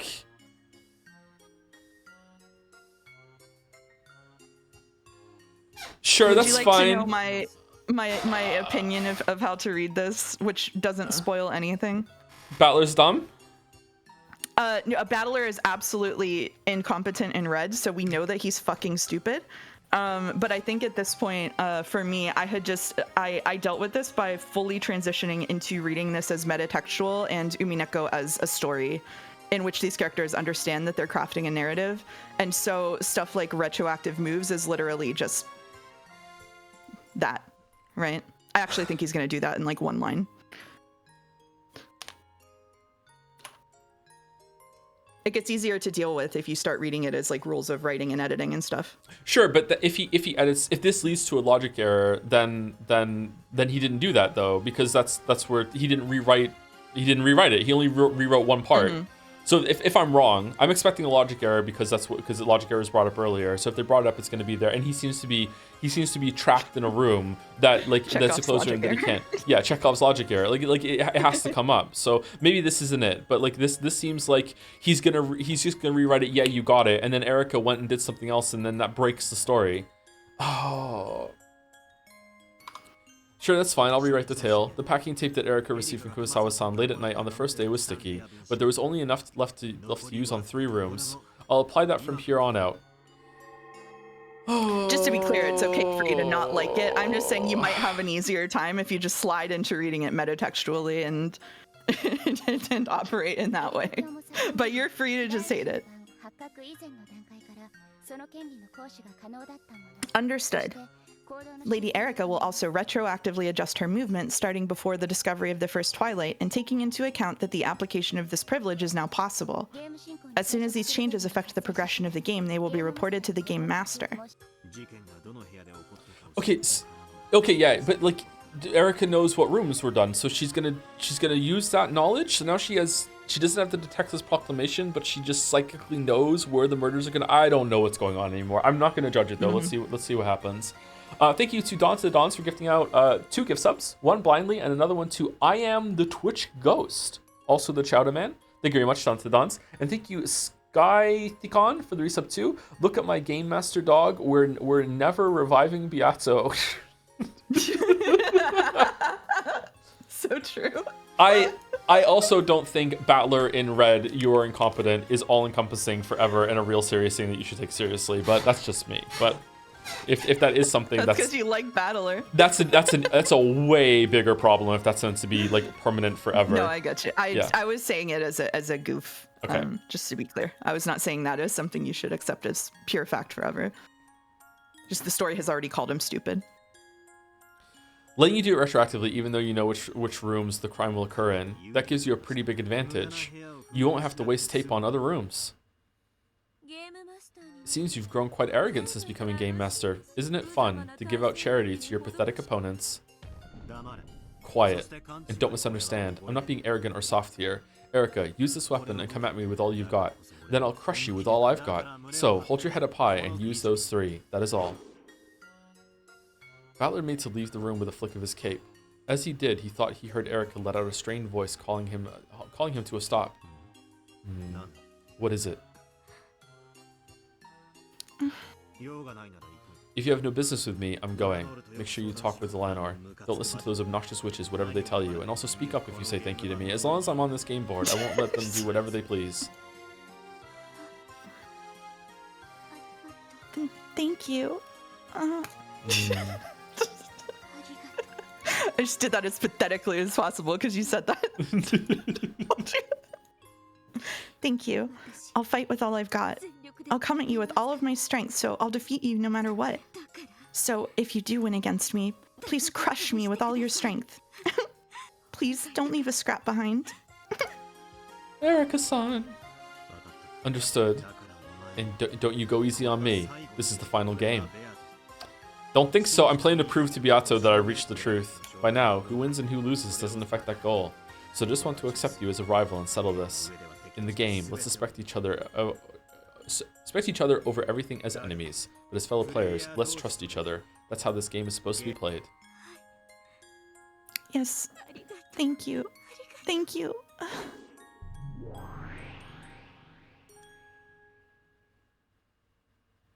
Battler melted into the darkness, became a cloud of gold butterflies, and vanished. Erica remained behind, sobbing. Just kidding.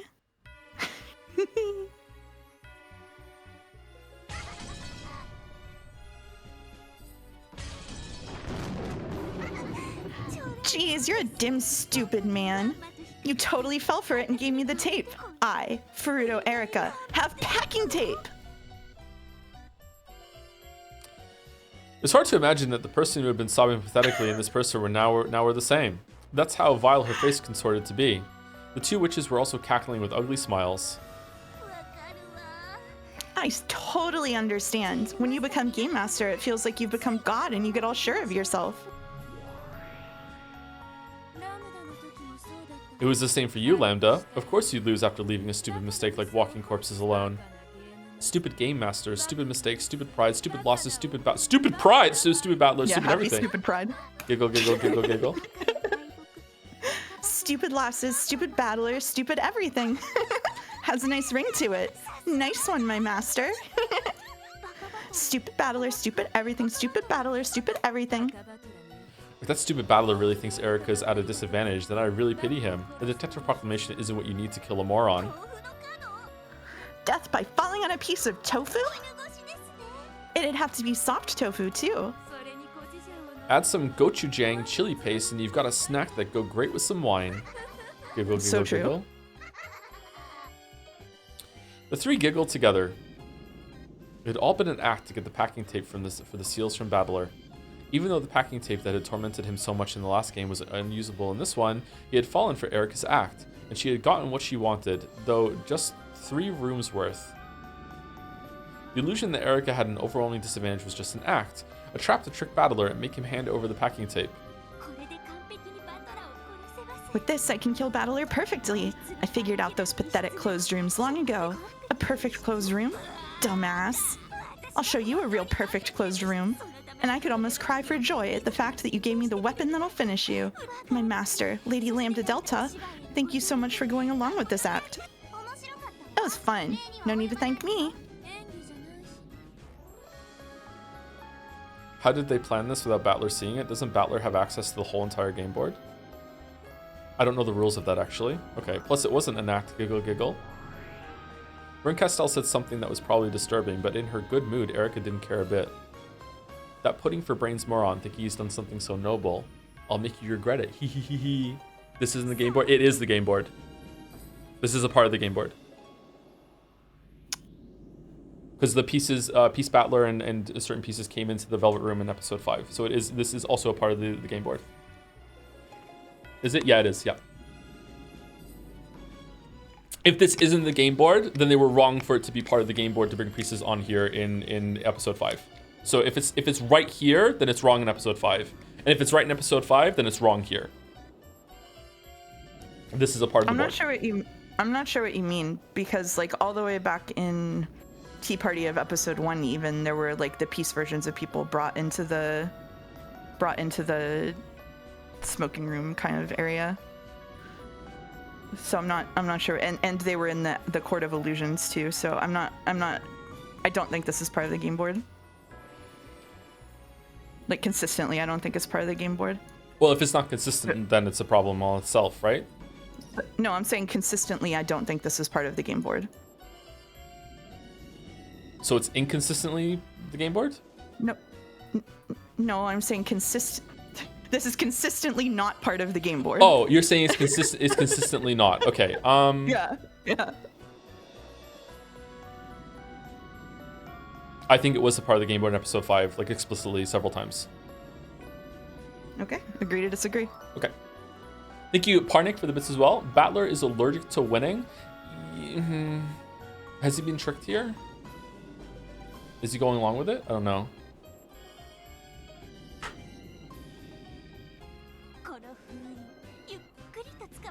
I don't know when you're ready for me to keep going. Oh yeah, go ahead, sorry. All right, let's use these seals at our leisure. You did great too, Delanor. It seems that Battler trusts you, so he believed every word you said. Don't tell me your conscience is hurting, you little murder doll. No. Delanor looked at Erica in a slightly lonely way. Then, after shaking her head slightly, her gaze turned hard, and she looked at the darkness Battler had disappeared into. He should have known that this was a no-holds-barred fight. How foolish, Lord Battler. This is, without a doubt, the result of your pride. Mr. Battler, this will be fatal.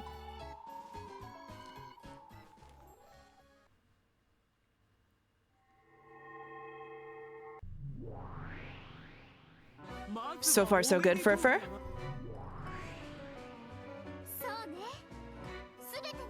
This is me, right?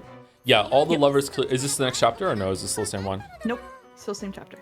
Yeah, all the lovers clearly possess a strong will.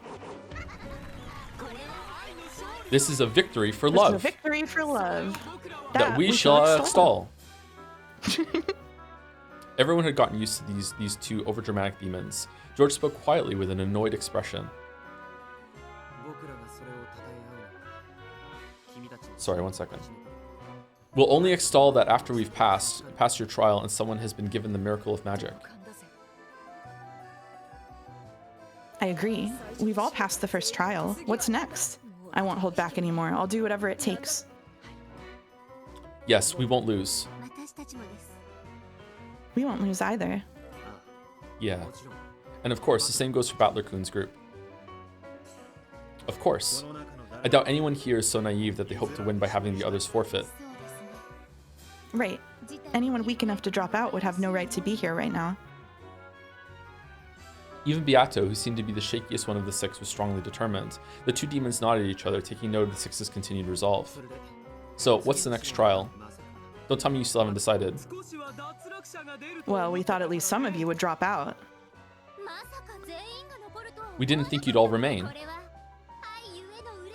What a happy, miraculous miscalculation due to love. Shut up. So, are we gonna play musical chairs or something to make sure someone drops out? Yes. Yes, precisely that. Whoa. We've decided to have this trial eliminate one group no matter what. Yeah, big Zepar. Big Furfur. This trial is the second twilight of the epitaph. Tear apart the two who are close. The two who are close. I don't get it. Separ-sama, Furfur-sama, what sort of trial is this? Do you mean we're going to kill each other? Let's settle things quickly. Though it's not exactly civilized. Love is for carnivores. I guess we can't all just find happiness together, can we? This is what they call a zero-sum game. It's an economic word, but maybe you've heard of it. Oh God, George. Here we go. No, my apologies. Zero-sum game. It's where victory and losses all cancel out to end up with zero. In order for someone to win, someone else must be forced to lose. It's a ruthless way of this world. If only everyone could be happy. But there's no way an ideal world like that could exist. No, there is. That is the Golden Land. The Golden Land? What are you talking about? That's right. If you reach the Golden Land, all love will be satisfied. However, like heaven and hell, that's not a place in this world. I wouldn't want that. Love has meaning because we find it in this world. I could never support a sad lover's double suicide where they're only united after death. I'll stick to my love in life. I won't lose to anyone. George-san. The door to the Golden Land can be opened by solving the epitaph's riddle. In that place, love and lives are all whole and can be revived, but...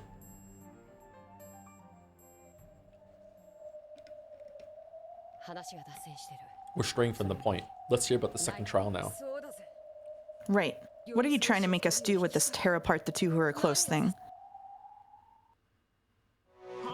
It is quite simple. The only possible way to tear apart two lovers is by the sad farewell of death. The second trial involves killing one of the 6.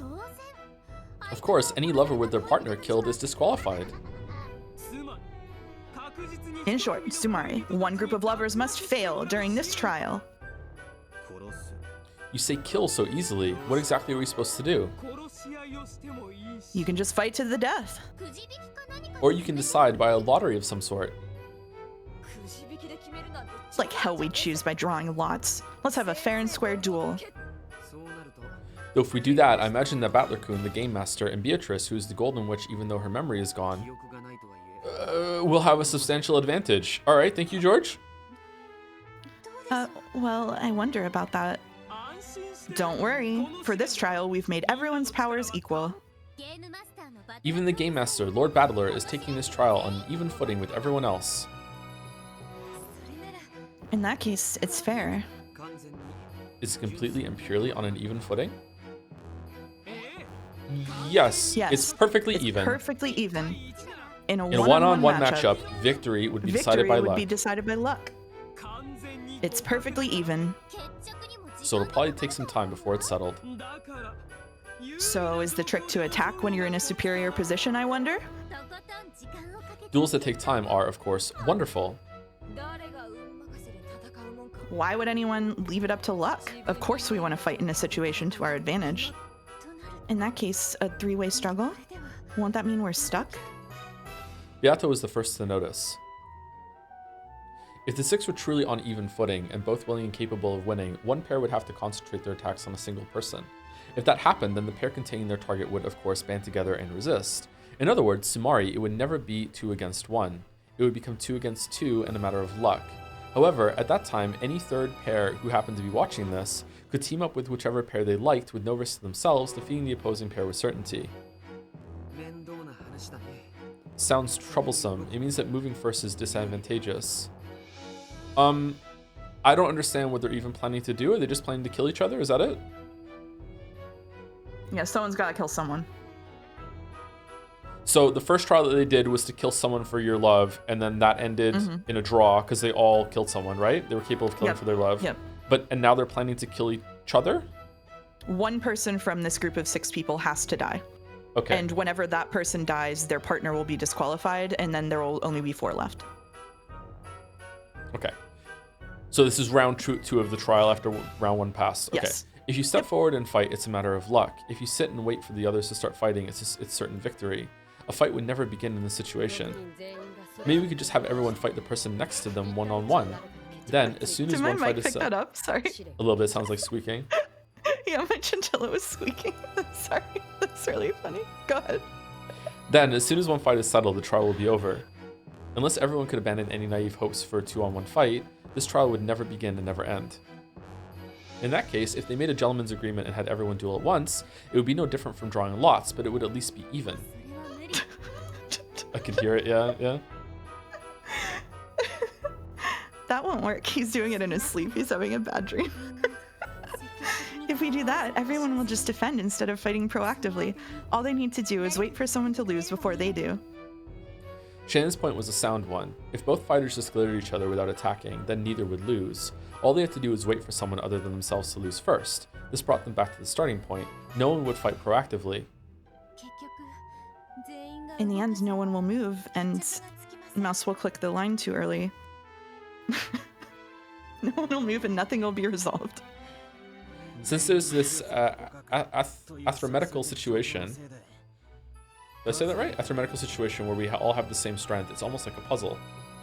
Arithmetical. Arithmetical. Yeah. Arithmetical. Yeah. True. It would have been an interesting duel if our strengths were unknown.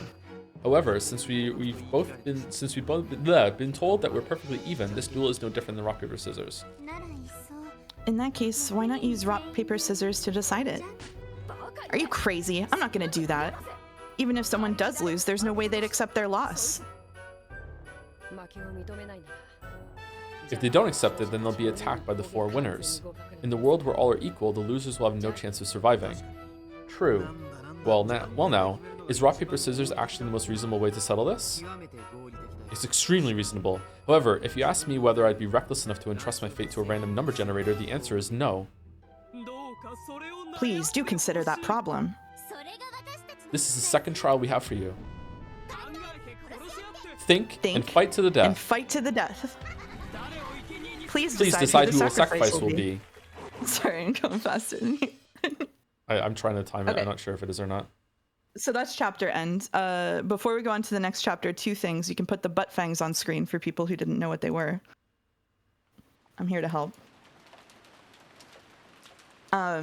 And the second thing is that mea culpa from me. August reminded me in chat of what you meant in episode 5 because I was a bit confused. And yeah, there are parts in episode 5 where there's like scenes that are using the same background with the meta layer characters who are part of the game board. So it is true that episode 5 is not consistent with the rest of the VN with that. It like inserted another layer kind of. Where are they? So just acknowledging you're right about that. Where are they? Are they not here? Oh no.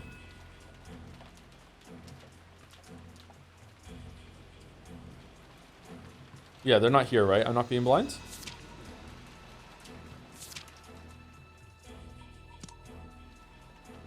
Yeah, that's what I meant. There were plenty. There not. I don't know if plenty. There were at least a few scenes in episode 5 where, the Beatrice block pieces were being used, like the game board that was being shown scenes of like the game in the Velvet Room. Battler was being used too. So I don't know exactly how that works, but that's what episode 5 established. So I don't know if episode 5 has different rules, but that was like expressly part of the game board in episode 5, at least for some sorry scenes. about that. I forgot that they use. I don't know if it's just that like they should have picked a different background or something, because it does look like the same place. But I think that the place that they were talking this time is definitely part of the meta universe. I don't know. I don't know what's cooking in episode 5. I'm sorry about your butt fangs getting taken away. Yeah, me too. Mm. Okay. Thank you to Nice Splot for the resub. 1.5 years. Is this too Yuri? Yeah, sure, why not? That's Yuri. Thank you very much, Nice Splot. For this chapter, you're mostly the same with the addition of 1 new character.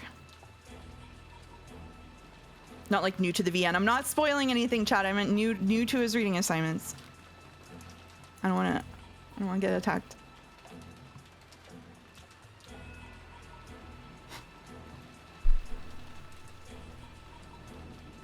To True, it isn't unthinkable. The servants are the most suspicious. It isn't as though we have any physical evidence, so we can't tie them up and throw them in a closet. So we need to make sure that they're always within sight of those with guns and that we keep an eye on them all the time. And Nikki, we should also gather the master keys. Only the servants could have created those closed rooms. They must have done something with the chain locks using some tool or arrangement that only the servants know about. They have all served us for a long time. I can hardly imagine that they would commit murder. Kinzo-san's life is nearly over, and I hear that the inheritance problem is still very shaky. Add on that story about 10 tons of gold being hidden somewhere. A possible payoff like that might be enough to convince certain people to commit a crime. I don't want to think about it. There's also a chance that the old bastard is running some bizarre cult ceremony. The servants of the One Wing are his pawns, and they might have been the ones to carry out the murders. How about Dad anyway? Have we been able to contact him yet? No. The extension line isn't working either. The culprits may have broken it. And Father does sometimes leave the receiver off the hook when he's in a bad mood. When I knocked, I only received a grumpy reply. We can't contact him, but that study is well protected. It's probably safer there, so it might be best to have him stay there. Still doing it, wow.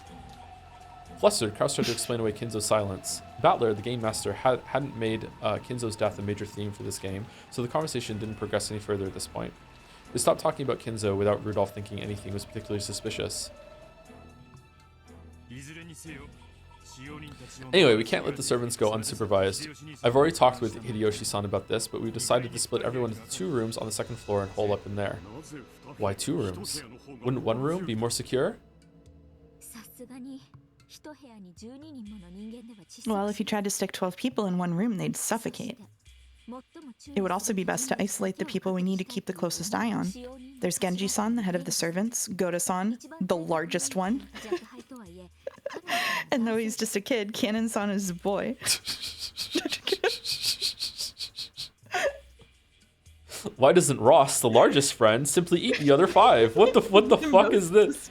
The most suspicious, the head of the servants, the big guy, and a boy. I think we need to pay those 3 special attention, Aniki. This way, we can isolate that group, and you and I can keep a close eye on them. With 2 guns, the pair of us could cooperate on a moment's notice. If they make even a single suspicious move, boom. I understand, let's do that. But Rudolph, we cannot be certain that they are the culprits. Don't be too pushy. You're telling me not to be pushy? We must be getting old. Right now, Hideyoshi-san is upstairs, dividing everyone into the 2 rooms. We'll gather the ones being isolated in the cousin room, and the others will go into the next room over. Ah, right, Aniki. What about Jessica-chan? She insists on being in the same room as you. Who? Oh, Jessica. We were planning to have 5 people in the cousin room and 7 in the next room over. If Jessica-san wants to go to the cousin room, it'll be split clean down the middle. If this was a wolves and sheep puzzle, there are now 3 servant wolves and you 2 sheep in that room. If you add in Jessica-san, it'll be balanced out. For a while, Kraus crossed his arms and thought. The cousin room would surely be more dangerous, so he wanted his daughter to go in the next room over. However, in an emergency like this, he wanted to have his daughter where he could see her. Let's let her stay with us. We might need her there to make sure we remain good dads and uncles. Yes. At the moment, even I am only trying to act in a rational manner. Holy fuck. But I can't guarantee that my sadness at losing my wife won't change to anger. Even without any physical evidence, the servants are certainly the most suspicious. During the long wait, the 2 men's weariness and anger and sadness might make them lose their reason and act out in anger. After thinking deeply, Kraus decided to accept Jessica's request, in part to prevent such a thing from happening. I think that's a good idea. I approve as well. Men just can't stay sane without a woman around? Is like, what did Ryukishi mean by this? I agree. It's enough that only Rosa and I lose children. Rudolph.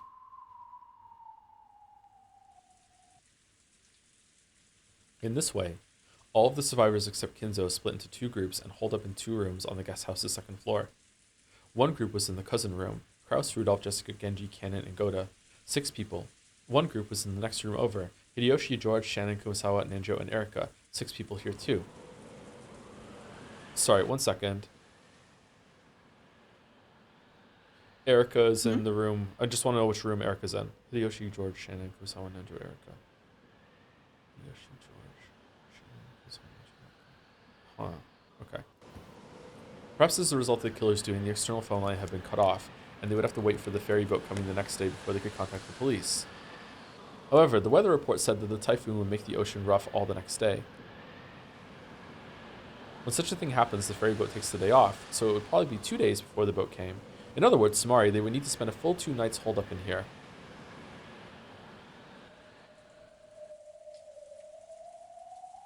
While Erica and the others held their planning meeting in the lounge, food and blankets had been brought in to prepare for the siege. The sudden tragedy had everyone on edge, but it was already well after 2 in the morning. If they really suspected the servants, then the observers couldn't afford to fall asleep at the same time. Either Kraus or Rudolph should probably take a nap right away. Not bad. Even without the detective's authority, you've managed to take control pretty cleverly.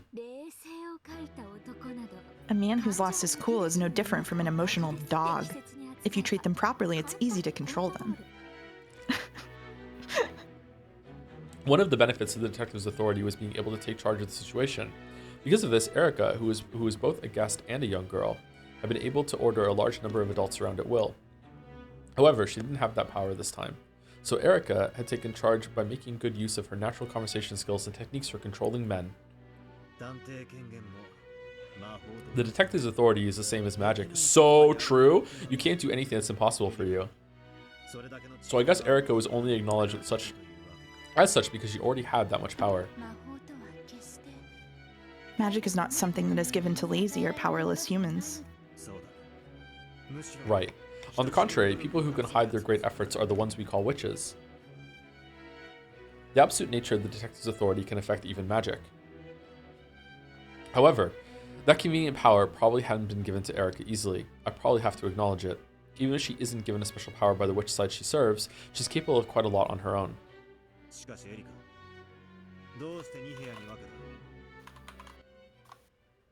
I did read Erica. But Erica, why did you split them into 2 rooms? I figured you'd try to gather everyone into 1 room.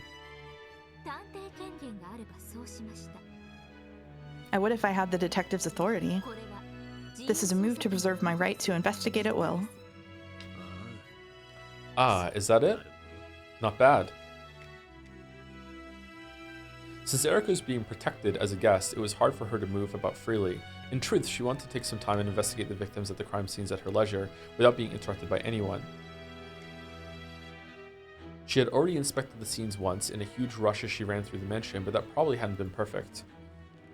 However, they wouldn't have let a guest into the crime scene, so she had no other choice back then. She wanted some time to herself and freedom to investigate more, in part so that she could check the closed rooms and causes of death more closely. How is that related to splitting everyone into 2 rooms? Because she'd be able to trick them with it. Watch. Yes, that's the only reason I split them into 2 rooms.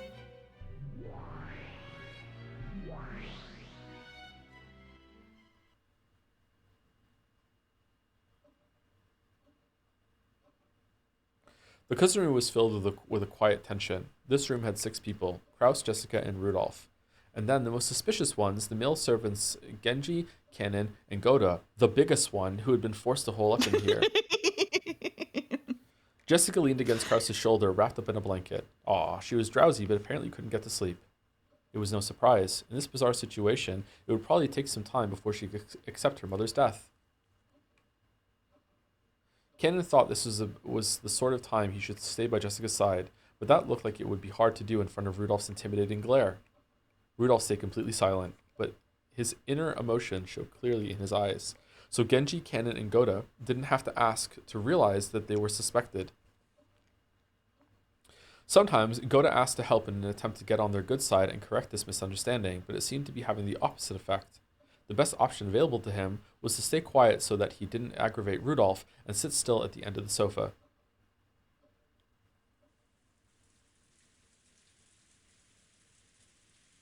In the next room over, there were also 6 people, Erica, Hideyoshi, George, Shannon, Nanjo, and Kumasawa.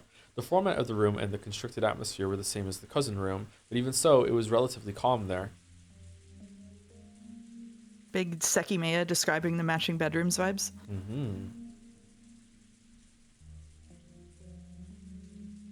George sat holding Shannon, who was darkly hanging her head the whole time. Kumasawa and Nanjo sat nervously as they listened to Hideyoshi explain the situation. We don't know how many enemies there are. However, we have guns with us. And of course, I've shot guns before. I'm not talking about the Hawaii shooting center here. It's been long enough that I can confess, but I once defiantly fired off one of them Occupying Forces pistols. You see, back then, the black market was controlled by foreign gangsters. Whoa, he probably wanted to make everyone feel secure by convincing them that he could be relied upon. Hideyoshi went into one of his old stories that everyone had heard many times, and which had gotten more extravagant each time they'd heard it. It didn't make them any more confident in Hideyoshi's abilities, but it did seem to calm things down a little by bringing in a sense of normality. Why has a crime like this happened? I hope the boat comes tomorrow. That seems unlikely. It looks as though we'll be staying here for 2 nights. Now is a good time to get some sleep. Man, Nando just makes me feel safe. Aha, my nerves aren't dull enough to let me sleep soundly in a situation like this. George-sama. The pain and anger of losing his mother quietly tormented George. Sleepiness probably wouldn't be coming to him for a while. Erika suddenly clapped her hands as though she had just remembered something, then whispered in Hideyoshi's ear, interrupting the old story which he had grown quite engrossed with. Sorry, I'm going to go to the cousin room for a second. There's one little thing I just need to check on with the servants over there. Can't you use the phone? You just need to dial the room number. Oh, have you forgotten? It seems the culprit has broken the phones. Wait, you don't mean you found some kind of contradiction in their testimonies? Up until this point, Erika had spent a lot of time giving the impression that she behaved like a detective, so Hideyoshi immediately assumed that this was something vital to do with the crime. It'll be easy to check, but it might be a huge lead. I'll be back before long. Please don't let anyone leave this room. Even though it's the next room over, it's too dangerous to go alone. You sure you don't want to take someone with you? We can't trust the servants or Nanjo-san completely. You're in charge of this room. George-san is needed to support you. There's no one left.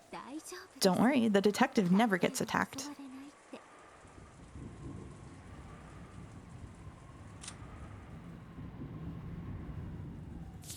Sorry, I want to check if they've updated like how anything to do with them.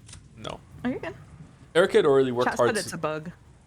It's a bug? Oh, the butt fangs are gone? Yeah, they'll probably come back soon, yeah. Erika had already worked hard to look like a sharp, clear-headed person. Hideyoshi relaxed and agreed, thinking that it was just next door and it wouldn't be a problem. After an hour, no.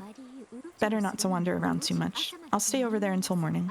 It'll be better if I wait until it gets light before I come back. Good thinking. You be careful now. It's just a little trip to the next room over. Take good care of this room. Please don't let anybody go outside. We've already brought everything we need up here, so there's no reason for anyone to leave. Food, drinks, blankets, medicine, towels, tissue paper, everything. The women also have had their cosmetic pouches. Oh, that's good. They could last 48 hours without lacking for anything.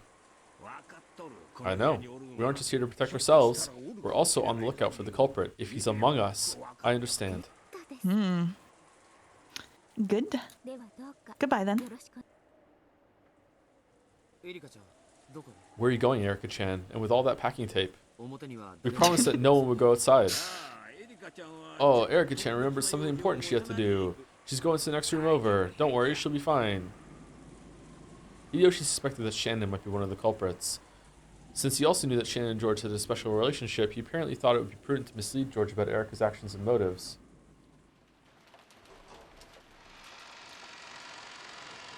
Hideyoshi slowly opened the door and checked both ways down the corridor, his gun raised. It's okay, no one's there. That's far enough. For all we know, Shannon-san might take George-san hostage as soon as you leave the room, right? It's careless even just showing your back to them as you're doing now. You're right. Then be careful. Tell me about it all later.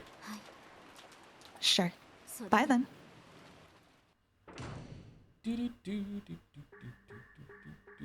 Oh my god.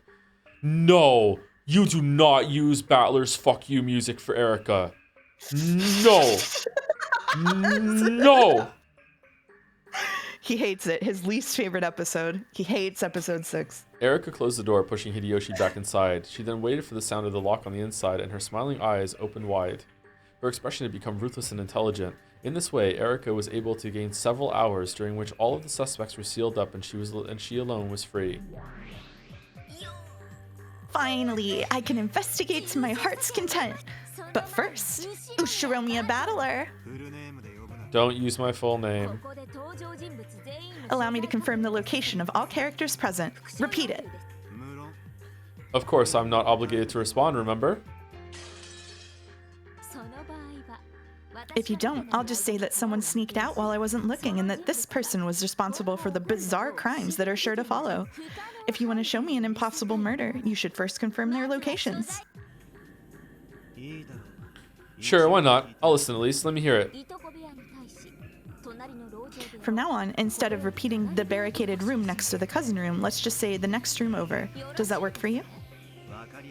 Sounds simple enough. Got it. And? When I check everyone's locations as I'm about to, I'm not concerned with whether they're alive or dead. Think of it as the location of their body. And of course, I'm referring to the current point in time. Here we go. The 6 first Twilight victims are located at the places where they were discovered. Natsuhi is in her room, Ava is in the VIP room, Kirie is in Krause's study, Rosa and Maria in the parlor, and you are in the guest room. Don't tell me you're already going to refuse. Sorry, one second. When Erika, in the last scene, not the last chapter, in the last scene, when Erika devised the split for the people in the rooms, did she say out loud, Canon goes in this room and Shannon goes in the other room? No. Did she just say, like, everyone else?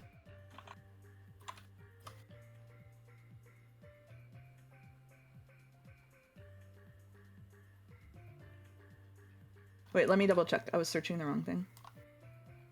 If only this was like Sekimea. I'm looking on a website.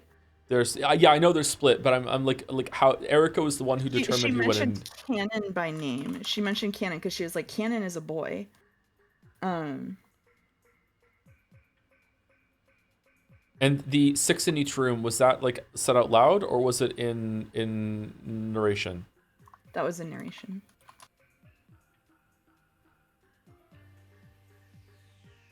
Oh, I scrolled way too far.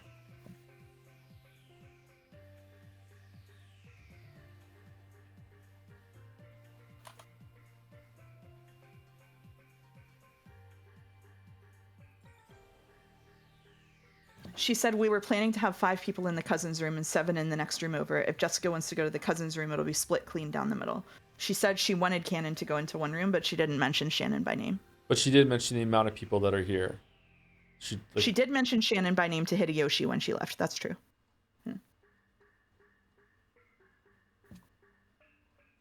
Okay. Okay. Well, because she's not the detective, that's not reliable, but I don't... That's weird. Okay. Anyway, sorry. All right. So I just wanted to lock that in my mind for discussing it later, I guess. Don't worry. I acknowledge it. First off, it was acknowledged that the victims' locations were the same as the rooms that had been shown by the witch's side's illusion. Good. I'll continue. Hideyoshi, George, Shannon, Kumasawa, and Nanjo are in the next room over. Acknowledged.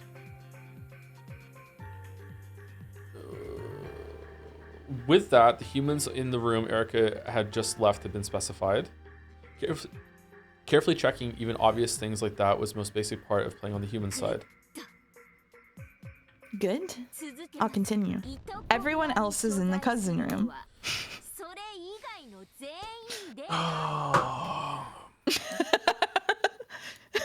You know, your microphone, I think you have noise cancellation on, so I can't hear the sounds.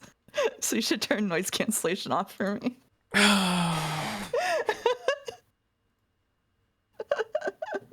I know they're happening. Give me a second. Do you want on standard or just none? I'll turn on none. Just none. Just go full none, you know? Okay. Can you hear the difference? Yep.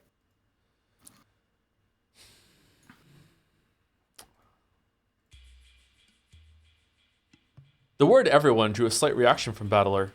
The intuition he built up from all his previous games told him not to answer this one instantly. I refuse. Acknowledging that would mean that Kinzo's corpse would also have to be in the cousin room.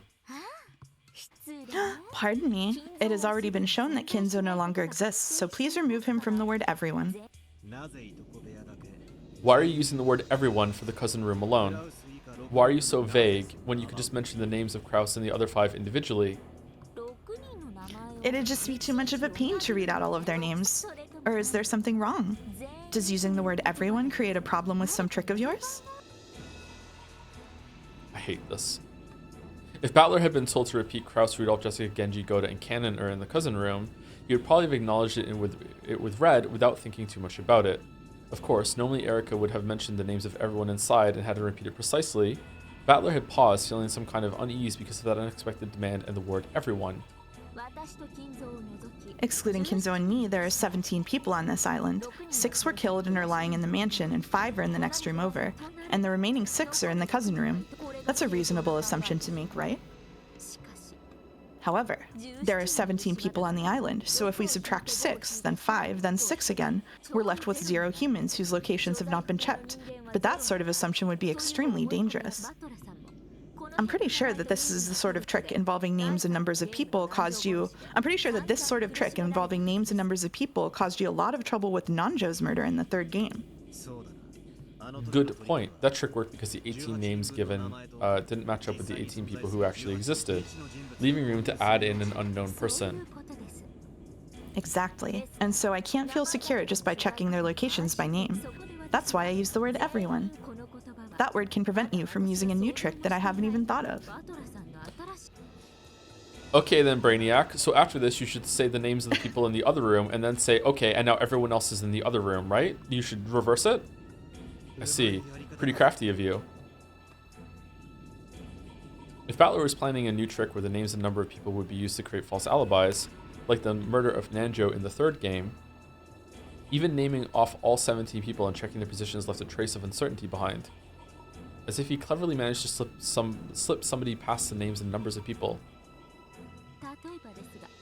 For example, let's say that an unknown assassin X is hiding on this island. Let's call him Puro Pico Man. I see. Even if you list everyone's names and check their locations, this Puro Pico Man guy would fall outside the net. Precisely. Even hearing there are only 17 people on this island and here are the locations of 17 people is insufficient. There's already a precedent for this. However, the word everyone is just too broad. Can't you word it a little better?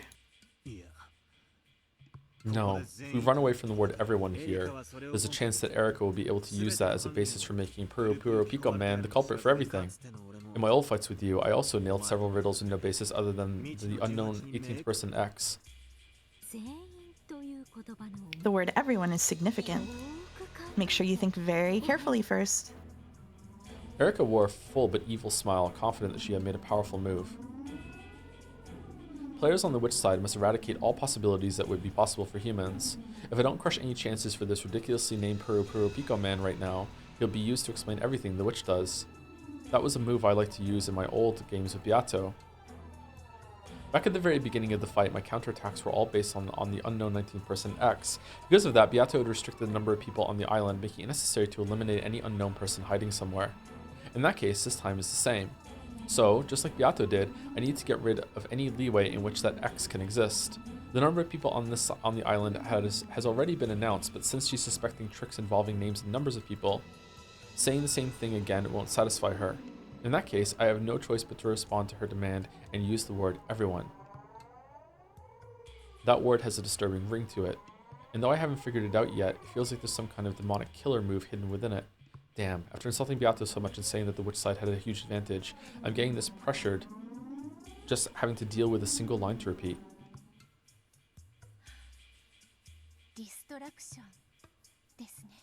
Deflection, right? You mean the chess term? Yeah, it's a technique of putting pressure on an enemy piece, forcing it to move and making them weaken their own position. I'm threatening you with the broad and powerful piece called Everyone, pressuring you to move. With this, Battler-san will be able to perfectly guarantee alibis for all of the survivors, and it'll probably make it possible for him to trap me in the later impossible crimes. What exactly are you afraid of? Shouldn't this be a powerful move for you? But it's a move you're pressuring me to make. You're trying to make me weaken my own position in some way. No matter how good a move seems, it's a bad move when it's what your opponent wants. However, it will be hard to avoid the word everyone here.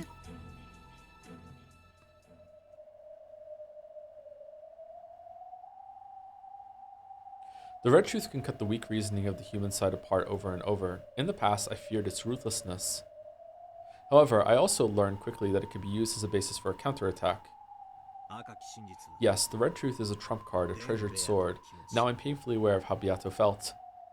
It can kill with ease, but it's not something to be used unnecessarily. Using it carelessly will end up cornering the witch side instead. What will you do? We can put this on hold if you want. No. Okay, I acknowledge it.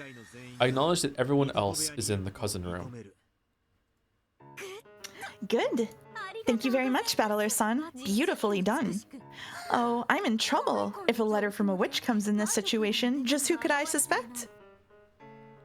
She said she was in trouble, but her face didn't look troubled at all. On the contrary, she looked as though she had just succeeded in placing a huge opening move. In a witch's game, even a single mistake can be fatal. In both chess and shogi, you can't get a piece back once you've moved it. That last exchange had left a bad aftertaste, as though flesh had been torn and bones broken.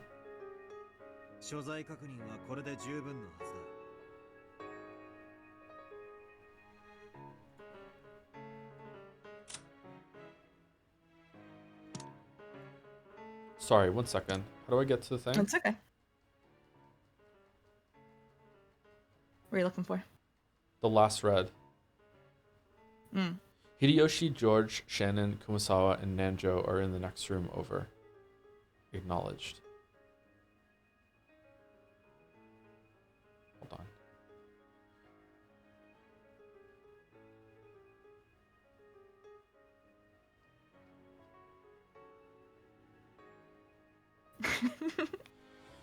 Hideyoshi, George, Shannon, Kumasawa, and Nanjo are in the next room over.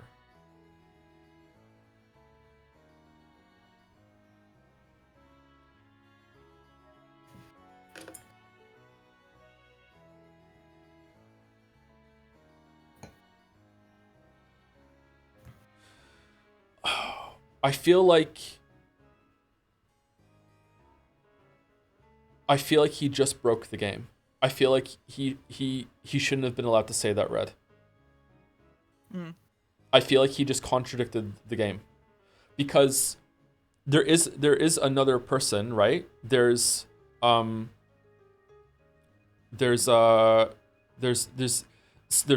right? And Sayo is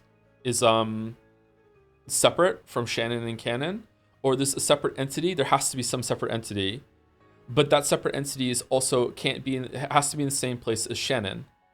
So by saying that everyone is in the other room, he's basically saying that Sayo is in two places at once. Sayo is Shannon, who's in one room, and Sayo's also in the other room.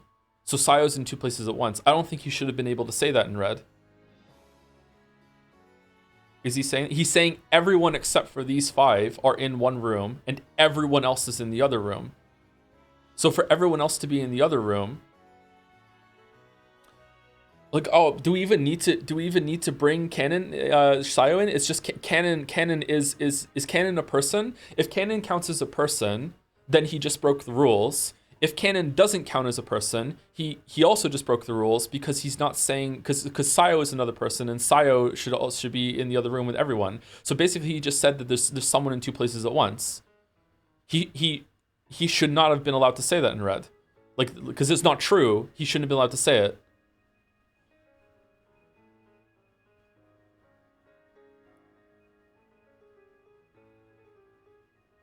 Like, when he just said this right now, as he said this in red, it should have been like him trying to say that Azumu is his mother. He should have clutched his head and said, "Shit, I can't say that."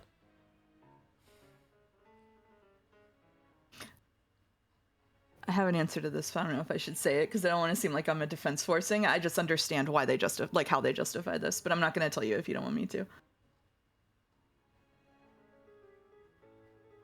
Does it involve spoilers?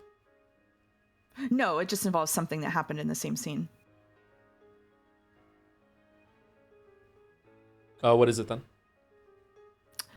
One way to read this, if one were being charitable with their understanding of the red truths, which you are free not to do, is that earlier in the scene, they said that whenever they talk about a person, they are talking about the body of that person.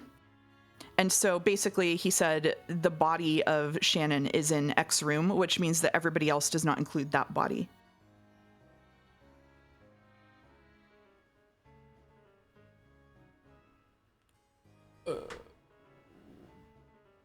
If they are the same person. But why does Shannon get to claim the body when Sayo or Kennen don't? That's why I said you're free to disagree.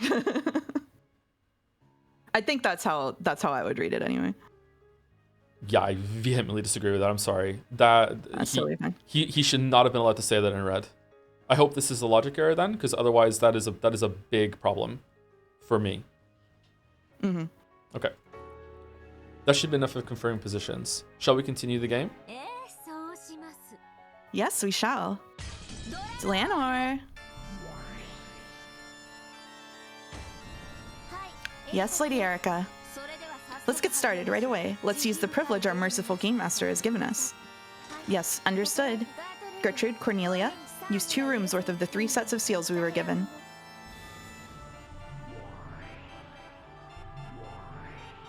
Whoa, again, sorry. What did she just say?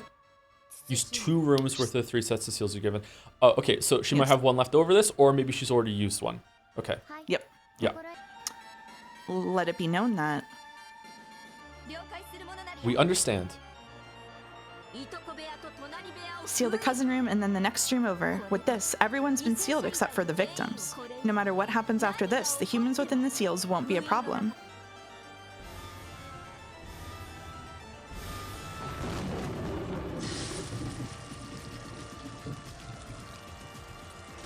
By the seals on the doors and windows. The complete sealing of both the cousin room and then the next room over has been guaranteed. Okay, and then Battler just makes him just open the door after she walks away. Do it, Battler. For just an instant, a red longsword had returned to Delanor's hand. She'd been given permission to draw it, thanks to the red truth that she finally gained.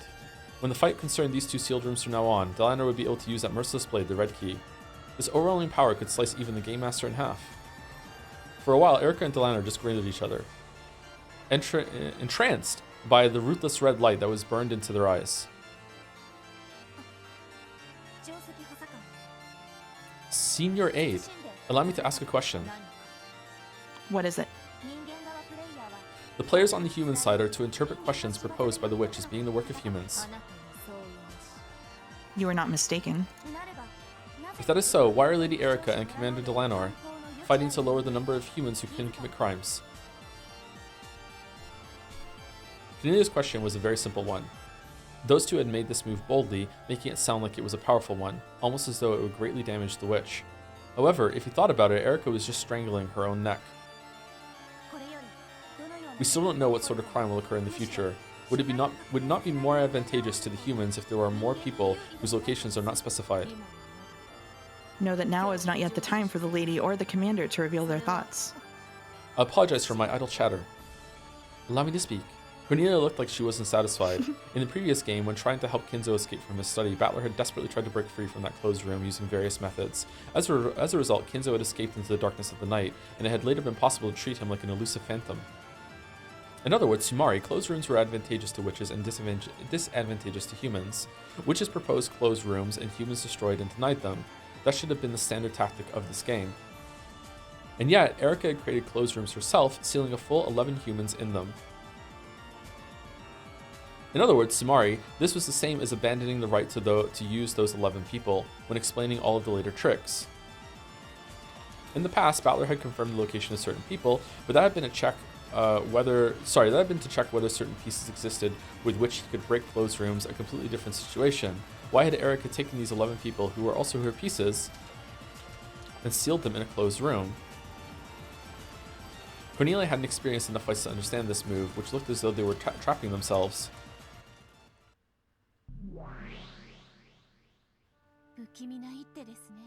A disturbing move. What on earth is Erika planning? It isn't necessarily an attack. In chess and shogi, strengthening the guard around your king is an excellent strategy. In other words, Sumari, the seals around those two rooms aren't an attack, but a guard? That seems likely. Thanks to that, it's hard to lay a hand on the survivors. It'll be tough to carry out the second Twilight. Ah, I see. The witch side has an advantage when more riddles are presented. Yeah. After all, if even one riddle goes unsolved, the witch wins. Each new closed room we present increases our advantage. The riddles that the witch side sets up are equivalent to attacks.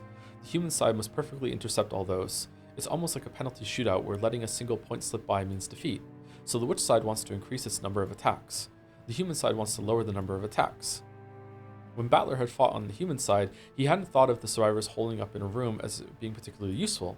However, from the witch's side perspective, this strategy was simple but effective. What made Beato incredible was how she bluffed and sneered at this tactic as though it was completely useless. On the inside, she must have been so worried over how to break down all of these barricades in each game. Right now, I'm sure of that. I see. So strengthening your guard to make it hard for a crime to occur is one way for the human side to fight. However, that's a simple move. The great detective Furuto Erika wouldn't have looked so confident after playing a move like that. Would Erika be happy after playing a defensive move? Though this move looks as though she's restraining herself, it's also extremely unlikely that Erika was playing defensively. I'm sure that this is an attack, not a move made for defense, though I don't know what kind of attack it is. Next is our move. What shall we do? Obviously get people to just open the door and break the seal immediately. For the moment, she has at least apparently spent her turn on strengthening her guard to stop the second Twilight instead of reasoning about the first Twilight. If they push, pull back. If they pull back, push. In that case, it's time for us to attack. But how should we attack? The guest house is well guarded. Yes, it appears as though the entire guest house is now under Erika's control. However, there are certain pieces, like bishops and knights, whose specialty is cutting behind enemy lines.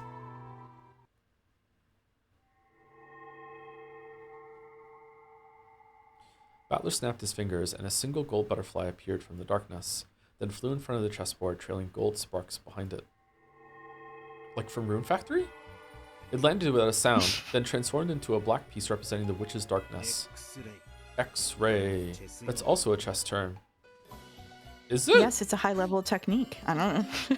It's when a square seems to be under an enemy's control, but you've spotted that your own pieces actually have enough influence over it, so you attack.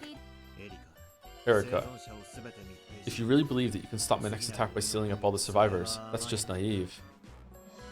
Battler raised his new black piece high. His target was a single open space deep behind enemy lines. How will you handle it? This is my response. Smash. No! Flash!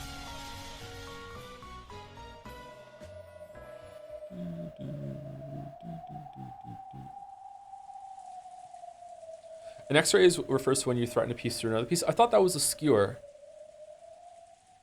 which is different than a pin. I guess I believe it's a term. I just don't know the term. I'd never heard that term when I play chess.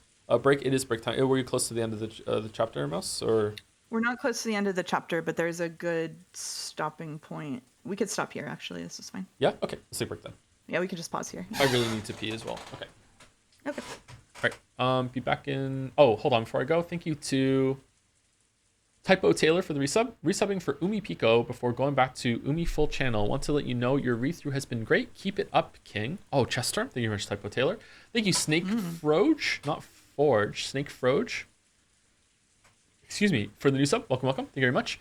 And thank you, Q Willow 2 for the resub. We should split everyone into 2 rooms for safety. In one room, we can have me, George, Shannon, Jessica, Kennen, Hideyoshi, Rudolph, Kumasawa, Genji, Goda, and Nanjo. In the other room, Kraus. Cause fuck him. Wow. Kraus's biggest hater is resubscribing. Thank you very Holy much, shit. Q Willow. Send him to the moon. Yep. Ship him off. It's a really bad day for Kraus. He lost his wife, and also there's a lot of clouds in the sky. He can't see the moon. It's really sad. It's really sad. Oh. Anyway, be right back in about 5 minutes or so.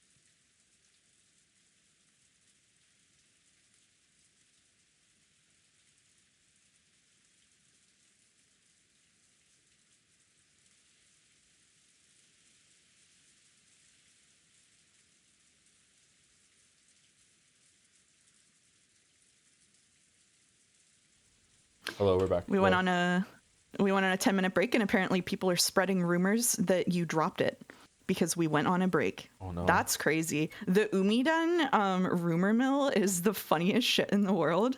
They literally don't know what's going on at any time. It's so funny. We are ending early, so I can play Les P right now, though, right? We did just decide. Oh yeah, sure, yeah, absolutely. Yeah. Thank you, Raptor6 for the resub. Thank you very much, Raptor6.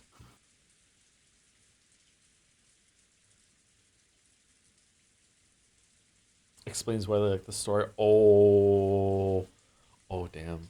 Okay, so we're still in chapter 2, right? Of today's second chapter. Yes. Okay. Whenever you're ready. Haha. Now I can finally stretch my wings. First off, let's take a midnight stroll to the mansion. You would take a stroll in the middle of the night to an eerie mansion where a killer might be hiding? You must be very insane. True. Not at all. I worked so hard to get this time to myself, didn't I? It feels like free time after a swimming lesson.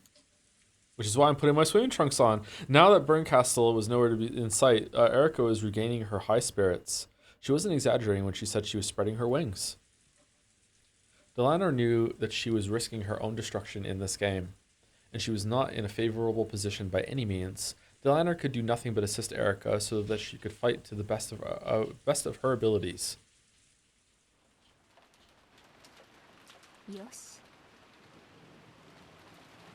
All right. The locks on the first floor of the guest house are perfect. The entrance is sealed up with a chain lock. Before leaving the guest house, Erica did a check of the first floor, making sure that nothing was out of place. Then she found a flashlight and umbrella in the servant room next to the entrance. Then let's go. Yeah, we at least have to check the cause of death for all 6. She unset the chain, unlocked the door, and opened it. The freezing outside air poured in. It appears to be quite windy still. Well, this body is just a cage of flesh to me. I don't care if it gets wet or cold. Let's go. When Erica dropped her gaze to open her umbrella, she noticed something lying at her feet.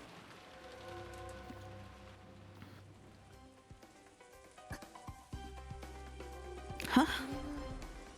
It's one of the usual letters. It was one of those letters sent by the witch with the seal of the one-winged eagle on it. It had been wedged under the outside mat in the front of the entrance, as though someone had predicted that Erica would eventually leave for the mansion by this way. It was in the shadows of the large eave, so it had avoided the rain entirely.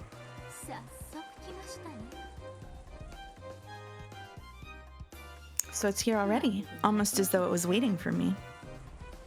She bent over and picked it up. She then tore it open recklessly and pulled the letter inside out of it. A message had been written in neat letters. Welcome, Furuto Erica-sama, it says. Oh, so it's calling me by name? They totally saw this coming. What does it say? It's an advance notice for a crime. No, I should say it's a report after the fact. Apparently, they've taken Ushiromiya Battler's corpse. It's basically saying, please try looking for it. So this isn't the tear apart the two who are close of the second Twilight? Well, disappearing corpses happened a few times in Beato's game too. There's nothing really new about this. Erica shrugged and scorned the letter. Scorn. However, this letter was a real attack. All the survivors were sealed in rooms on the second floor, and at the very end, after she had gone around with Kraus and the others to check the locks on doors and windows, Erica had personally confirmed that there was nothing at this spot. So, this was an attack saying someone who shouldn't be here placed the letter, and that this someone was a witch. That was also an attack that the old Beato had often used.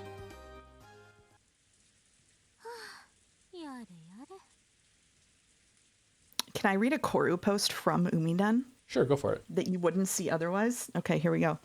It's the paradox of tolerance. No matter how much Umineko fans want to talk about empathy and different interpretations, it's unreasonable to expect that Umineko fans are obligated to tolerate a perspective which claims Umineko itself is self-contradictory. You can't just spread lies about Umiden live on stream and then shout so much for the tolerant Umi fans when you get called out.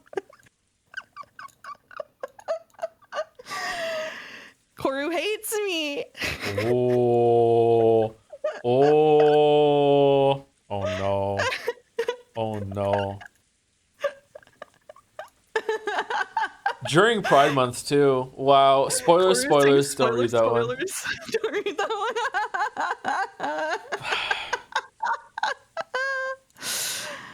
Oh, we're having a good time. All right. Ready to continue? I'm ready. Sheesh. If the way you show it is the same, please tell me that the actual trick isn't the same too. Delanor, please call Bandle here. Understood. Lord Bandle, we wish to take our turn.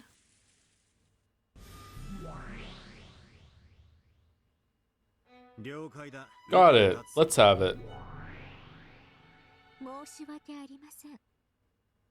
Sorry, I actually don't have a move to declare.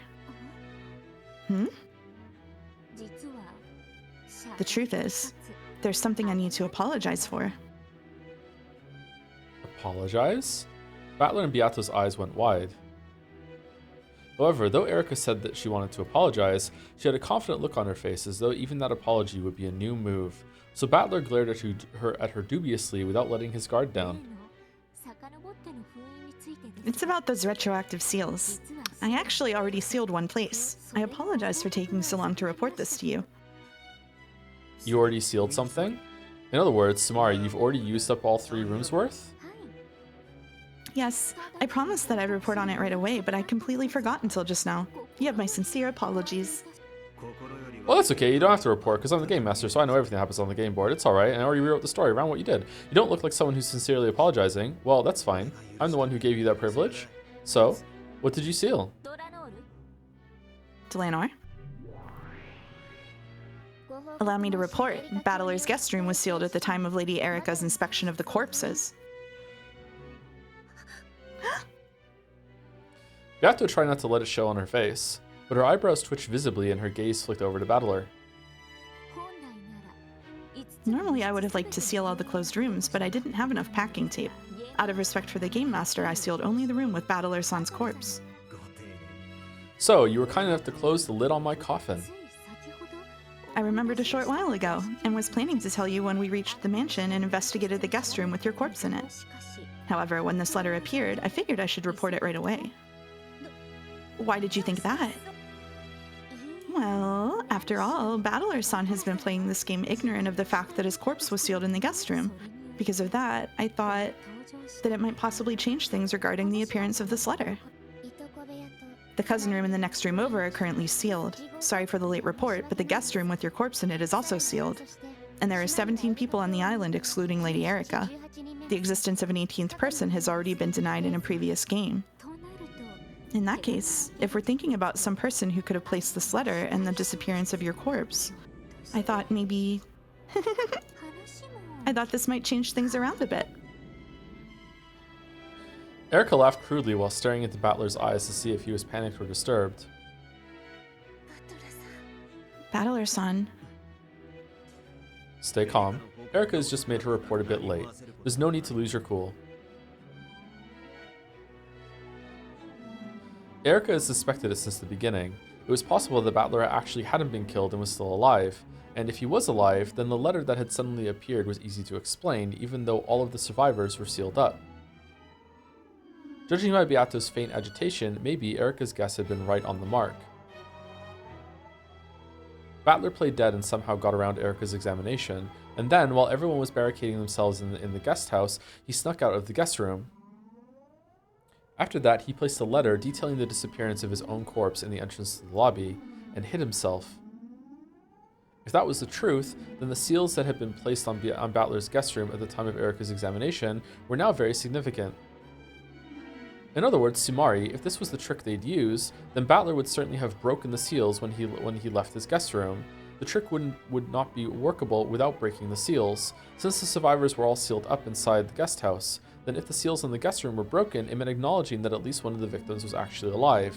If Bandle had known about the seals earlier, it was likely that he would have advanced the game in a different way to avoid this. In other words, Sumari, it was very likely that an announcement about the seals would have had a large effect on the rest of Bandle's game. Erica was saying if Bandle avoided breaking the seals because he was pretending to be a corpse and instead remained inside the guest room, perhaps this letter would not have appeared in the story. If Bandle was actually alive and had placed the letter there, then now that Erica's seals had come into play, there was a chance that his trick would cause a contradiction somewhere down the line. That sort of contradiction is called a logic error. We got there. This is you. A logic error? I think we heard about that really early on in this story. It's a violation of the rules, the greatest and worst form of error, which the witch side must avoid making. Oh, did I? Yeah, I remember. It was something about the two sides of the tale not matching and creating a contradiction. Do you remember the magic for making candy appear inside an overturned cup? Yeah. Maria, One-chan, and Erica were fighting about that. Apparently, that was just a simple trick where someone slipped the candy into the cup while One-chan had her eyes closed. That's right. Since Maria did not observe the process of the trick and was only given the result, she accepted the illusion of magic. But the candy had appeared by magic inside the cup, and magic was established. Okay, so a logic error would be a trick that has become impossible.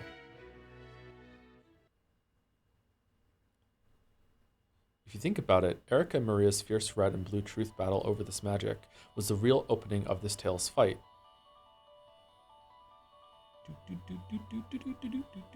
Let's try to remember that exchange. The heartless truth was, when did this happen? The heartless truth was that it had all been a trick. Making the candy appear in the cup by magic had been nothing more than Beato's claim. Was the, oh man, it was candy in, oh, it wasn't candy in cups. It was, what was it after the cheese slice thing? What was it after the cheese slice thing? There were 3 cups, and you had to put 6 pieces of candy in cups. 3 coins. It was coins. Is the It was coins is putting like when you have 5 coins to do it, is that you put a coin in a cup and then put that cup inside the other cup? Is that meant to be a hint about Canon and Shannon? Because you can put 2 cups inside of each other and then you have the same amount of coins, like still in the same cup. Could be. Could be. Could be. Flashback to yesterday when I was streaming that Rune Factory puzzle and you were like, what are those bushes? And I was like, the answer to the puzzle. Magic can only do things that one can accomplish. In other words, Samara, you can only have a magical result if it's something that could have been done without magic. Let's be clear. There are only 2 general types of magic. Whoa! If you summon giants and make towers grow from the ground. But when the lid is taken off, nothing has happened in the rose garden. That's one type of magic. That's just an illusion. It's a lie with no observance that takes place where the witch says it did, in the location without any of the anti-magic toxin. Magic that doesn't have a match to match a result is the most simple kind of a lie. Sorry, the most simple kind, a lie. This is the same as a worthless delusion, illusion, a daydream. Even Bandle saw through it partway through the 3rd game. Even Bandle. Then there is another kind, which we call true magic, magic that matches a result. The cup trick is an example of magic that matches a result, since an observer actually checks to see that the cup's contents were empty before seeing a candy appear there. And thus an actual observer of the incident is created. I've discovered one big rule that magic matching a result has to follow, unlike the magic of illusions. The rule is that only the unobserved process of what you accomplish can be transformed into magic. I can speak even more generally and ruthlessly. In short, all forms of magic are tricks. Only things that can be accomplished without magic can have a matching result. Ironically, this also proves that magic doesn't actually exist. But out of respect for the witch's game, let's call it making the game solvable and fair for the human player. So, instead of the candy inside that cup, we now have this mysterious letter that appeared in front of Erica. They have to be tricks. By claiming that the witch set the letter there by magic, Oni-chan is trying to create magic that matches a result. Correct. Since all of the survivors are sealed within the closed room of the guest house, it is possible to embellish the suddenly appearing letter and say, it was a curious bit of magic, for only a witch could have placed it there. But even so, it must be a possible trick in the end. In order to see through the trick with the candy and the cup, Erica had countered with the blue truth, saying that the candy had been snuck in there while her eyes were closed. That was the correct answer, so Maria hadn't had any red that she could use. But what if she had used it? For example, what if Maria had used the red truth then to say, until I lifted the cup up, the closed room of the overturned cup remained intact? The red truth can only be used to refer to the truth, right? If you could lie with it, it'd be a massive violation of the rules. Yes, denying your own trick with the red truth is a major violation of the rules. However, if you instantly switch over to another trick that doesn't violate that red truth, it may be slightly unfair, but that red truth can be acknowledged.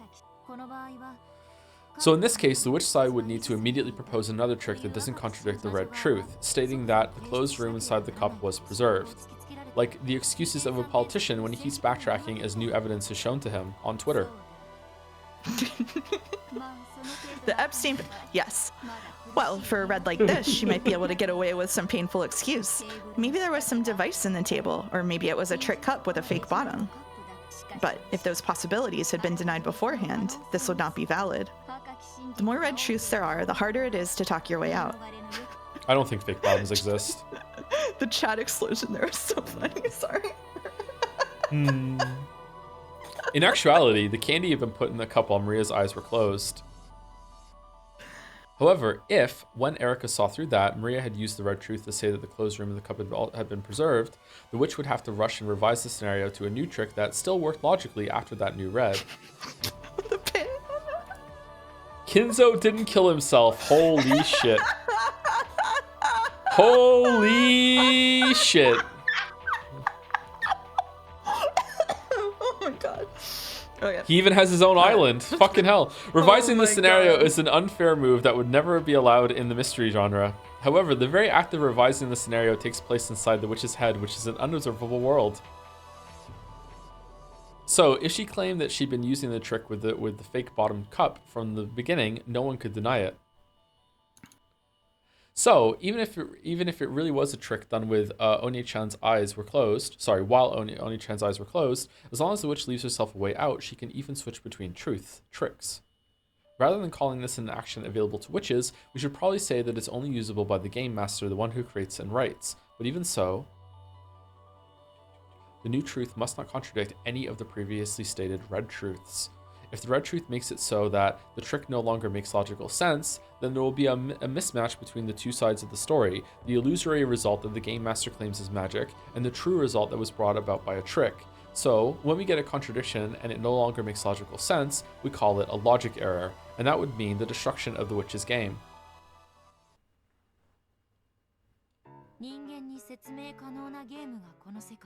This world is a game that's possible to explain with humans. In other words, Samari, it must be possible for all magic to have been done by tricks as well. If it's impossible to do with tricks, then the human side has no move and we get a stalemate. No, not quite. That's where we get the fatal and horrible violation known as a logic error. When the witch side does this, the game is instantly destroyed and they suffer a fatal defeat. Erica is probably seen through to Oni-chan's trick. Without the detective's authority, she couldn't perform a proper examination of the corpses. Because of that, he continued to play dead, snuck out of the guest room, and placed the letter at the entrance to the guest house. However, because Bandle was so overly gracious in giving out those retroactive seals, things went wrong. Why would Bandle play dead? Stupid Oni-chan. God damn it. Bless you. The current situation still does not warrant panic. It still hasn't been specified with red truth that the seals around the guest rooms are intact. He is free to break the seals. If he doesn't, then he can probably have it so that someone other than Bandle was alive and swap them in as the person who placed the letter. That's right. It's not just Oni-chan, the other corpses haven't been specified as dead by the red yet. So far, there wouldn't be any problem if they were all faking. True. This is far too soon for them to get flustered. All he has to do is change his moves so that Erica's seals and the placement of the letter don't contradict each other. Oh god.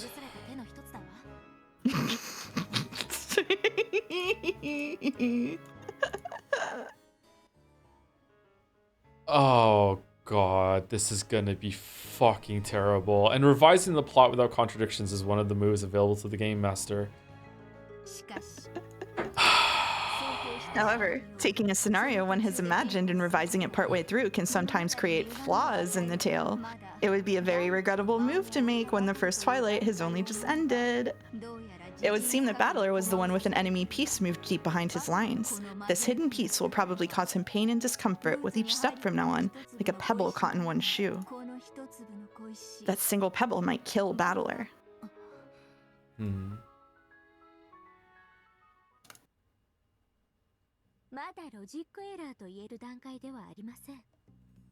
This still isn't quite a logic error, and though we sealed the room retroactively, we are at fault for the lateness in reporting it.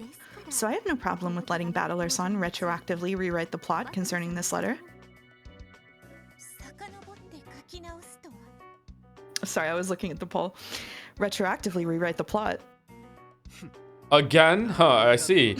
If I placed a letter there, then that would have become impossible as soon as I was sealed in that closed room. In which case, this letter shouldn't have appeared here. Correct. So I thought you should have the chance to revise this small inconsistency. We have just now discovered this letter here. We are saying that we do not mind if you want to undo that, or if you want to use a revised scenario. Just by the existence of the letter and packing tape, this sort of move is possible for Furuto Erika. What do you think, everyone?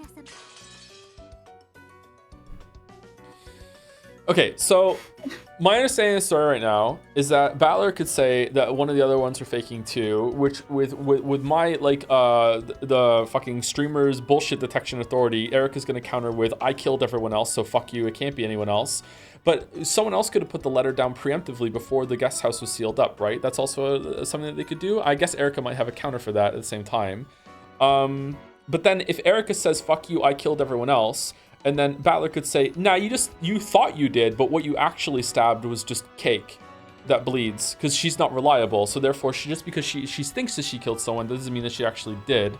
So I think that's a way out that they could do it. But now we're getting into like even beyond Danganronpa levels of stupid. So I don't think they do that.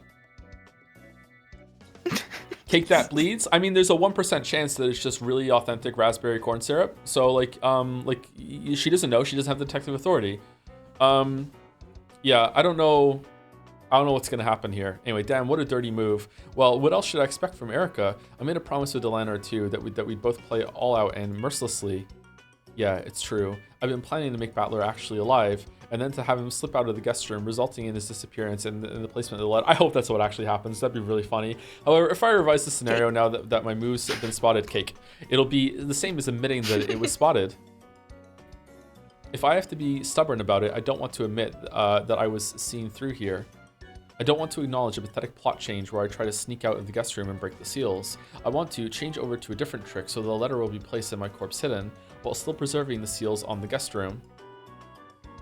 It doesn't really have to be me who places that letter. I can still revise the logic without contradictions.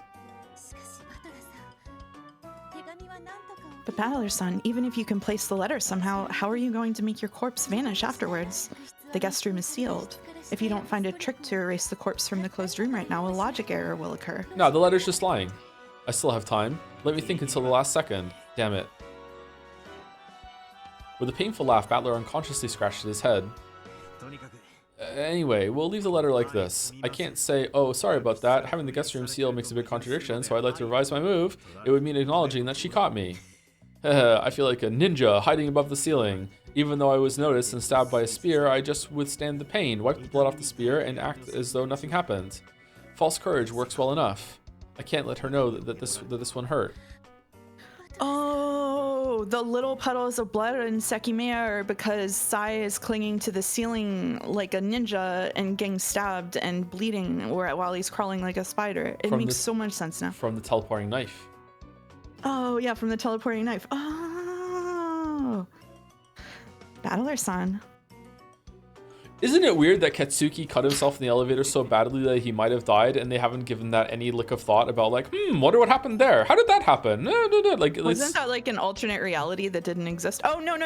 On the regular reality. Yeah, you're right. Yeah. Like how the fuck they were like really vague about it. Yeah. Sekimea is really obvious whenever there's something that's bullshit afoot, I think. Yeah. There's been a couple of moments where it's really obvious that there's bullshit afoot. Umineko has so much bullshit afoot that you can't tell which is like significant bullshit or how. So it just creates a smokescreen of nonsense that's all actually related to each other. It's quite interesting. It just overwhelms you with a sense that you just have to go up and say, okay. It really makes you feel like you're in a... thank you to Blue Eyes Queer Ass for the resub. Thank you very much. Thank you. Hey, Beato. Do you know what my face looks like now? I'm sure it's the same expression you had when I managed to hit you where it hurts in the past. Damn it. Yeah, chat, we're just going to roll over all of those Sekimiya spoilers, sorry. It's not a big spoiler, chat, don't worry. Beato couldn't think of anything to say. Useless words of comfort would only get in the way of Battler's thinking now. What would the old you do? The old you who created all of the closed rooms that tormented me so much in the past. What kind of trick would she use to erase my corpse from a closed room? Beato trembled and groaned. The old her had been an expert at closed room tricks. If only that memory, that power could be revived, she would be able to help Battler.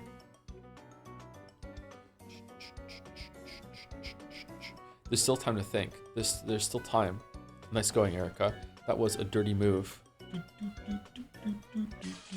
Oh, smash. How was multiple realities not big spot? No, it's like it was a bad end. It was like a choose your own adventure story, and it was a bad end, and then it just like just snaps you back. It's not that.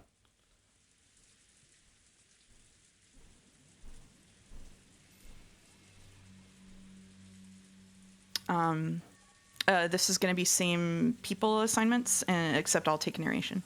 Okay. You good? I think so. Okay, yeah, go for it. Okay. The entrance to the mansion was locked, but Erica had a master key, so she opened it without any trouble. She had gotten Kraus and the others to take the master keys from the servants, and at that time she had used a little sleight of hand to pilfer one of them.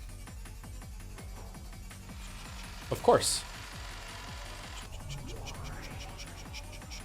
Well then, where shall we go first? Why ask? Let's go and hear Battler-san's answer.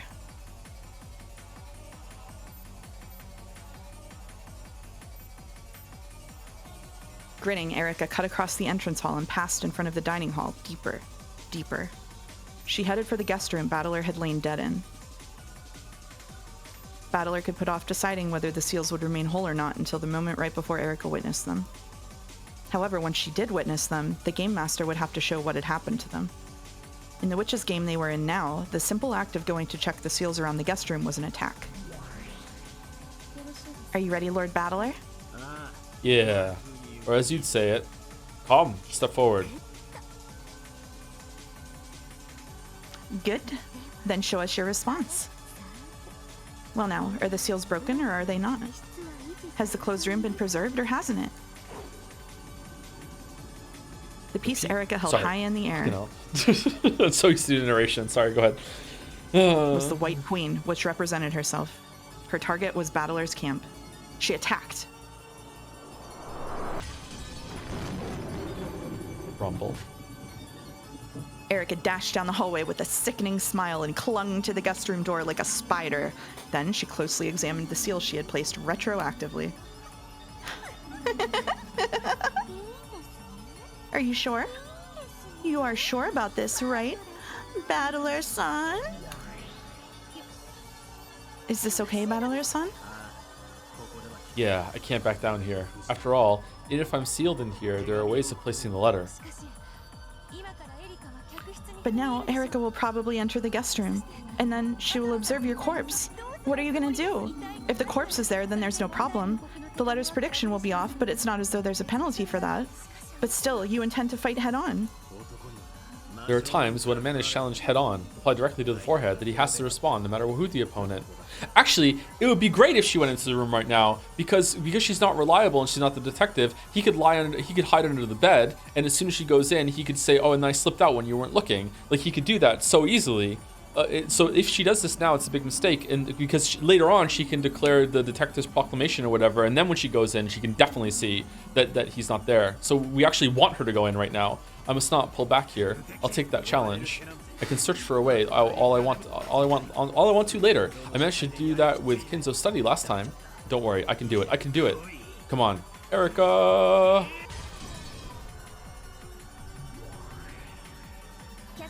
We have confirmed that the seals to the guest room are undamaged. Since the time Lady Erica confirmed Battler's presence, this closed room has been preserved. Good. I'm breaking the seals. Rip. Tear. Erica destroyed the packing tape seal on the door in ecstasy.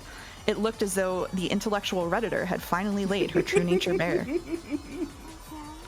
Okay, I'm opening it. Let's have a look at Battler-san's naked scenario. Like a ruffian pushing down a frail girl, Erica mercilessly and greedily threw the door open. Then, finally, the inside of Battler's guest room was observed by Erica. Battler had to show it. Was there a corpse or wasn't there? Come on, Battler! Here's my response! Battler grabbed a black... Sorry. Battler grabbed a black piece from the board and raised it high. That piece. Beato had no memories of the time she'd been an expert at this game. And yet, for some reason, she realized that this was a move that could not be taken back. Once this piece was moved, they couldn't move it back. Wah!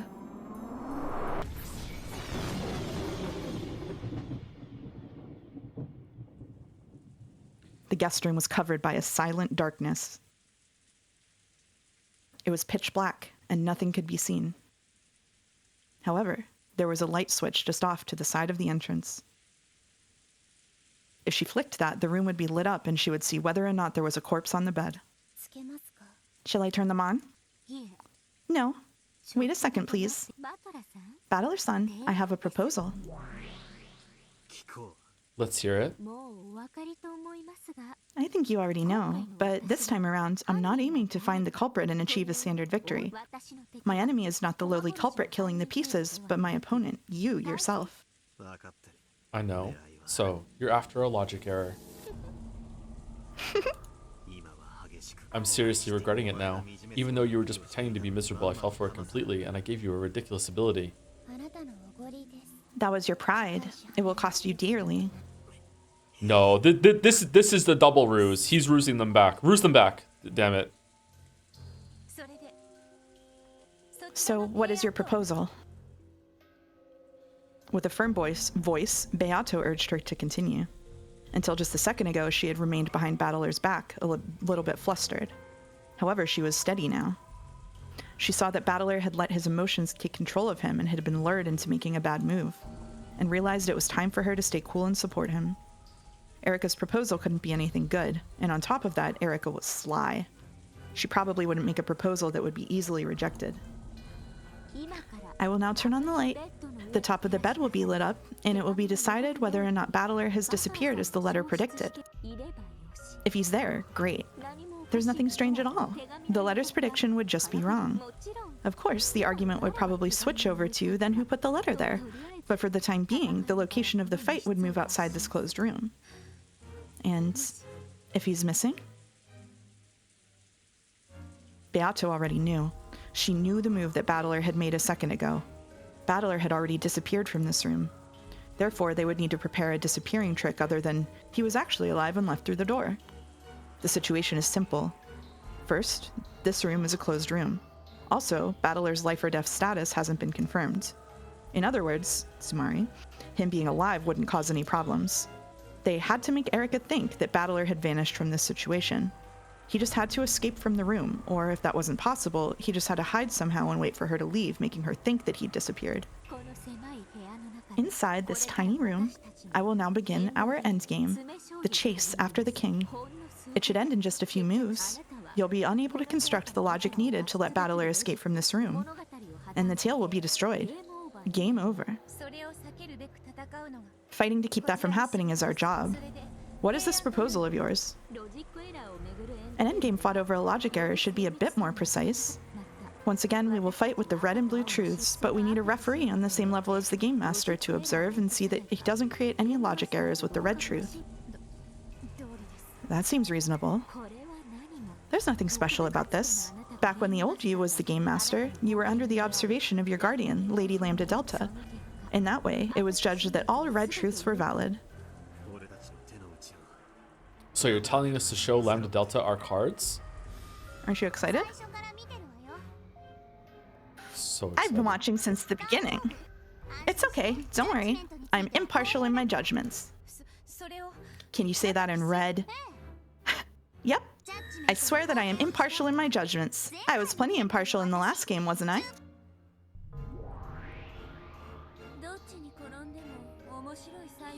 Especially for interesting judgments where she doesn't care which way it falls. Accept it, Battler. What do you mean, especially? Either you're impartial or you're not. Erica is going to corner you. Understand? She will duel you with you and kill you in this room. If you're a man, accept the duel. Damn, doing toxic masculinity. Sure, fine. We won't get anywhere if you suspect every single possible murder a show of being a logic error. It's true that we need an observer to guarantee that the game is legitimate. This... Oh my god, Battler. Oh my god, Battler, what are you doing? You don't think it's the double blind? Not anymore. Then I'll come around to your side. Let me take a look at your hand.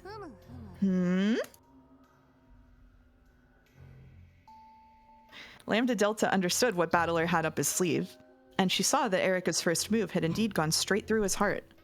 Just as Erica had guessed, Battler was alive and had slipped out of the room after Erica had examined his corpse, placed the letter by the guest house, and hid himself somewhere. When the packing tape seals had been retroactively placed on the guest room, he would have had to show that they'd been torn. However, if he'd done that, it would be the same as admitting that he'd been seen through and that he'd lost. Unwilling to admit that, Battler had claimed that the seals had been maintained with false courage, and was now rushing to revise his logic.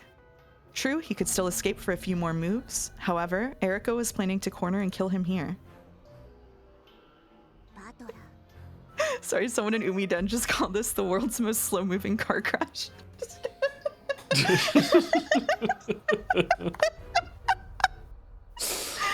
Battler, you're fighting with some pretty incredible cards here. Cards? Does this game of chess look like a card game to you? To me, it looks like you're all playing a game of poker. So by moving to this side and looking at the cards you hold, I understand everything. That's an awful move. It's a complete waste. And Erica has already seen right through you. What would you do? I'm the referee. I can't give you advice. But let me tell you my impressions.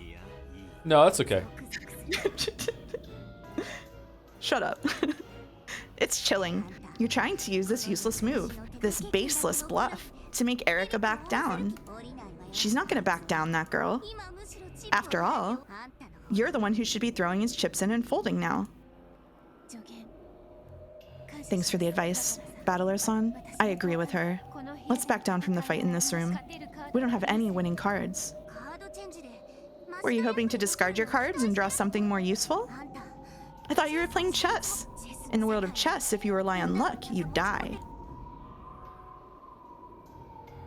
By hoping to draw something useful, she meant relying on luck and betting that even if he couldn't think of a trick now, he might think of a good plan for making a closed room trick later on.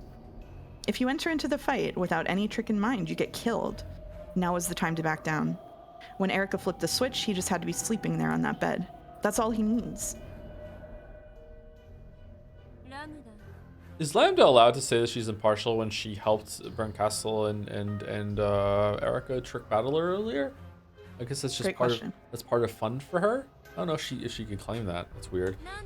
Not criticism, by the way. I'm just thinking out loud. Lambda, I don't know what you're talking about, but you're chatting too much. A referee needs to be impartial. True. Then good luck, Battler. I'm hoping for a precise chess-like battle. You aren't playing poker, are you? Are you ready, Battler-san? Yeah, I am. Turn the lights on whenever you want. For the rest of the fight in this room, the progression of time will be stopped. This way, all the moves for both players will be made at the same time, and the first move made will be treated no differently than the last move. It might be hard to understand, but this rule exists for the purpose of maintaining logic, and to keep you protected as well. From here on out, you can use all the twisted logic you want to rebuild the trick in this room. In other words, Tamari, it's possible that you might think of a good idea partway through the fight. Normally, it's unfair to revise your plot partway through. In order for that to be acceptable, you need a world stopped in time where everything happens at once, and where logic that you think of afterwards can counter your opponent's earlier moves. Of course, Erica can take advantage of this rule as well. If you revise your trick to be a new one, she can deal with that in a different way.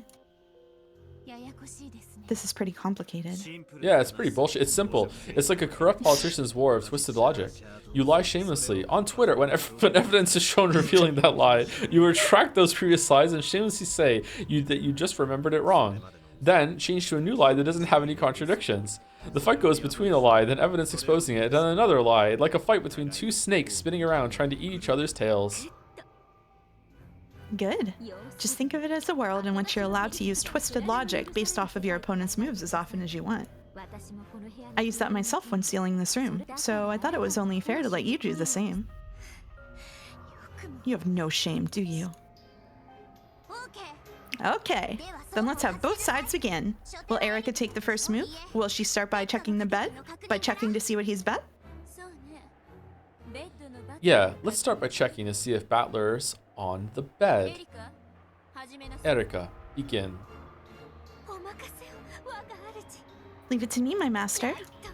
Light on.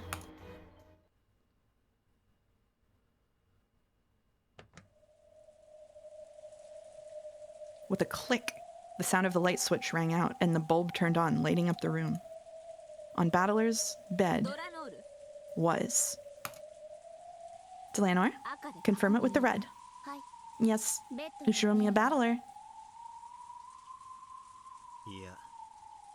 No, it's my move. How can Erica just make Delanor use... I thought... is she the detective? I don't know what's going on here. Let's just enjoy the ride. Ushiromiya Battler is not on the bed. Now you're cooking. Good. I'm glad you didn't run away from the fight. I'm impressed. In a high-stakes battle, so it'll cost... It's a high-stakes battle, so it'll cost you a lot if you're the one who loses. Are you prepared? No one would raise the stakes unless they felt confident in their advantage. Delanor, keep a record. As you wish. At Delanor's nod, Cornelia, who was hanging back, started taking a record. She wrote down that Battler's corpse, which should have been on the bed, was not, and also that Battler hadn't backed down from this closed room game. As previously announced, Battler's first move is to have the corpse vanish. Now it's Erica's turn. Go ahead. I present the possibility that Ushiromiya Battler is alive and hiding somewhere in this room. I proclaim this with the blue truth. The tape, some people in chat are saying, a couple people in chat are saying that the seal tape allows her to use red. Only about the rooms being sealed though, not anything about like what's happened in the room since or anything around the room. Like if she's allowed to use the red now, she could just speak in red, you know, Battler is still in this room or whatever, that sort of thing. She can literally see, but she's not the detective. So what she sees isn't reliable. That's the whole point. She couldn't even determine if the corpses were real or not earlier. She's not the detective. She hasn't said yet. He is not literally on the bed. He actually could still be on the bed, and she's not seen. That's why they called Lambda Delta to be reliable, right? Like none of this is reliable. I don't know what's happening right now. I don't know what's happening. That's why Delanor is doing it, right? Yeah, but Erica's not allowed to use Delanor because she's not the detective. It said that earlier. Like she's not allowed to use it. She's also not allowed to say red. She can still have, yeah, she can also have fingers to feel for a pulse, but it's still not 100% reliable. She can't do it. Like a lot of the things that we've seen through people's eyes has been like goat men and shit. Yeah. We just had the chapter where it said even if what she's saying is 99% reliable, there's still 1% chance that it's not true. So it can't be red. We just had that chapter, y'all. Well, she didn't use, yeah, but she was trying to use it, and it seemed like Delanor was about to use it. So I don't know if that was just like a fake out and Battler did it, but like that's what I'm saying. Like it's not a big problem. It's just I feel like she was about to do something she's not allowed to do. They didn't say anything about a cake on the bed. That's true. There could be a Battler shaped cake on the bed. There could be, yeah, it's true. There's nothing eliminating that. Yeah. Invalid. If you want to use the blue truth, give me a specific location. In the last game, Beato did that in Kinzo's study, and Delanor made Swiss cheese of her, right? Are you trying to take revenge for that? Giggle? Before I start searching, I have one blue truth that I can use without a search. There is a possibility of a hidden door X that is impossible to discover. He's hidden behind that, so it's impossible for me to find him. Noxus third. It is forbidden for hidden passages to exist. Isn't that right? No hidden places that are impossible for Erika-san to find exist inside the guest room. Nox's third, valid. Good. Then let's get started with the search. Erika slowly began to walk around the room. Until the endgame had started, Erika had been energetic, jumping about impatiently like a hungry dog. However, now that it had actually begun, this was a stifling battle of wits where each breath made her tense. Even the quiet sound of the rain was distracting. Now that I've searched the room, let's confirm its layout. The guest room is divided into 2 rooms, the bedroom and the bathroom. Lady Erika has currently searched the entire bedroom section. There is only one exception. I'll leave that one place be for the time being. So, were there any irregularities discovered in the bedroom? There were none. Except for one location, there was no one to be seen in the bedroom. Alright, what's this except for one location business? But say it without being annoying. What are we doing, Umineko? What the fuck? There's a reason a face-down card remains face down. I'll turn it over if it's needed, so look forward to it. After thoroughly checking the bedroom, except for one place, Erika headed to the bathroom door. Since he wasn't in the bedroom, it was natural to think that he was in the bathroom. And since the guest room was made up of 2 rooms, if Bandle wasn't in the bathroom either, it would mean that he had managed to vanish from the closed room. Except for that single location that Erika had intentionally left unchecked. I'm checking the bathroom. Lady Erika, the sound of water can be heard from inside. Also, there is a faint heat. Oh? Don't tell me he's taking a shower.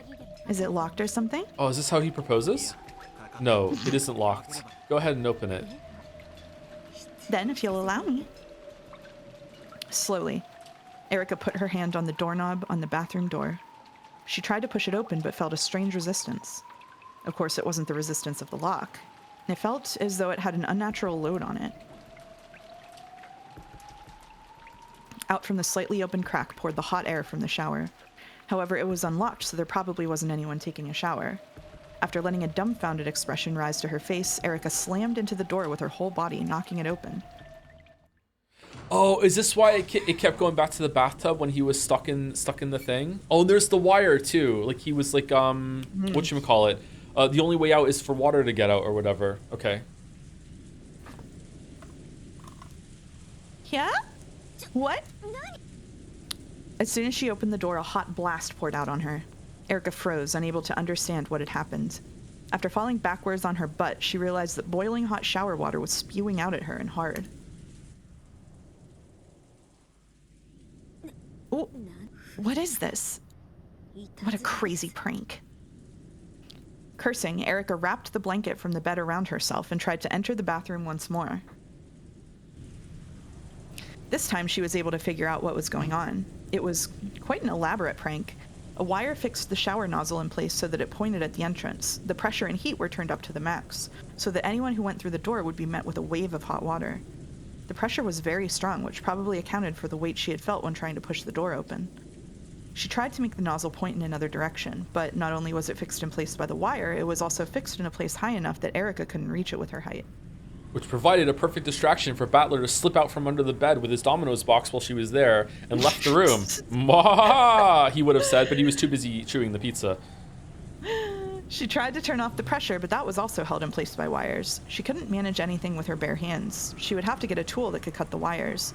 However, when she looked into the bathtub, which was overflowing with very hot water, she saw a bundle of wires and some nippers that had been used to cut them lying at the bottom. If she used that, she could turn off the pressure. Ow, ow, ow, ow, ow, ow. Damn you!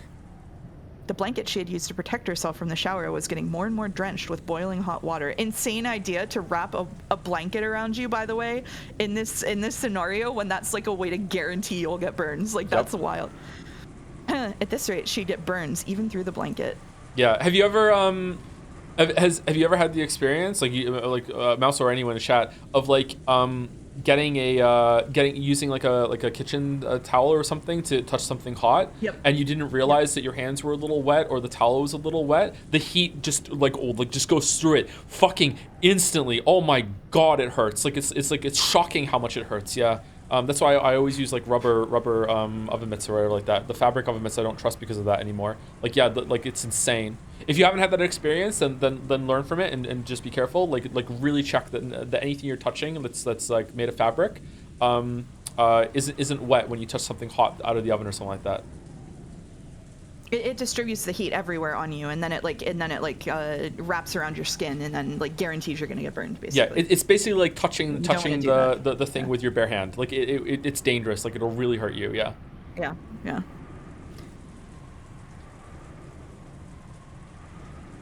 Yeah, it's a good conductor of heat. Yep. She needed to turn the water off quickly. Right next to the bathtub, she saw a hanging long-handled body brush. Perfect. Erica used that to skillfully scrape the nippers up off the bottom of the tub. Fortunately, it was a shallow Western-style bathtub. If it had been a deep Japanese one, it probably would have burned her badly. Oh, I want to take a deep Japanese bath. Making sure not to touch the hot metal parts, she carefully took the nippers and cut the wires around the faucet. Take that and that. She's just PvP enabled against literally the entire world. I would have pulled the plug out of it and then the water drain. Or was that wired too?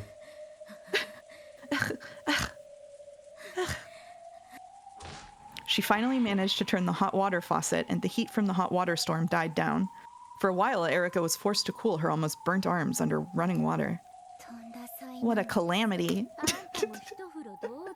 Would you like a bath? I can wash your face with this brush. I appreciate the sentiment, but no. Oh, that's a shame. Erica had finally regained enough of her composure to be abusive. Good for her. She turned off the faucet completely, and silence returned to the bathroom. After that, all that remained was Erica's heavy breathing.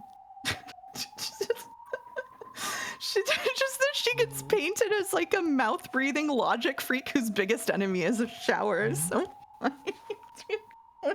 well, Redditors do hate showers. She turned on the fan to get rid of the hot steam. She had to leave the bathroom until that was finished. It was pleasant, like stepping into an air-conditioned room on a hot summer's day. Still a joke. Oh, was it a pit? I really didn't see it. I'm sorry. Red truth. I didn't see it. Swear to God. Sorry to repeat content. Didn't mean to. Okay. Now that was a ridiculous trap. However, that wasn't here at the time I examined Bandle's corpse.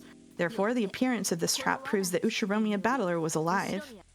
Well, I never thought he was dead anyway. The water heater in the next age Japan mansion must be insane to keep the shower going. Well, they have extra fuel with Kinzo's corpse in the furnace to keep it going, so it's fine. Yeah, they're all right. Yo, my thought, even looking past the temperature, I want a shower that has enough water pressure that I have to fight it when it's pointed at a door. Like, are you kidding me? I've had so many like baby showers where it was just like dribbling out of the like. If they could just blast me with that, that would be awesome. Yeah. Okay, anyway. The shower head here isn't that great for pressure. Yeah, it would be better. I agree. So he decided to openly show a card that had already been exposed. Let's check the inside of the bathroom. Was Bandle seen? No. No one was seen in the bathroom. Good. Now we've confirmed that, except for one location, Bandle does not exist anywhere inside the guest room.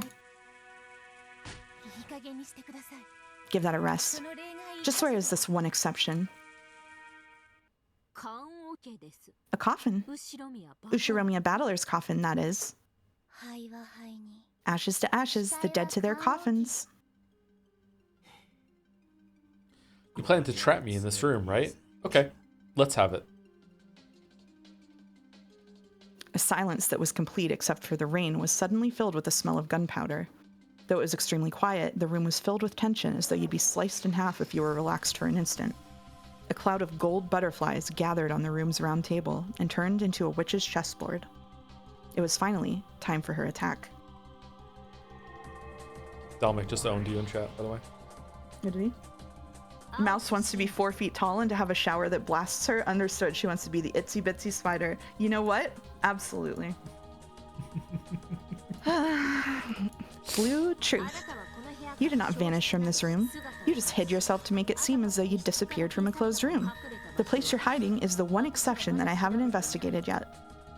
As Erica lightly raised her right hand, a single gold butterfly appeared from the darkness behind her, flitted between the index finger and middle finger of Erica's raised hand, and became a white piece. Can I tell you something? Can I tell you the metagaming of assigning chapter readings? Sure. I purposely took narration this chapter so that you could crash out while I was reading the narration. Oh, you knew. Okay. Well, I knew. Well predicted. Well predicted. Thank you. Then she lifted it high into the air. This is the one exception, the walk-in closet next to the entrance. Bang! Like a falling white lightning bolt, the white piece hit the board, landing by a weak spot in Battler's formation. Yes, it is here. With a crash, the door of the closet, which was just off to the side of the guest room's entrance, was impaled by a spear that represented the blue truth. Delanor had spun around and thrown it. The door was completely pierced, and the spear stuck in so deeply that if a human had been hiding in it, it would have pierced their chest as well. Its still quivering handle was a testament to the force with which it had been thrown. Okay, I don't understand. This is so easy now then. When she went into the bathroom, they didn't check the closet. They've made it easier. I was gonna say that it's unreliable, they didn't search the room properly, and he could just crawl out. But now they specifically say they didn't check the closet. When she was in the bathroom fucking around with the shower, he just opened the closet and left. Like, what's the issue?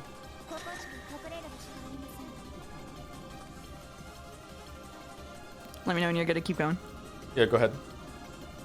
There are no places in which to hide other than this. You are now hiding in here. What do you say, Battler-san? Have you been struck through the chest for a literal smothered meat? I don't know what the fuck that means. Battler-san, it's our move now. Yeah. I thought it'd be like that, Erica. You intentionally left one spot open so you could stuff me into that coffin. It's the same move that trapped Kinzo in Natsui's room. I saw it coming. Okay, this might head to a stalemate then, because if they say, okay, that's what you did, let's rewind. All right, I checked the closet this time. Where are you hiding this time? Then he can be like, okay, this time I hide under the bed, and you didn't check under the bed. Okay, let's rewind. Now I check under the bed. Where are you hiding this time? Well, this time I went back into the closet. Like they can just like keep looping back and forth. I don't understand what's gonna happen here. Oh, did you? Then let's see your response. But let me make a prediction. Let's hear it. I'll checkmate you 2 moves from now. That's my prediction. Then I'll make the same prediction. You will checkmate me 2 moves from now.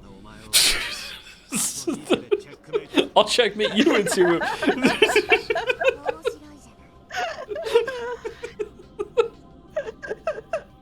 Sounds interesting. These predictions contradict each other. Who will be the liar, I wonder? Contradiction, spot the liar. Good game.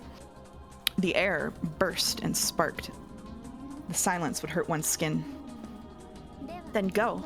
It is your turn. It's useless. Your lowly coffin won't be able to trap Battler-san.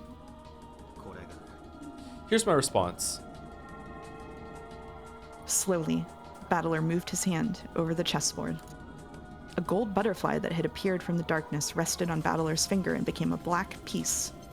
That black piece was the king, which represented Battler. Why does he even have to show what his response is? Can't he just sit there and be like, okay, I've thought of a way, and then Ronave will show up, oh, valid, and then that's it, and then it's like, okay, I found a way out. Fuck you. I don't understand. I'm sorry. I don't understand what's going on right now. This is my... It's like the blue truth, red truth that he and Beata used to do, except with more bullshit between it. So she put up a blue truth, and now they're waiting for him to do a red truth in return. I guess the issue is that he agreed to it even from in the first place. Battler's hiding in the closet. He could just say, yeah, he's not there. But Battler was hiding in the closet, but like it's gone now. Take this.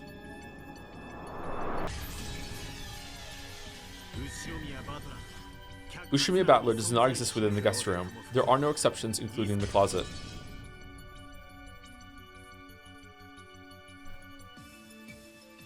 Like a black bolt of lightning this time, Bandle slammed his piece down on the white piece of Erica's that had cut deep behind his lines, crushing hers. It scattered like a golden spray and melted beautifully into the darkness as a faint cloud of gold sparks drifted about.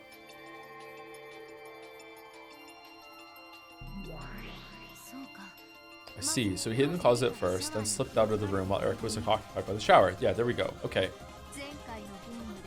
It's the same technique he used to let Kinzo escape from the study in the last game, distract the observation of the observer, and disappear into the darkness.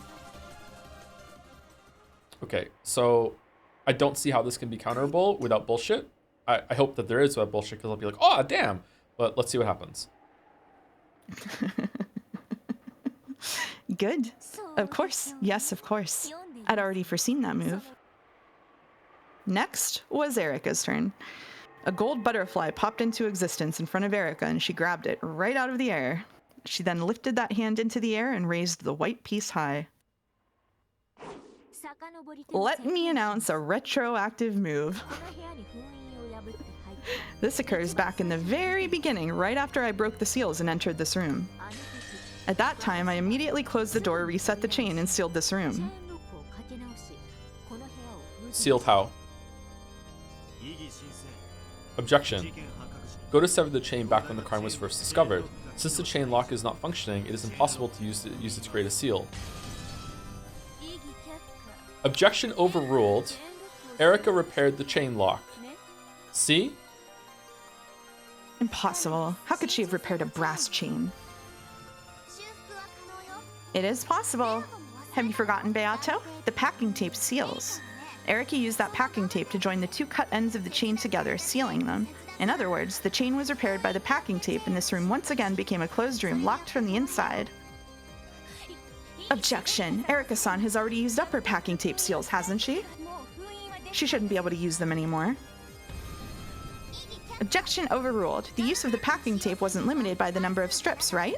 It was by the number of rooms. The only restriction was to limit it to only 3 rooms. Erica chose this guest room to be one of those rooms. So Erica has the right to seal as many places as many times as she wants within this room. No, but okay. That's right. I gave permission to do that.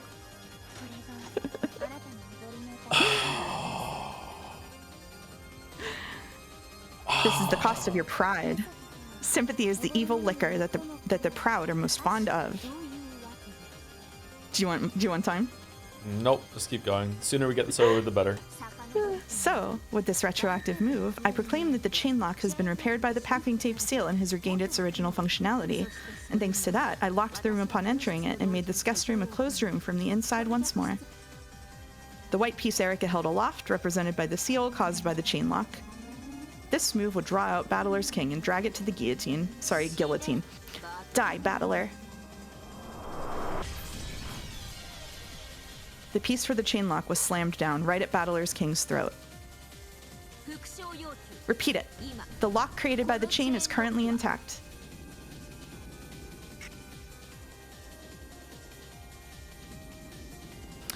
Bandle's face contorted. Beato, who was watching from behind, grimaced even more. This move was very painful. If his logic had him hiding in the closet until Erica left, using the uproar in the bathroom to escape, then the chain lock must have been undone. In other words, Sumari, he couldn't respond to her demand. If he didn't respond, Erica would use the blue truth in her next move. She would probably say, "You hid in the closet, then used the disturbance in the bathroom to escape. Since you then couldn't set the chain lock from the outside, you left it undone." And she would be right. This was checkmate. As Erica had predicted, she would strike the finishing blow on the second move. And on top of that, she would probably use the disappearing battler to solve most of the crimes that were to follow. Losing the battle in this closed room would steal a major deciding piece from Bandle. But what if he responded to her demand? What if he could say the lock created by the chain is still intact? That would be fatal to Erica. It had already been shown with the red truth that this guest room could only be made into a closed room from the inside. So this hopeless closed room would instead become Erica's coffin. With a riddle of that magnitude, Erica probably wouldn't solve the mystery of Bandle's disappearance before the end. Each unsolved riddle gives an advantage to the witch side. Bandle wanted to respond to this demand, if at all possible. However, if he responded, if he answered by saying that the chain was still set, he would have to abandon the logic saying that he had escaped while Erica wasn't looking. Once he escaped, he wouldn't be able to set the chain lock again. It would make a riddle to corner Erica, but he would have to construct a different escape method. Sorry, Umi chat, does anyone else hear Joe repeatedly making the Minecraft taking damage sound effect while Mouse is narrating, or is my stream bugged? It would make a riddle to corner Erica, but he would have to construct a different escape method. Even a move such as him leaving the closet during the scene in the bathroom and hiding in another place, say under the bed, wouldn't work because he had proclaimed that Bandle does not exist within the guest room. If he could construct logic that allowed him to escape from here while preserving the chain lock's position, then Erica would be the one facing a fatal blow. However, if he didn't have that logic, if he failed, it would be a logic error. The worst and lowest forbidden move that would instantly end the game in his defeat. He would have no way to recover. For Bandle, deciding how to respond to this demand was a very advanced and difficult decision. Simply by knowing what things in Umineko will make Joe crush out. This voice assignment was possible for Mouse. What do you think, everyone? Either way, Erica would probably corner him.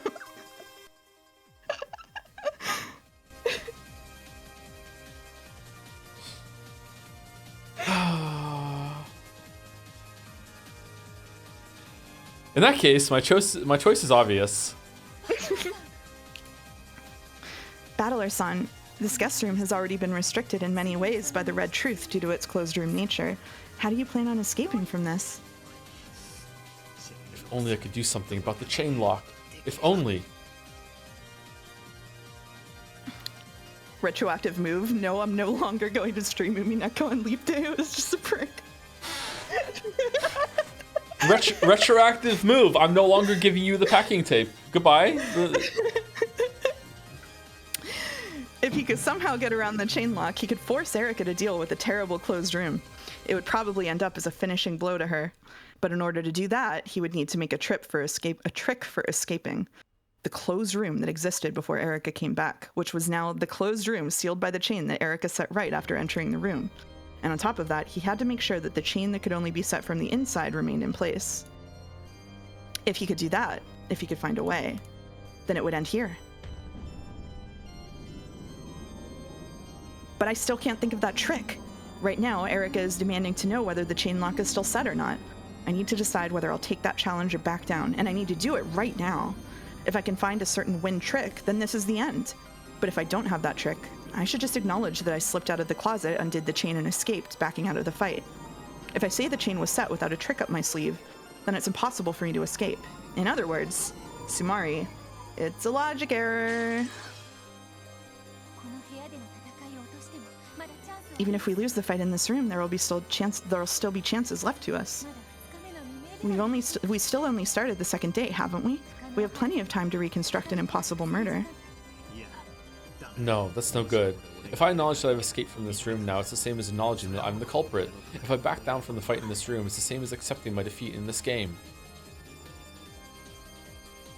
Bandle's point was a valid one. Since all of the other humans were still locked in the guest house, then if Bandle alone was alive and free to move, Erica would probably base her explanation for all of the following impossible crimes on the blue truth that Bandle was the perpetrator. If they wanted to forcefully turn that around, they would have to rewrite their tricks and logic so that someone other than Bandle would be set up as the perpetrator.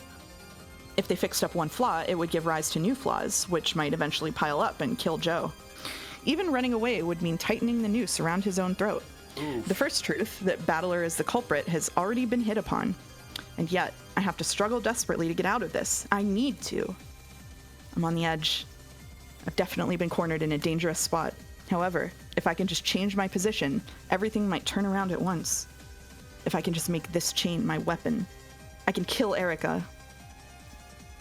Wait, are you actually going to respond to her demand?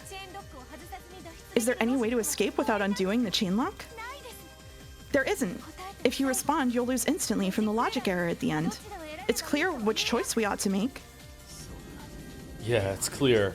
No matter what move we choose, it'll turn for the worst, just as Erica wants. If it's horrible either way, I'd like to choose the move that has the biggest reward if we win. You're gonna call, even though you have no logic for escaping and no trump cards? You think you can accept her demand and win? I like that she sees it as poker instead of chess. Yeah, it's kind of fun. Yeah, Yep. everyone sees it in a different way. My cards might be useless. However, with just one more card, they might become a straight, a flush, or even a royal flush. I don't know how to play poker. If hell waits for me after both options, I'll take the one that'll finish her off if I win. That's an insane move. Sometimes madmen leap into the path of death, and so miracles occur. It's impossible. How could you escape this closed room without removing the chain? There's only one difference between heroes and madmen. It's whether they win or lose. I'll be looking forward to your big victory. If I can finish things with this move, then, as I predicted, I can kill Erica on my second move. I still can't think of a trick for escaping this closed room. However, there has to be something. There has to. Once I think of that, I can make a magic illusion of me changing into a butterfly and slipping out of the crack in the door like smoke. If I have even a drop of that mad magician's blood in my veins, please let that honor. Just give me a fragment of a miracle right now.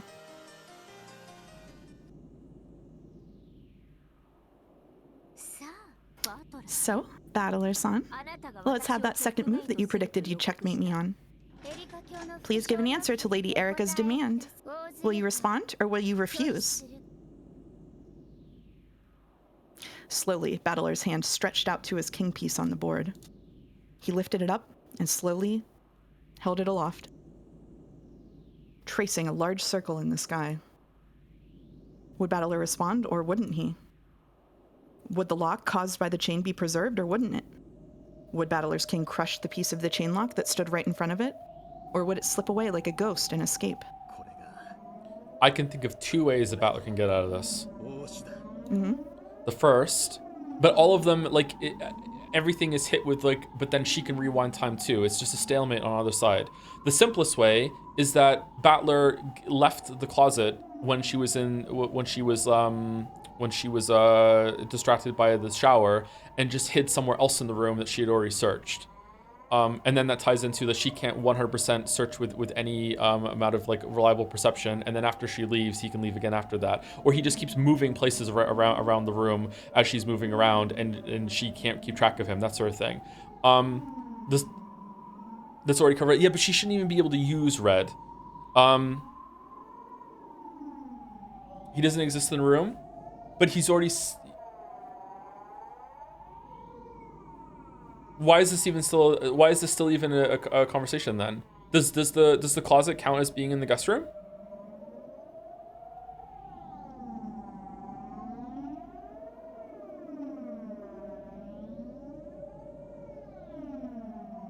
It does? He actually fucked himself? So he's already done that. Okay, then I don't have a way for him to get out of this then. If he's already said in red that he doesn't exist in the room. Oh wait, hold on. He can undo that red though, because he can go back in time, because she only countered with a different thing after he said the red. So he can say, okay, hold on, I changed what I did just like you changed what you did, because time has stopped, right? So he can undo that red statement. You can't undo red? Of course you can, because that red was predicated on conditions that he thought existed. So if she can retroactively do a move, he can do a retroactive move. Because when he said he's not in this room, that was based on the conditions that he understood it, and then she changed the scenario. So he has to be able to do that. Isn't that what they agreed upon at the end? At the beginning? Once he says a red, he can't retroactively change it, I think. Okay, that makes the story even worse then, because like she shouldn't be allowed to like change the conditions after he said something based on the information that she did. Like if she can go back and retroactively do something, then he should be able to retroactively change something too.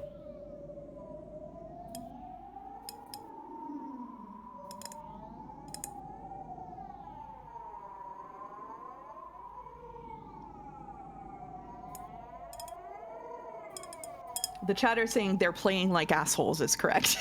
That's all I have to say. That's all I have to say. They're playing like assholes. This doesn't make any sense to me. Yeah. This doesn't make any sense to me. Either way, so like if he can go back and change the scenario and he's allowed to reset it and do retroactive moves like she did, then he should be allowed to hide somewhere else in the room after like the closet goes unhid. If that doesn't work because she's like, well, okay, well, then I just search the closet the first time I go in, then he can hide somewhere else in the room, and then it's just going to loop back and forth. If she says, you know, I open the closet and then I stand next to the closet and then search the room in a way that I keep my eyes on the rest of the room and there's no way you can hide, then the second answer is that when she goes into the shower, he's rigged something that actually just straight up fucking kills her instead of distracting her. And then after she's dead, then he just leaves the room. Like he rigs a trap to kill her because he's allowed to kill her because she's not the detective. Like something like that. I can think of 2 ways. Maybe there's more? I don't know.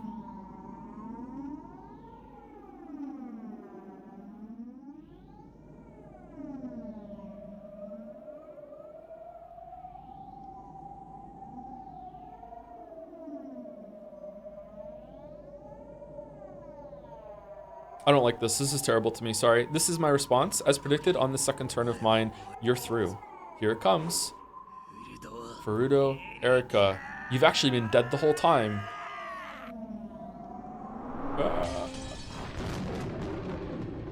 Battler's King had become a black lightning bolt that crashed down onto the board. Where had it gone?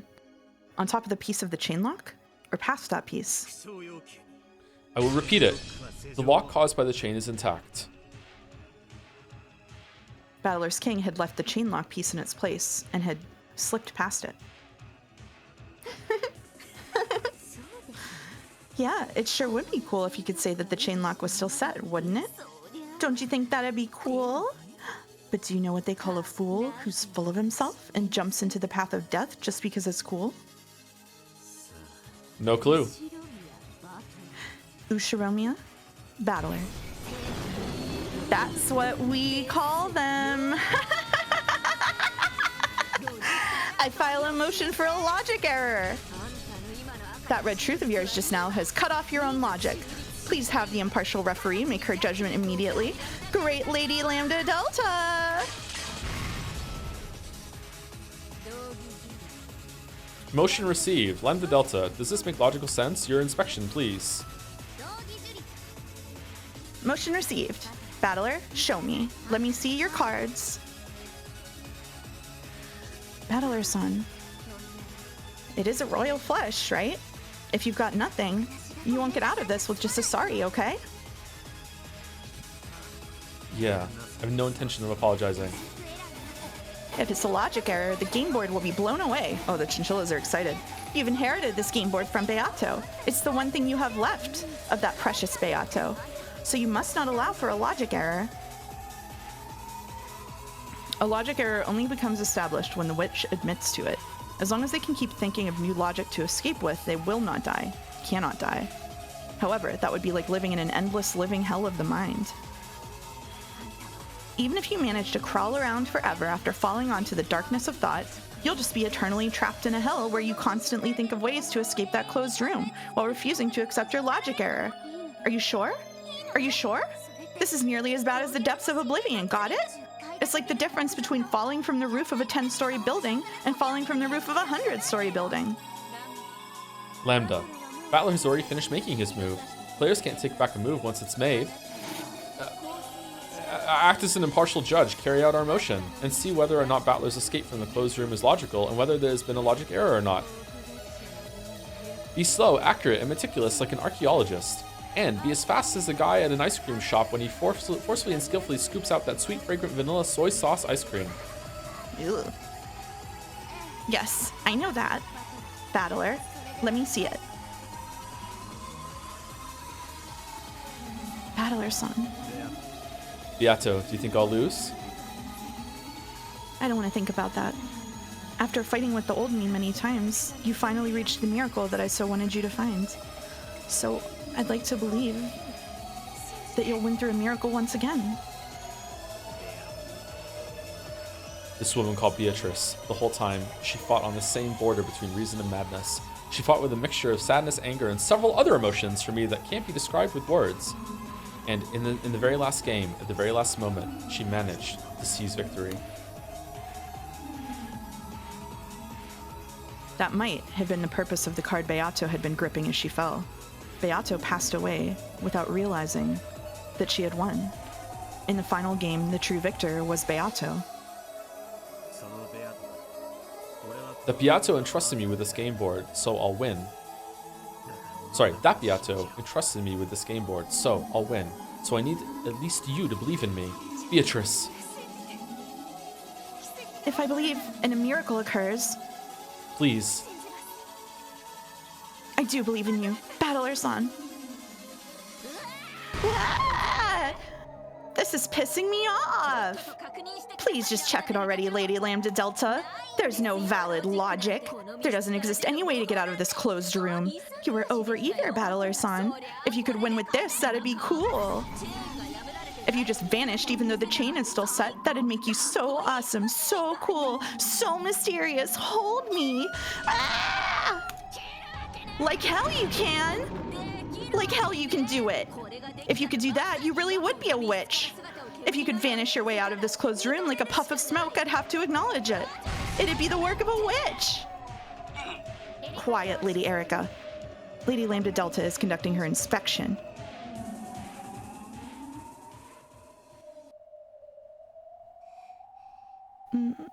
Pass through, one move, go back, and corner.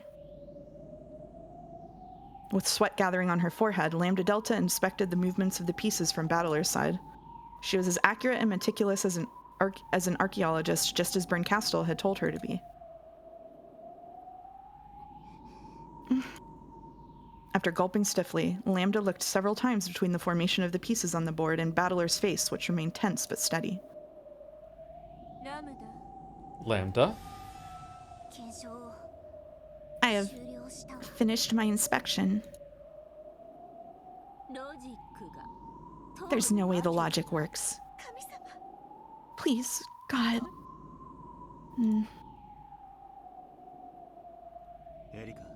Erica. What? I'm so sorry.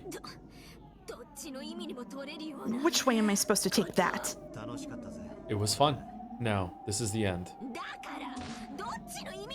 I told you! Which way am I supposed to take that? Silence. I have finished inspecting Battler's move. My decision is that...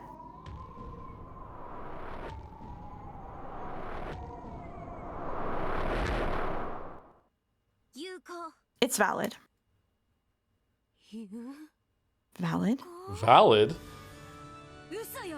You're lying. I judge it to be valid. He's presented logic that doesn't violate any of the red truths, and I've finished checking it. The move by the player on the witch side, along with that final red truth you repeated, are valid. Battler, for the first time, I've got to say I think you're incredible. See? In your game, a miracle will always occur if you believe. Battler-san, I'm sorry. If only I believed more strongly, you wouldn't have been cornered like this. Beata flew onto Battler's chest, sobbing. Erica staggered backwards, shaking her head back and forth dizzily. And Bernkastel? Her face was like an expressionless mask. Then, slowly, it became a smile. And for some reason, it seemed the sign of some horrible emotion. Well done. To think that you escaped the room without removing the chain. Simply splendid. With her small hands, Delanor slowly started to applaud quietly. She was followed by Gertrude and then Cornelia, and then by Beato and Lambda Delta too. Applause filled the room.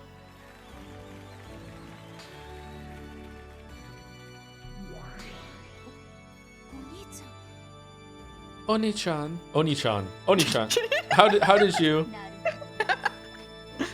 I see.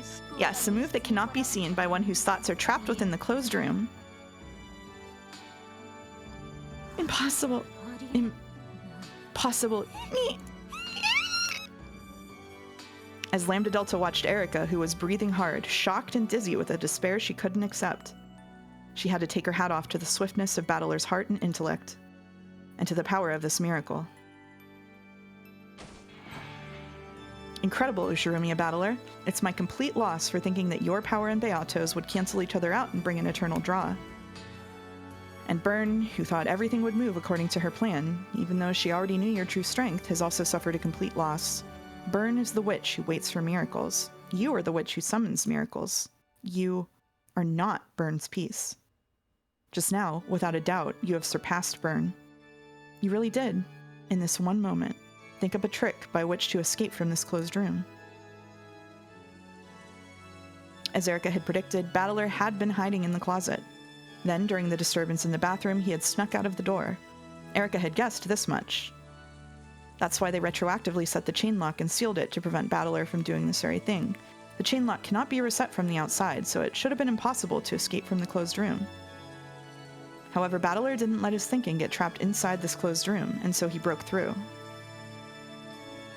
It doesn't matter who, but let's explain it with his mother, Kyrie's piece. Just like Bandle, the life or death status of the rest of the first Twilight victims has not been specified by the Red Truth. In other words, Sumari, just like Bandle, the others, and Kyrie specifically, can still move. And their closed rooms were not sealed so they can go out as they please. Kyrie had come to save him. Kyrie followed behind Erica and waited in the hallway while the latter entered the guest room and sealed the door from the inside. Then, after Bandle undid the chain lock and escaped, she entered the room in his place. Then Kyrie reset the chain lock from the inside and hid in the closet just like Bandle had done. Yes, Bandle truly isn't inside this guest room right now. However, that doesn't mean that no one else is inside it. Kyrie took Bandle's place in the closet. Sorry, one exception. Whoa, sorry, 1 second. Yep. Sorry. Yep.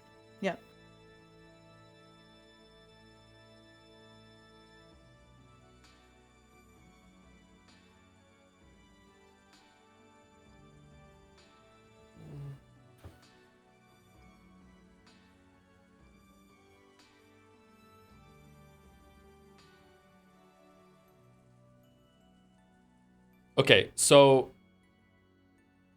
the problem this solves is that the chain lock had to still be fastened from the inside when Erica came back out of the bathroom. Yes. Okay, all right. So they didn't do anything with the tape or anything, they just put it back on. Okay, all right, that makes sense. Kyrie took Bandle's place in the closet, the one exception that Erica had left, and is there still. Kyrie saved Bandle.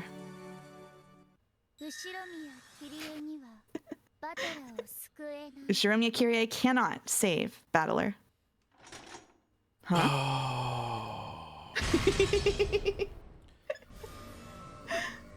What do you mean?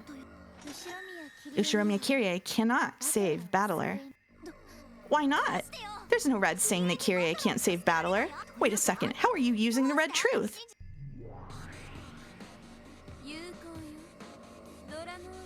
Valid. Delanor's Red Truth is valid.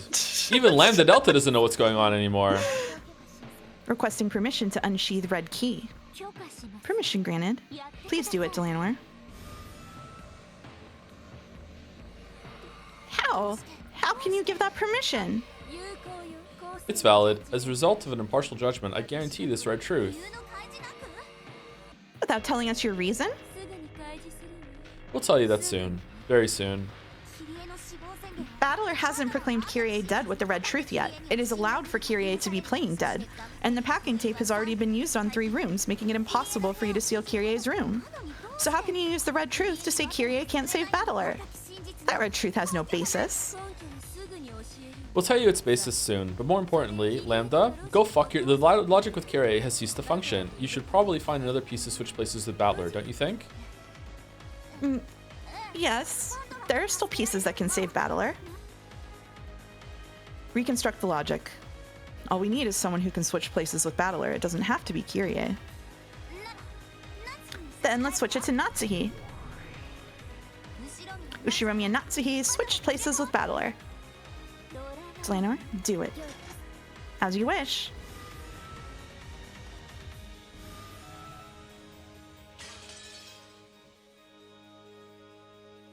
Delanor's red longsword smashed Natsuhi's piece into little bits. How? How can Erica deny this logic without the detective's authority? Ushiromiya and Natsuhi cannot save Bandle. Then Ava. Ushiromiya Ava.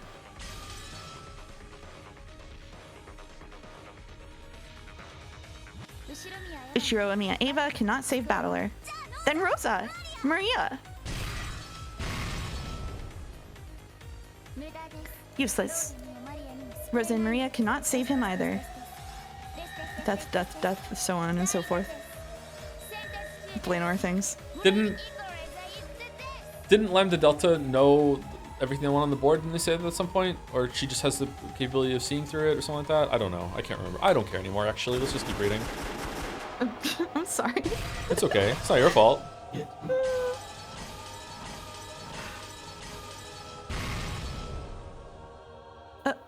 Objection. Erica-san doesn't have the detective's authority. How can she use any red except for the packing tape seals? Objection overruled. Not having the detective's authority does not imply that one cannot use any red at all. There's something she can use, right? Yes, there is. There are several exceptions that even humans without the detective's authority can use. Are there? Insane? There's no way. Yes, there is none. However, there is a certain action permissible only to humans without the detective's authority, and it can become a truth of such overwhelming credibility that witches can easily raise it to the level of red truth. It's just riffing over there. Okay. A certain action permissible only to humans who aren't the detective? You don't mean, Erica, you. I've got it. Yes, if I'm right, this red truth is valid. I don't understand. Was there some power that could only be used without the detective's authority? There is. There's just one. Finally, you get the answer to the question you asked me. So you finally noticed. That's right. That's the only reason I abandoned the detective's authority this time around. You told me I could make the detective proclamation whenever I wanted, right? Well, unfortunately, I am no longer capable of making that proclamation. Which Nox roll was it? Nox's 7th. It is forbidden for the detective to be the culprit. You mean... what? Finally, Beato realized everything. Yes, the detective's authority bestows several powers that are useful for reasoning, but it eliminates one single privilege. That is Nox's 7th. It is forbidden for the detective to be the culprit. In this game, it is impossible for humans without the detective's authority to examine corpses perfectly. So there have been several tricks where the dead have all been faking and walking around where they please. You probably thought you could use that logic to create several impossible crimes after this. When I said that I wouldn't make the detective proclamation, somewhere on the inside you must have said, I've won. You're pretty sly yourself. You gave me the packing tape seals, seemingly out of mercy, but that was because you planned to have all of the first Twilight victims survive, band together, and carry out the crimes. So you gave me only 3 rooms worth, which wouldn't cover all 6 people. No matter which rooms I sealed, at least one of your underlings could move freely. You must have been plotting to use that to corner me. But too bad. Your naivety really pisses me off. Stupid man. I admit it. I admit that I fell for your monkey show, and that in my pride I tried to show you some mercy. That's right. Even without the detective's authority, there is no way for humans to do it.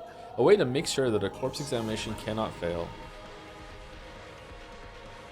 Is the human lying in front of you alive or dead? You can answer that question by examining the corpse. With just a quick glance, your chances of being right are 50-50 either way. Various bits of knowledge and experience can be used to obtain a more precise result.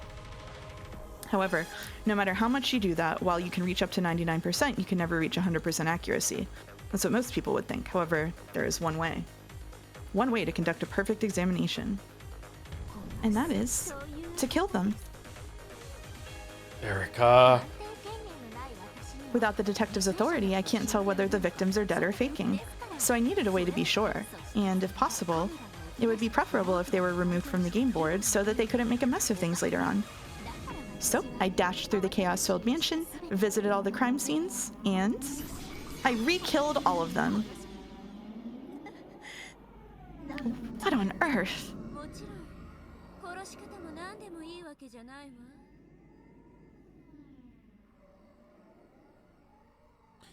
Okay, so I'm not going to be such a nitpicky motherfucker that saying re-killed in red means that in red they were already dead. Mm-hmm. But I will point out that if that actually comes back as a thing later, and that's why she said it, then that might be an issue. Okay?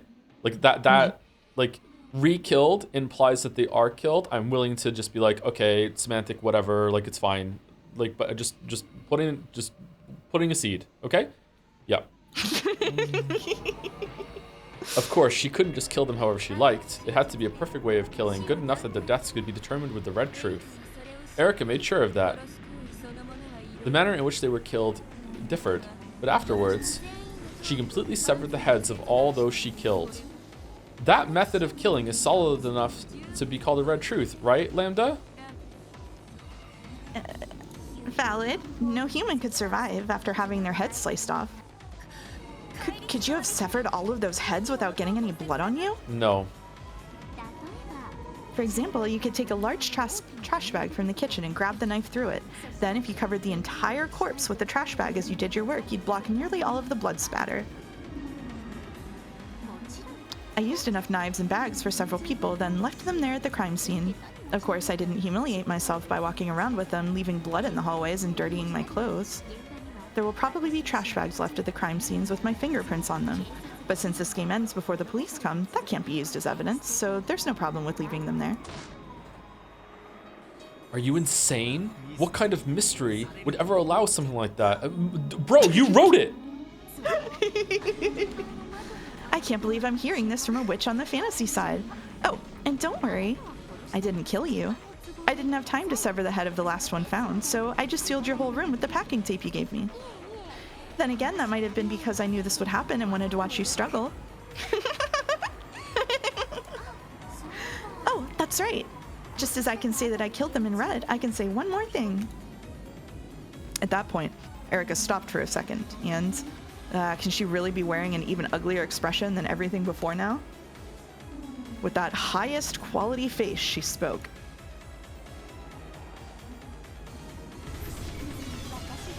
All 5 people I killed were very much alive until the moment I killed them.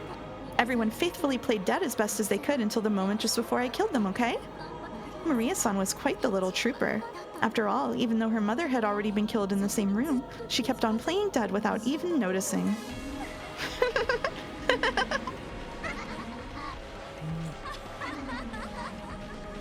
What?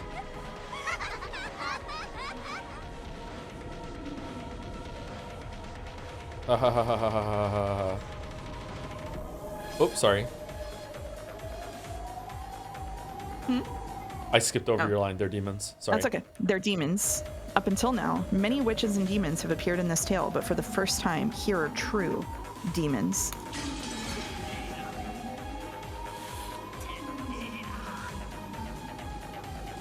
They continued playing dead while she wrapped trash bags around them? I guess so. Ava's just like, yeah, seems legit. I guess I'm doing that. Okay, you bastards. Ooh,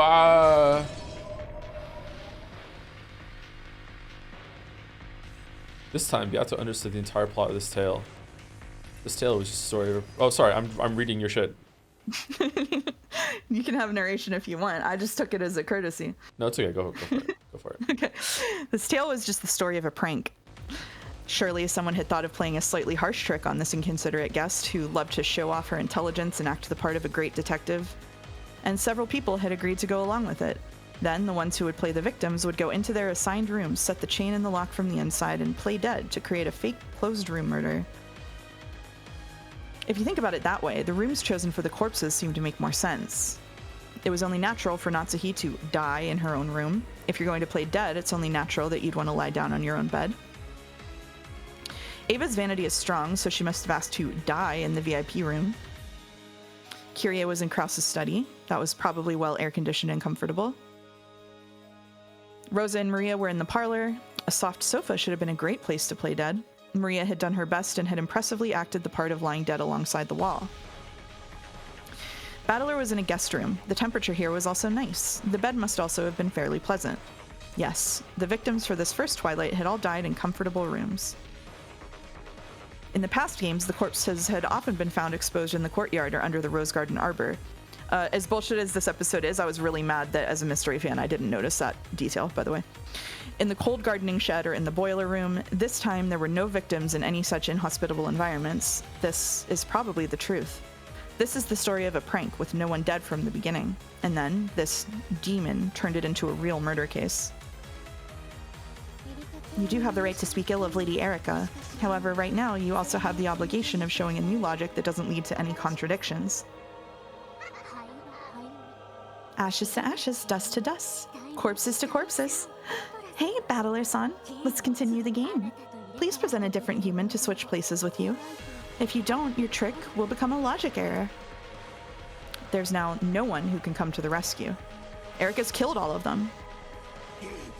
I mean, that's not true. Someone from the guest house can come and follow. They can just open the door. The seals don't have to stay closed.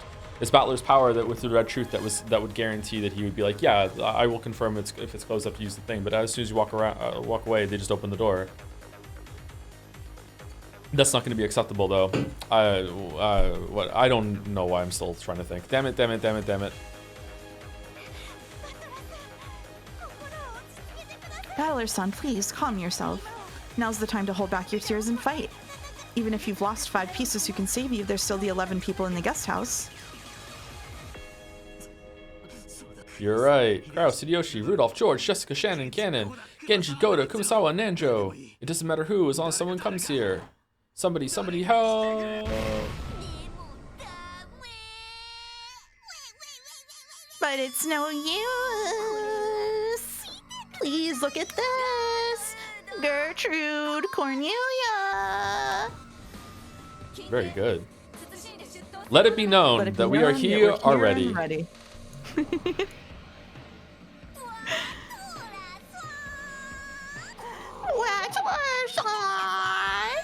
Please look at this. What are these? Erica, who was now so excited that her pronunciation was tumbling all over the place, pointed at 2 doors. You having fun? Yep. It was the hallway on the 2nd floor of the guest house. They were in front of the cousin room and then the next room over. Look, here! There's something attached to the door. What is it? Hey, what is it, Gertrude? Know that it is the packing tape seal of the cousin room. Oh, yeah! Very good. One more. What about this door? Did she go out and do the windows too? Know that it is the packing tape seal of the next room over. Oh, very good. Okay, you two. Why don't you show everyone watching at home on their TVs? Please have a look at the packing tape seals on both doors. So what do you think of them? Are they broken or aren't they? Please let us have the red truth. Please, allow me to speak. Allow me to speak. Know that neither is broken. Know that an unbroken seal proves that there are still none who have entered or exited. It needs no second telling, but know that entry or exit without breaking the seal is impossible. I mean, that's just not true. That's not true. The windows. Like, that was the whole point why she sealed the windows in the last game. That's not true. Okay, whatever. Battler, it is as you see. There no longer exists anyone who can save you. The victims of the first Twilight have all been killed, and the guest house is still sealed. No one can come to the rescue. Ooh, cool. Exit entry through the door? It doesn't say the door. It just says no entry or exit without breaking the seal is impossible. None have entered or exited. It doesn't say the door.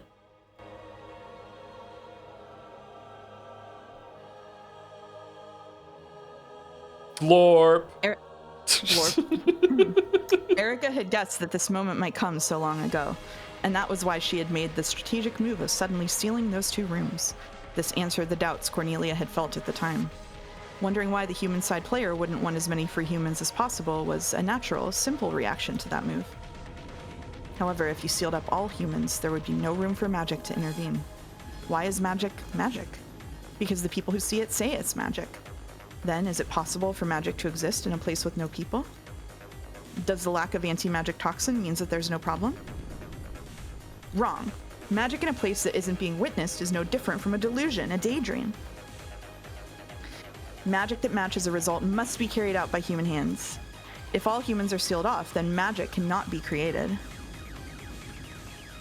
This was Erica's strategy for this game, and her beautiful checkmate.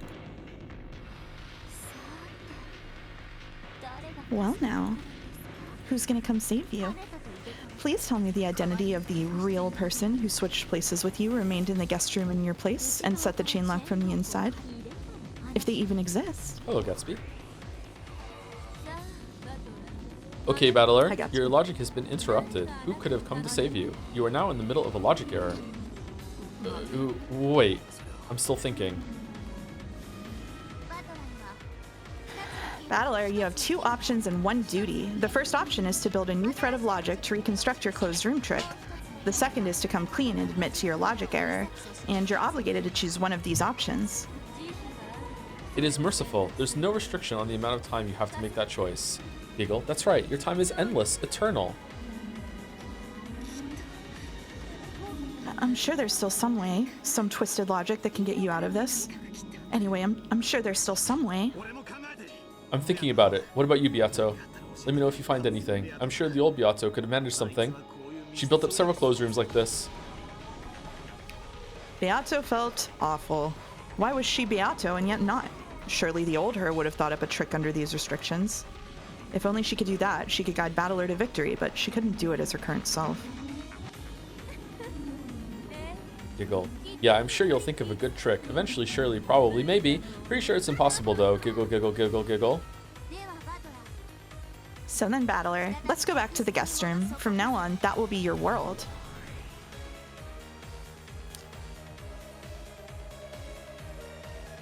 Once again, they returned to the slightly chilly guest room. It was the same room as before, of course, but it felt as though an unsettling darkness had crept in.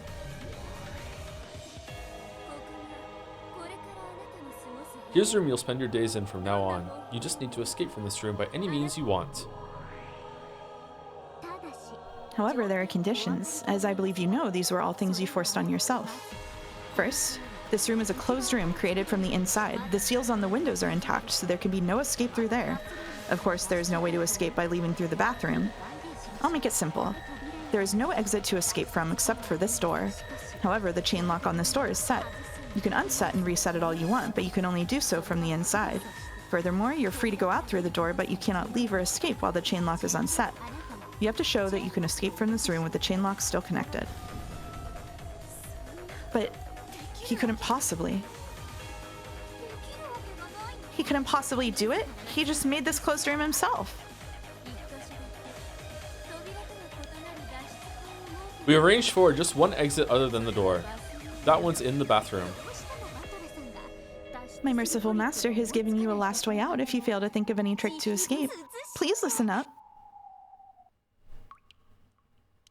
Berncastel guided Battler to the bathroom. It was just a normal bathroom. The setup that had surprised Erica to buy time was no longer working.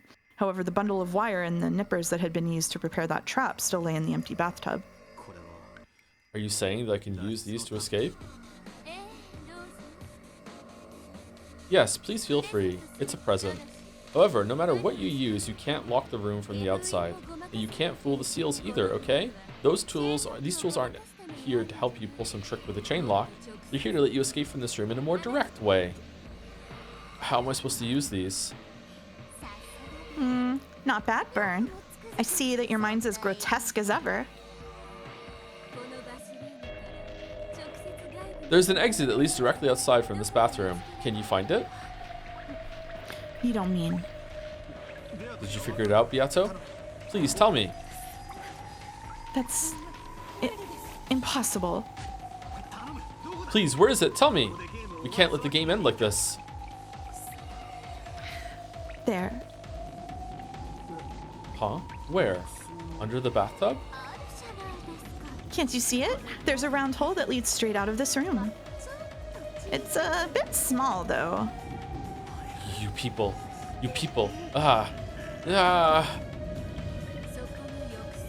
It's the drain right there at the bottom of the bathtub. You can get out through there without touching the chain lock. But your body is a bit too big to get through this exit. That's why I decided to lend you those tools there. You can escape through the drain? How? She couldn't mean using those nippers for 100 years to widen that hole, right? Battler and Beato had already realized. They figured out this demonic way out the way out that the demons were proposing.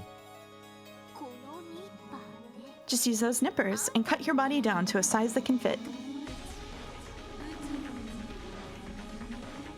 crunch, crunch. Might as well sit back in the tub under a hot shower. As you start from your feet going up, chip, chip, then wash, chip, then wash. Just keep doing that, and oh, what do you know? You suddenly managed to escape from the closed room.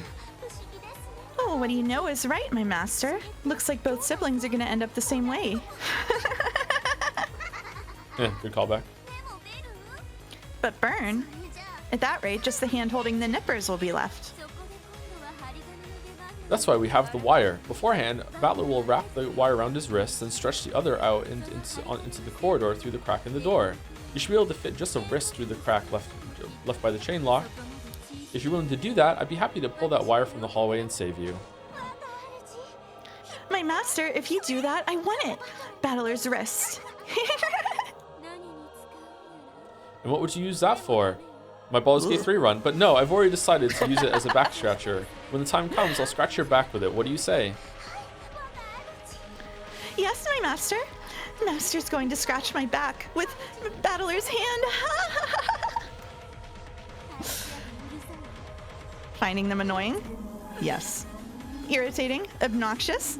Don't worry, it'll get quiet really soon. All noise to disturb your thoughts will now disappear for all eternity until you can escape from this room. That's a relief. I'll be glad of the quiet. Here's some advice from a survivor of hell. Enjoy this noise while you can. Even the annoying insults you hear now will bring you fond memories to preserve your sanity amidst the eternal silence. Do you hate Bern and Erica? Then that's their parting gift to you. As long as you have hatred, you'll be able to avoid giving up. Giving up has a completely different meaning here, okay? Prepare yourself while you can, for the eternity of the hell you'll be in when you've given up but still cannot escape.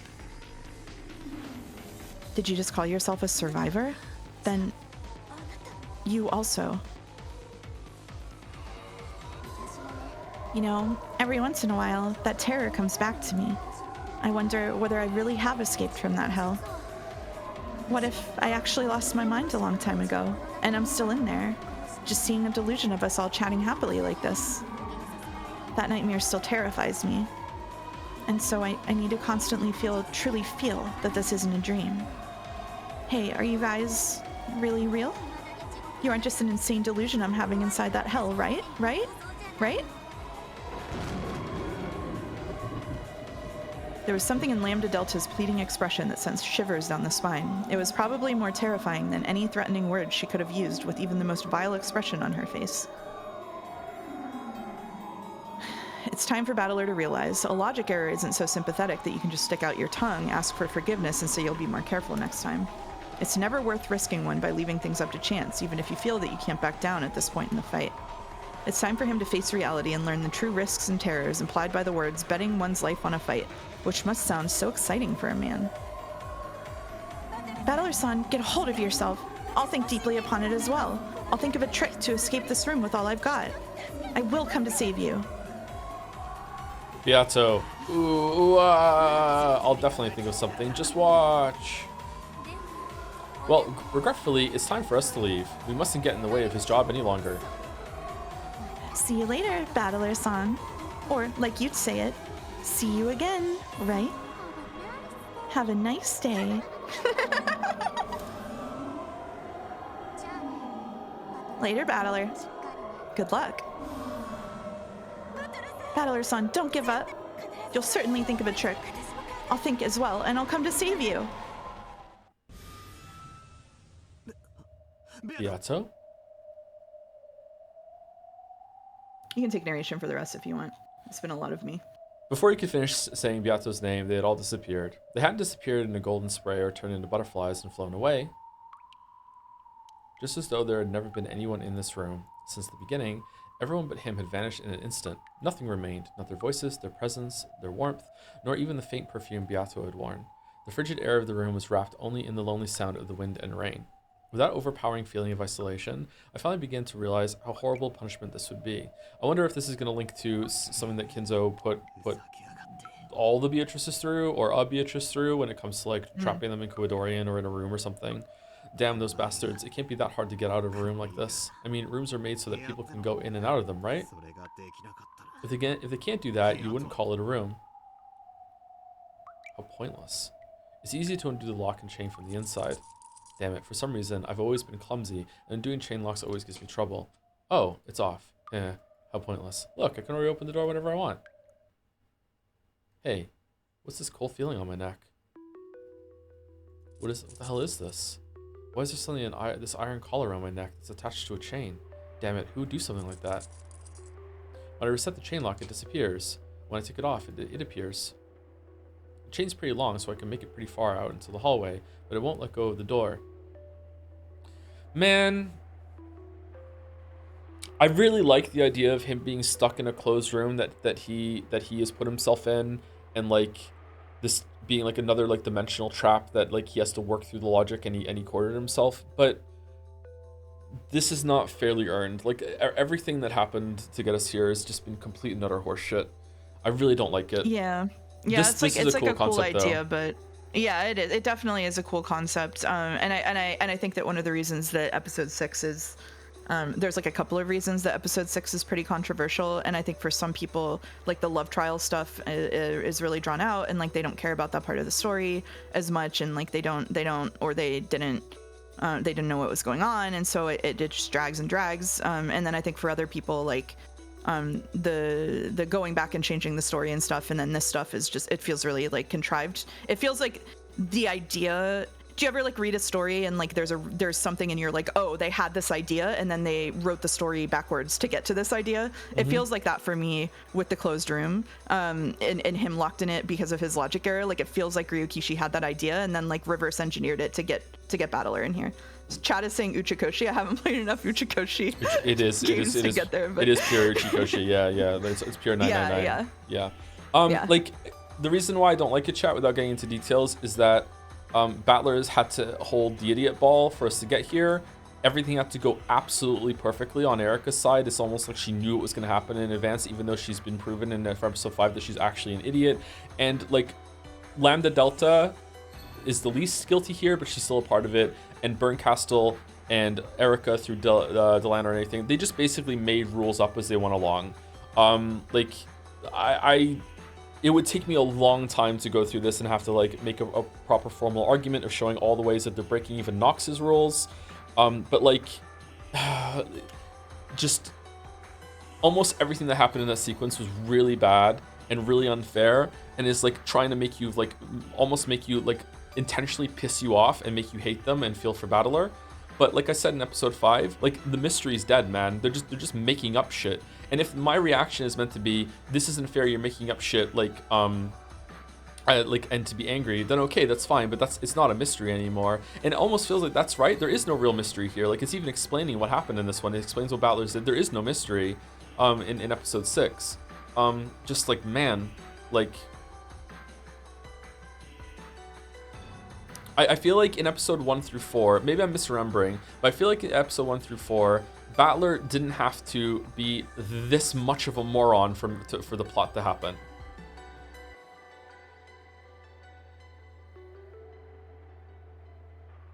And I really don't like stories where it's like, oh, for the story to work, someone had to be an idiot. But I don't know, we'll see. Anyway, let me keep reading. But first, thank you to Parnik for the bits. Umineko is never about clever mysteries. Oh, narrative tricks and love. It's always about hype moments and aura. Anime all along. Thank you, Pincerata, for the bits. And then she grabbed the shot put ball out of her backpack, opened the vent. Thank you, Pincerata. Thank you. It's not as bad as that. Like, because like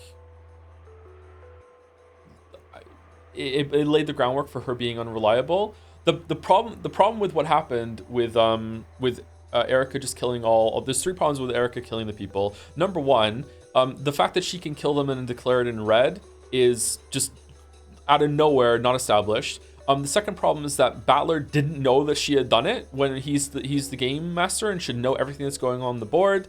And the third thing is that I just don't like it. No, the third thing is that now we're getting into a really bad territory that even now the characters aren't acting like characters. Like why would Kyrie, when everyone's gone and Erica's just in the room, just let fucking Erica murder her? Why would everyone else in the house just go along with this murder and think that they're actually dead when they're not? And if they were tricked too, and there was a prank on Kraus and Co too, that is a crazy ass prank. Like, how could they even pass that test? Like, you're telling me that they found the body and he's not shaking his wife. Like, the characters aren't even acting like real people anymore. Like, it's so utterly broken.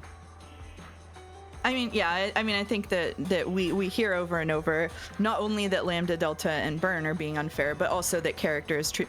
Erica always talks about them like characters instead of people, right? And so all of the things, all of the stories that they're constructing without actually seeing any of this happen are treating them like characters. And we also know that, like, Featherine, which, you know, it is funny to think of Featherine as Ryukishi's insert, but Featherine, who is ostensibly, like, the meta author of all of this, is also just called, like, a pretentious asshole, like, frequently, who doesn't like her readers, right? And so I think that we have a lot of like basis in the story for thinking that this is bullshit, but the question is whether I think that there's like a perception gap that's like, okay, are you the reader who is like, oh, it's funny, they're doing a bit where like all of this is unreliable and like they're exploring like the limits of the mystery genre and sort of like pushing it into maybe fantastical thinking is better or more interesting, and that's cool and fun and I like being tricked. Or you can be the kind of person that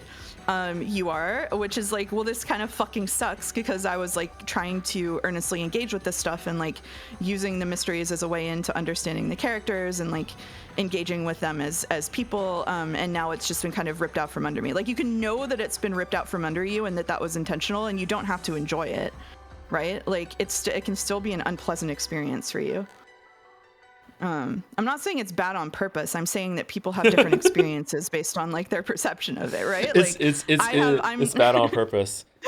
Yeah, it's actually bad. They want you to not like it. No, like I think he does want people to like it, like at least some people. But it is the case that I don't think the people who read this and think, oh, this is clever and funny and fun, are ever going to be able to have like a real conversation with the people who read this and are like, this is bullshit and unfair. Like, that's just approaching the text two different ways. And I don't think that saying one of those people are doing it without love is fair. I think that's a cop out.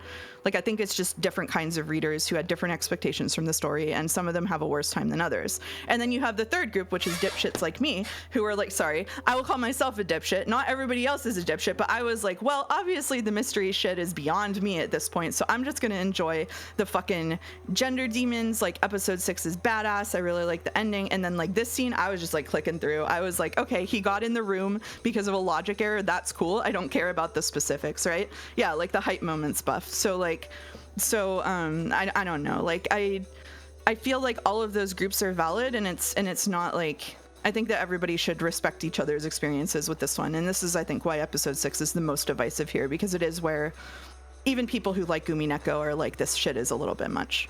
So yeah. Like, thank you for saying all that. So like episode 5. Yeah, sorry, that was a rant. No, it's okay. We'll be welcome to do it. Episode 5 to me is void from the start for a lot of reasons that I don't want to get back into, but the whole entire thing is just like, whatever, this is non-canon. Episode 6 is getting into that territory too, and it seems to be intentional maybe, but it's like, so in episodes 1 through 4, right? Definitely 2 to 3, but also we found out as the story goes on, 2 to 4, but definitely as the story's gone on, we found out a lot of stuff in number 1 is unreliable. So what we have, right, is like a shit ton of like, the whole entire Rekenjima is just like in shadow, right? And a shadow of, we don't know what the truth is, right? But there is a truth. And that truth is found in 2 ways. What the game master makes the truth, because the game master knows what really goes on because they have to set up the game board. So like when the goats attack, that's what we're seeing in the shadow of, we don't know what the truth is. But then the game master does actually know what the truth is because they have to actually set the board, so they know what's going on. The other source of truth is like kind of like a circle around Bandle, because Bandle is the detective and he's the only one that we can take as reliable. As he's moving around, that's the only one that we can know for sure is objective. There might be other objective stuff, but that is determined by the game master. So in this episode, the only objective source of objective truth is Bandle.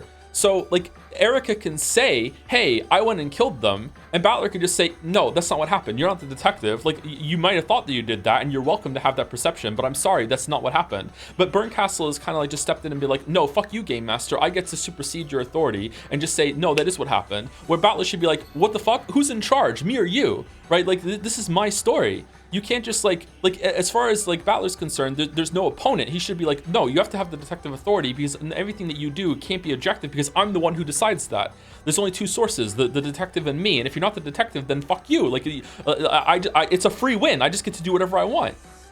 Like, whatever you think you did, that didn't happen. Swipe the board clean, fuck off, get off the island, not my burden. You know, it's really, really frustrating.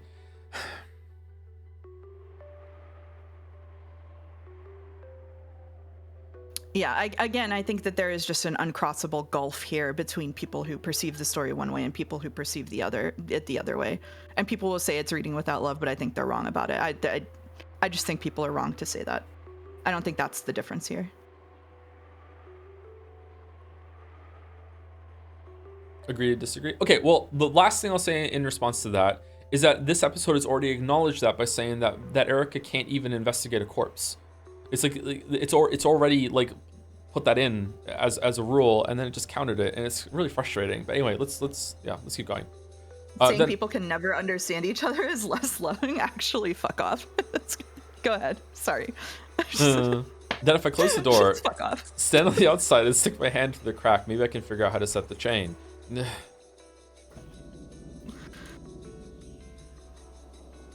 Why I've always been so clumsy. I'm not really clumsy, it's just that me and the chain locks don't go well together.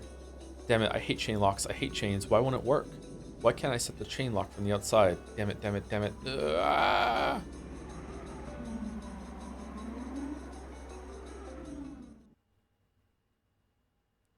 She can't confirm the corpse of corpses unless she creates the corpse themselves. How can she confirm that she created the corpses? She doesn't know. She's not reliable. Sorry. We're going. Go. Battler-san, hang in there.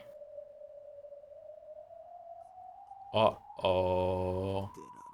Can't get out. Good. Time for tea.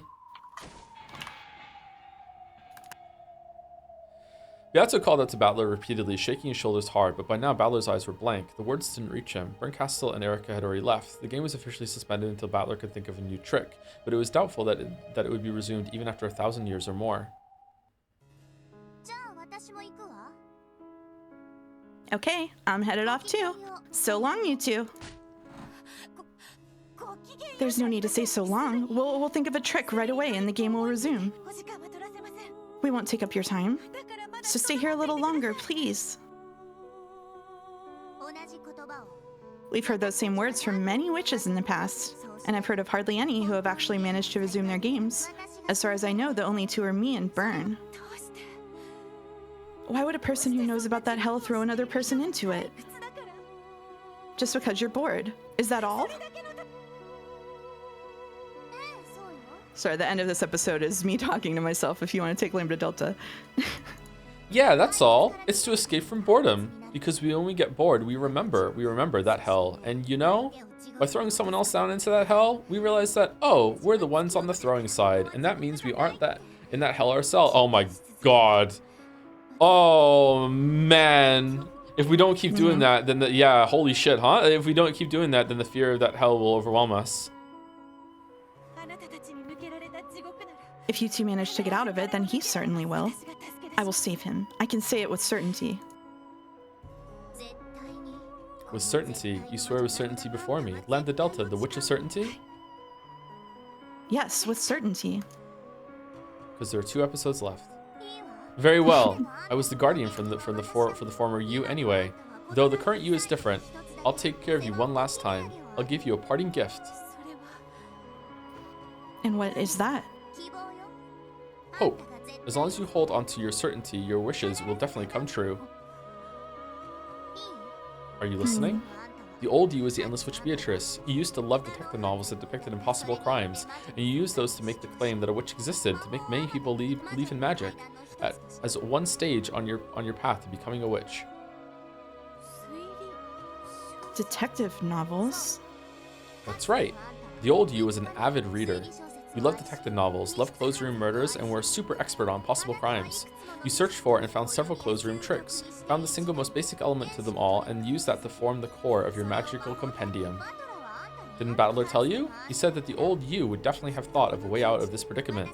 I agree with that. I guarantee it by the name of the Witch of Certainty, Lambda Delta, the old you would definitely have resolved this closed room trick. That's my parting gift to you. Goodbye.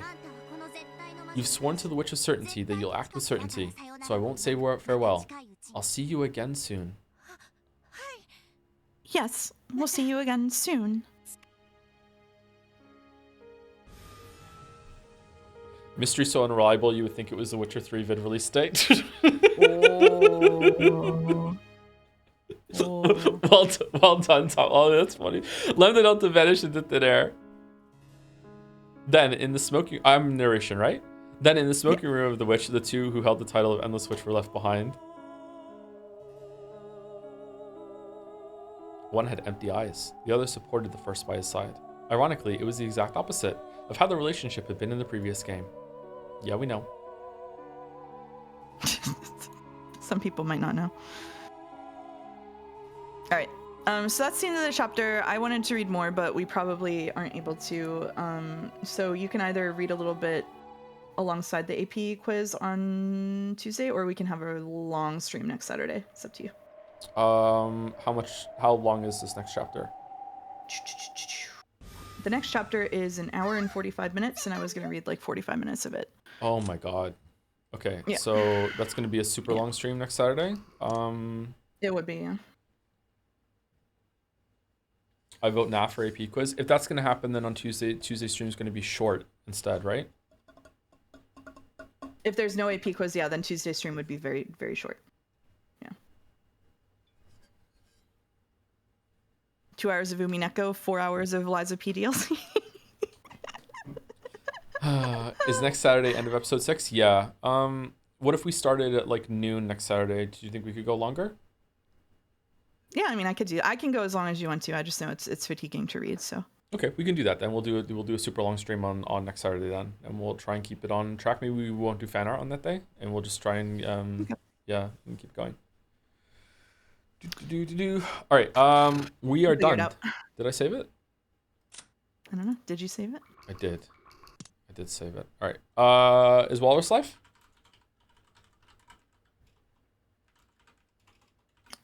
Koru says, I think it's a real shame we didn't do these scenes on a Tuesday, so we have an extra day to argue on Reddit about it. Sorry, Koru. Sorry, Koru. That's the real victim here. Redditors. Thank you, RR Dino, for the bits. As the number one Battler fan of all time who has only been watching the VODs, I declare that Battler is the stupidest motherfucker of all time and is only smart when bullshitting things. He's a brand new fanfiction writer trying to write a funny story for his girlfriend, and Erica is a hardcore literary critic that points out every single mistake and plot hole and rewrites the story. Wait, hang on a second. Thanks, RR Dino. Thank you, the Knower999 for the bits as well. Funny thing is, characters not acting like characters becomes even bigger of an issue at the end of episode 6. Is this spoilers? Like, some people do shit that made no logical sense within the game board logic. This puppeteering is really not my cup of tea. Yeah, it will be much clearer after you finish the episode. Uh-oh. Spoiler in the bit message. Poisoning the well. Nah, it's fine. It's fine. Don't worry about it. That's pretty minor nudge. Yeah. Thank you again to everyone who subscribed and gave bits today, especially Lone Archon for 50 gift subs and 40 yesterday. Holy shit. Thank you so much. And that's it. I'm starving. My stomach is audibly grumbling right now. I'm not sure if it's picking up on the mic, but I'm going to... Oh god, no, it's not for me. I'm going to go eat and have a shower probably. And yeah, I'll see you in 4 hours for Liza P DLC. I don't know. Is he kidding? I don't know. We'll find out. I don't know if I'm kidding. Anyway, see you later. Have a good rest of your weekend. Bye, chat. See you tomorrow for Xbox.